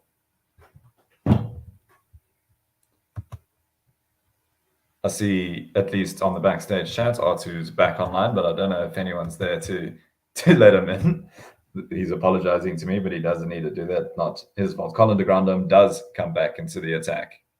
I'm unfortunately, I can't let you in. Colin de Grandhomme hasn't bowled just yet. I guess they were trying to give him a decent break after he spent so much time in the middle with bat in hand.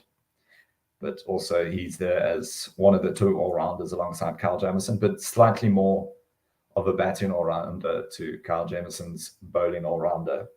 I think Jameson got a lot of people's hopes up as being another batting all-rounder when he first joined the New Zealand side, but his numbers have come back down to earth a little bit since. De Grandhomme in, right arm over into Carberena. He just plays it off his pads. It tickled into the onside, just past the man at square leg, and they settle for a single. That does bring up the 200 lead for South Africa, and Vean Mulder is going to be back on strike. He's on 6 off 30. Verena at the other end is on 15 off 42. Colin de Grandhomme in again off his relatively short run-up, right arm over. This one strays down the leg side. Vean Mulder probably didn't, well, yeah, he tried to glance it, but didn't get any bat on it. And so it goes straight through to Tom Blundell. And that's another dot delivery. Yeah, 200-run lead now for South Africa. You're welcome to comment in Twitter, Facebook, YouTube. I'm trying to keep an eye on all channels. Colin de Grandhomme in again. Vean Mulder plays this one off his pads, and that goes to square leg. And we have Otto back with us. Yay! Yeah, thankfully it didn't happen too early in the session, and thankfully you are back, because I would have run out of things to say quite quickly. Thank you to our producer. I think it's Mpo. Thank you so much for letting me back in. My connection sometimes just goes for a little walkabout. A few minutes. He's been very leg side so far in this over. Every delivery on the pads or even wide of the pads. This one played by Carberena into the onside, but no run there. I wouldn't imagine that's the plan from Colin de Grandhomme, but it's definitely what he's bowled to so far. 4 balls going down leg side. There's no leg slip or in place or anything like that. It's not getting just on the top of middle, played to the man at mid-on for no run. Now there is a catching mid-wicket there, but then it's you miss, I hit. You're new at the crease. You're new in your test career. You're not scoring off those deliveries, so I'm going to keep attacking your leg stump and your middle stump and see what's up. Final delivery of the 49th over, just a pretty straight drive from Carberena, but again, it's picked up by the man at mid-on, that's Kyle Jameson, and so there's no run there. The lead now, 201. South Africa, 130 for 5. Verena and Mulder at the crease. Yes, indeed. 200-run lead is up for South Africa, so that's that checkbox checked. And we'll see how many more South Africa can add before they inevitably get bowled out by New Zealand. So 6 sessions left after this one. I would say at least 4 to get New Zealand, to bowl New Zealand out. South Africa have to go for the win to avoid a series defeat. And New Zealand won't mind a draw. Southie again, right arm over. He's also happy to bowl it on the pads of Vean Mulder. This one played to that catching mid-wicket, but played along the ground to Devin Conway, who's just on the edge of the square there. And so there's no run. So they've taken the second slip out, and I haven't seen whether or not they have a gully in. Okay, we're going to see now. Yes, there is a gully there. Yeah. There's a cover fielder as well, mid-off, mid-on, and then that catching mid-wicket. So they're looking for a mistimed shot. This one, Mulder just gets it in the back foot. He punches it, and it looked like it was going to pierce the field for half a moment. But in the end, it gets picked up by Will Young, who's there in the covers. And so, again, no run there. So it looks like they want to maybe bowl a cutter, or the ball just slowing down in the wicket and getting that early shot through to that catching mid-wicket or mid-on, bowling on that middle and leg stump line. So let's see what Saudi does with this one. Right arm over. This one seems to hoop in at least a little bit. It started wider than it ended up, but defended by Vean Mulder into the covers, and no run again. He's on 7 off 35. One of those moments where it's easy to, well, both these batsmen are easy to calculate their strike rates at the moment. Mulder 7 off 35, that goes quite well. And Verena at the other end, 15 off 45. So Mulder going at a strike rate of 20, Verena at a strike rate of 33.3 recurring. Although they do stop it off at 2 decimal places for Test cricket. This one defended back up the crease. In the interest of saving time. Yeah. Yeah, it doesn't have me saying 3 for the rest of the session. Yeah, this one just dug out. I guess not quite Yorker length, but very close to Yorker length, just short of it. And Björn Mulder dug it out, although it might have been going down leg if he hadn't have got bat onto it. Southey acted as that might have been a half chance, or like he got one over on the young South African there. He comes in again, bowling the penultimate delivery of this over rather. And Mulder, this is a shorter one. Mulder just gets on the back foot, pulls it, and it runs down to the man at fine leg. And so they go through for a single there. So that also not in a hurry to turn ones into twos. Right. Lead is 202. And the partnership now is on 17 runs. Not even 20, goodness me. Mm. A fair few deliveries. They've been batting for 10 and a bit overs out there. So it really tells you how quietly they're happy to bat. Now the last 10 overs. Sorry, go ahead. No. Last 10 overs, only 17 runs. But crucially for South Africa, no wickets. And so there are a minimum of 3 overs remaining in the day. 20 minutes past the hour here in South Africa. So we'll see. It looks like we might get all 3 in. We saw yesterday afternoon in New Zealand that they did go ahead and bowl out all 90 overs, and it's much less cloud cover today. This time yesterday, the lights are not on. Floodlights on. Sorry, we're making the same point there. Colin de Grandhomme into Björn Mulder just plays this one off his pads to square leg. Neil Wagner does the fielding, and they go through for a single. 132 for 5, start of the 51st over, and the lead is 203. Mulder with that single moves on to 9. Verena now on 15, facing Colin de Grandhomme, sorry. He's bowling his second over and he's conceded 3 runs now. And that short run up again. This one it spikes up a little bit off, not the shortest length, but Verena gets on the back foot, plays half cut, half punch towards the gully region, and they go through for 2 in the end there. That's the one that seemed a little bit quicker. I don't know if it was just the length, but it didn't seem to rush Verena too much. He did get batted in the end, but it did look quite quick. We haven't had a speed gun reading for every delivery, which can be a little bit frustrating when you're trying to see a little bit behind the bowler's plans. This one doesn't look quite as quick, and Verena plays it into the onside for no run.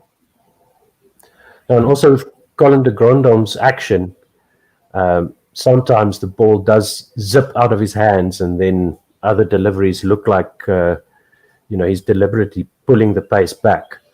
So it's difficult to pick the pace of the ball out of the hand. He's quite skillful in that way. This one a foolish delivery on, I'd say, leg stump, and Verena just rolls his wrists over it, checks it towards that man at mid-wicket, and there's no run there. Still going on the middle and leg stump line, and I see it looks like they've got 2 fielders catching in mid-wicket, looking for the false shot there to the onside. I hope that Verena does not fall for that trap. So far, he's managed to avoid it. He rolls his wrists over the top of this one as well, so it just dribbles to those catching mid-wickets. Yeah, keep it on the ground, Kyle.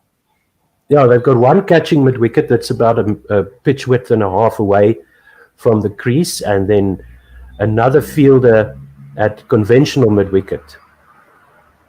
This time he bowls it shorter, wider, and Verena just gets on the back foot, cuts that to the point boundary, it hits the rope, and that's 4 runs off the bat of Verena. Also at the end of the 51st over, and so South Africa 138 for 5, the lead now 209, and the partnership up into the 20s. this is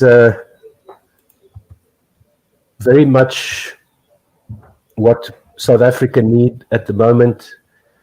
Just put the bad balls away, leave as much as you can, and just defend the good deliveries and hope that you don't get one with your name on it. And then we should be okay to get through. So if South Africa can get through to T tomorrow, be bowled out after lunch sometime. Right. That should fit right into the plan, if so to speak. Not that South Africa can control much of what happens, as we've discussed before. Tim So Southee it's in on the Southee. pads of Bjorn Mulder. This one just goes into the onside for a single. Sorry that I missed this earlier. The tweet from 11 minutes ago from the Armchair Cricket Podcast saying wonderful innings from de Grandhomme early on day 3, underused as a bowler in this series. He chose to contribute at the most important moment for his team with the bat. Showcases the belief this group of champion cricketers. Yeah. And also saying a patient innings from the other end by Daryl Mitchell, which was vital too. Southee coming in again, right arm over into the right-handed Mulder. This one swings away a little bit, but ends up holding its line after it pitches. It was outside off stump, quite a full length, driven to Henry Nichols for no run. And I thought it was very intelligent cricket, very well thought out tactics when de Grandhomme and Mitchell slowed down their scoring rate yesterday afternoon as we were on the air, and just tried to get through to the end of play. This one again defended up the pitch by Bjorn Mulder. And yeah, I was saying it at the time, well, when I was commentating with them on Colin de Grandhomme getting his 100. It's outside of my statistical abilities, but I'm sure Andrew Sampson would be able to get on top of it. The biggest difference between a batsman's how many balls a batsman faced for their first 50 compared to their second 50, because Colin de Grandhomme managed to bring up 50 of 36 balls, but got his 100 off 138. So 36 balls for that first 50 and 102 for the second. This one pulled by Bjorn Mulder. It looks like it's going to dribble down to the man at fine leg, and they'll go through for a single. He moves on to 10. South Africa move on to 140. The lead 211. Oh, South Africa to 139, in fact. So they've now taken out that extra mid-wicket fielder that was behind the catching mid-wicket. So as you were looking from side on view, the catching mid-wicket and the conventional mid-wicket were almost in line with one another. So now they've taken out that second or that conventional mid-wicket for Tim Southee. Southee in again to Verena. This one left alone outside off stump goes through to Tom Blundell. No run. Just the one slip, and it's slip is standing at about second or third slip, quite a ways away from the wicket keeper. So we haven't seen a lot of faint edges. The movement off the pitch and through the air hasn't been there from what I've seen so far this afternoon. Yeah, not at this end, I would say. Saw a little bit of it in the first innings. Yeah, and in South Africa's bowling as well, there was some periods. This one's a bit of a full toss driven by Carver, and Matt Henry does the fielding at mid-off, and they go through for just a single. Quite a loose delivery from an experienced campaigner like Tim Southee, but at the end of the 52nd over, South Africa 140 for 5, that lead 211. Verena there on 22, Bjorn Mulder on 10. And we have 1 over remaining. According to Crick Info, this should be the last over of the day.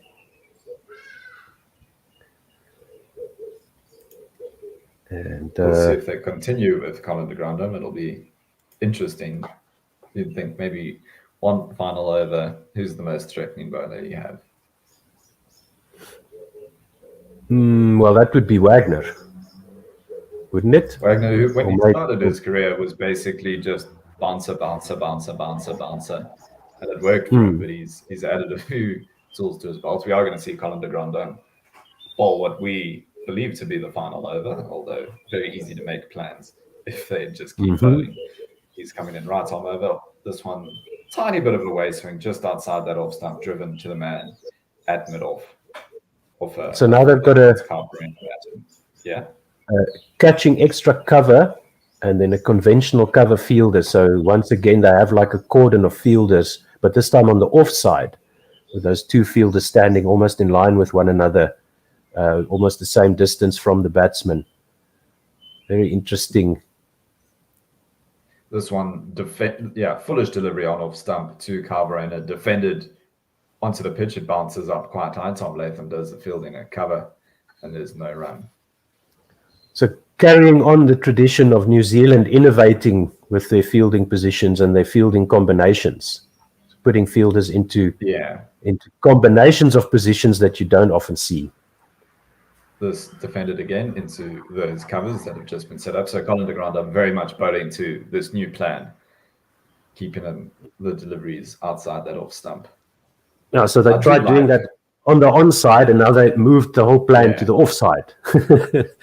You don't want a captain who's overly busy, but I do like this active participation here from Tom Latham. This one, again, although this time Carverena gets on the back foot, it looks like a bit of a panic shot, but it bounces once and then gets picked up by that captain Tom Latham in the covers. Again, no run. We think 2 balls to go today.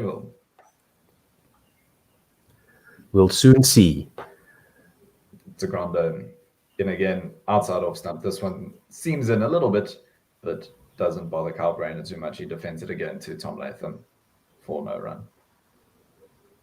Now, so there's no gully, but there's a backward point as well. And then a conventional point. Well, is that a gully? No, that's a gully. And then there's mid-off, mid-on, and mid-wicket conventional. This one wide, and Carverena cuts it, but it gets picked up by the man who's, I guess, at point there. I think that's Devin Conway. That does look like it might be. The shaking hands, I think. That's probably stumps at the end of day 3. Yeah, the batsmen are going off the crease, off the pitch now. There we go. So well done to Verreynne and Mulder. They took South Africa past the 200 lead after losing first Van Dussen and Bavuma in this session. A third wicket would have handed the session solidly to New Zealand, but I would say that's a shared session with the 2 wickets and a few runs scored. Right. And 6 sessions now to go. It's all up to South Africa to avoid a series defeat by winning this test match. And it will be some heroic effort if they do manage to do it, because neither side really in control at the moment. But either side can just grab control of this game tomorrow morning and run away with it, I feel. Right. No, that does make sense. I can try and go through what we've seen so far today. We started the day with New Zealand 157 for 5. I think that was with Daryl Mitchell and Colin de Grande at the crease. Daryl Mitchell was the first to fall of the 2 of them. He managed to get 60 before he was done LBW by Keshav Maharaj. Kyle Jameson came in. He was caught by Mulder, bowled Marco Jansen for 13. Tim Southey got just 5 off 8 before he was caught by Temba Bavuma, also off the bowling of Jansen. Neil Wagner was caught Jansen, bowled Rabada for 21. And Matt Henry got a first ball duck, caught Rassie van der Dussen, bowled Kagiso Rabada. So Colin de Grande really kept that innings together. He scored 120 not out in an innings of 293. And then at the other end, Kagiso Rabada doing most of the work for the South Africans. He took 5 for 60. Marco Jansen took 4 for 98. The only other wicket taker, Keshav Maharaj, got 1 for 46. And the South Africans came out, and unfortunately, Cyril Ervia and Dean Ulger weren't able to do what they did in that first innings. Ervia was the first to foul. He went for 8. LBW bowled Southey. Dean Ulger got 13 of 28 before being dismissed by the catching of Tom Blundell off Tim Southey's bowling. Adam Markram got 14 of 44 before being bowled by Matt Henry. Rassie van der Dussen was caught and bowled in what's been described as a soft dismissal by a few of our commentators for 45. Temba Bavuma caught Southey off, also I guess a soft dismissal, just drove it straight to the man in the covers for 23, and then Kyle Verreynne and Vian Mulder, the two men who are at the crease at the close of play. 22 for Verreynne, 10 for Mulder. And so at the moment, that means South Africa lead by 211 runs with, as Otto says, those 6 sessions left. I haven't had a look at the I haven't had a look at the weather. Yeah, so I haven't had a look at the weather, but it doesn't look like it's going to be a huge issue. We'll see what tomorrow brings, as we'll be back on air at midnight tonight. That's South African Standard Time or Central African Time, GMT plus 2 hours. Thank you very much for your support. Thank you very much for listening. And we'll be back on air later today, South African time, for the start of day 4. And we'll see if South Africa can put up a score that they can defend. They have to bowl New Zealand out. They have to win the test match to avoid a series victory by New Zealand. New Zealand only need a draw, and there's 2 days to go for them to get that. Thank you so much, Chris. Thank you. Bye. Bye-bye.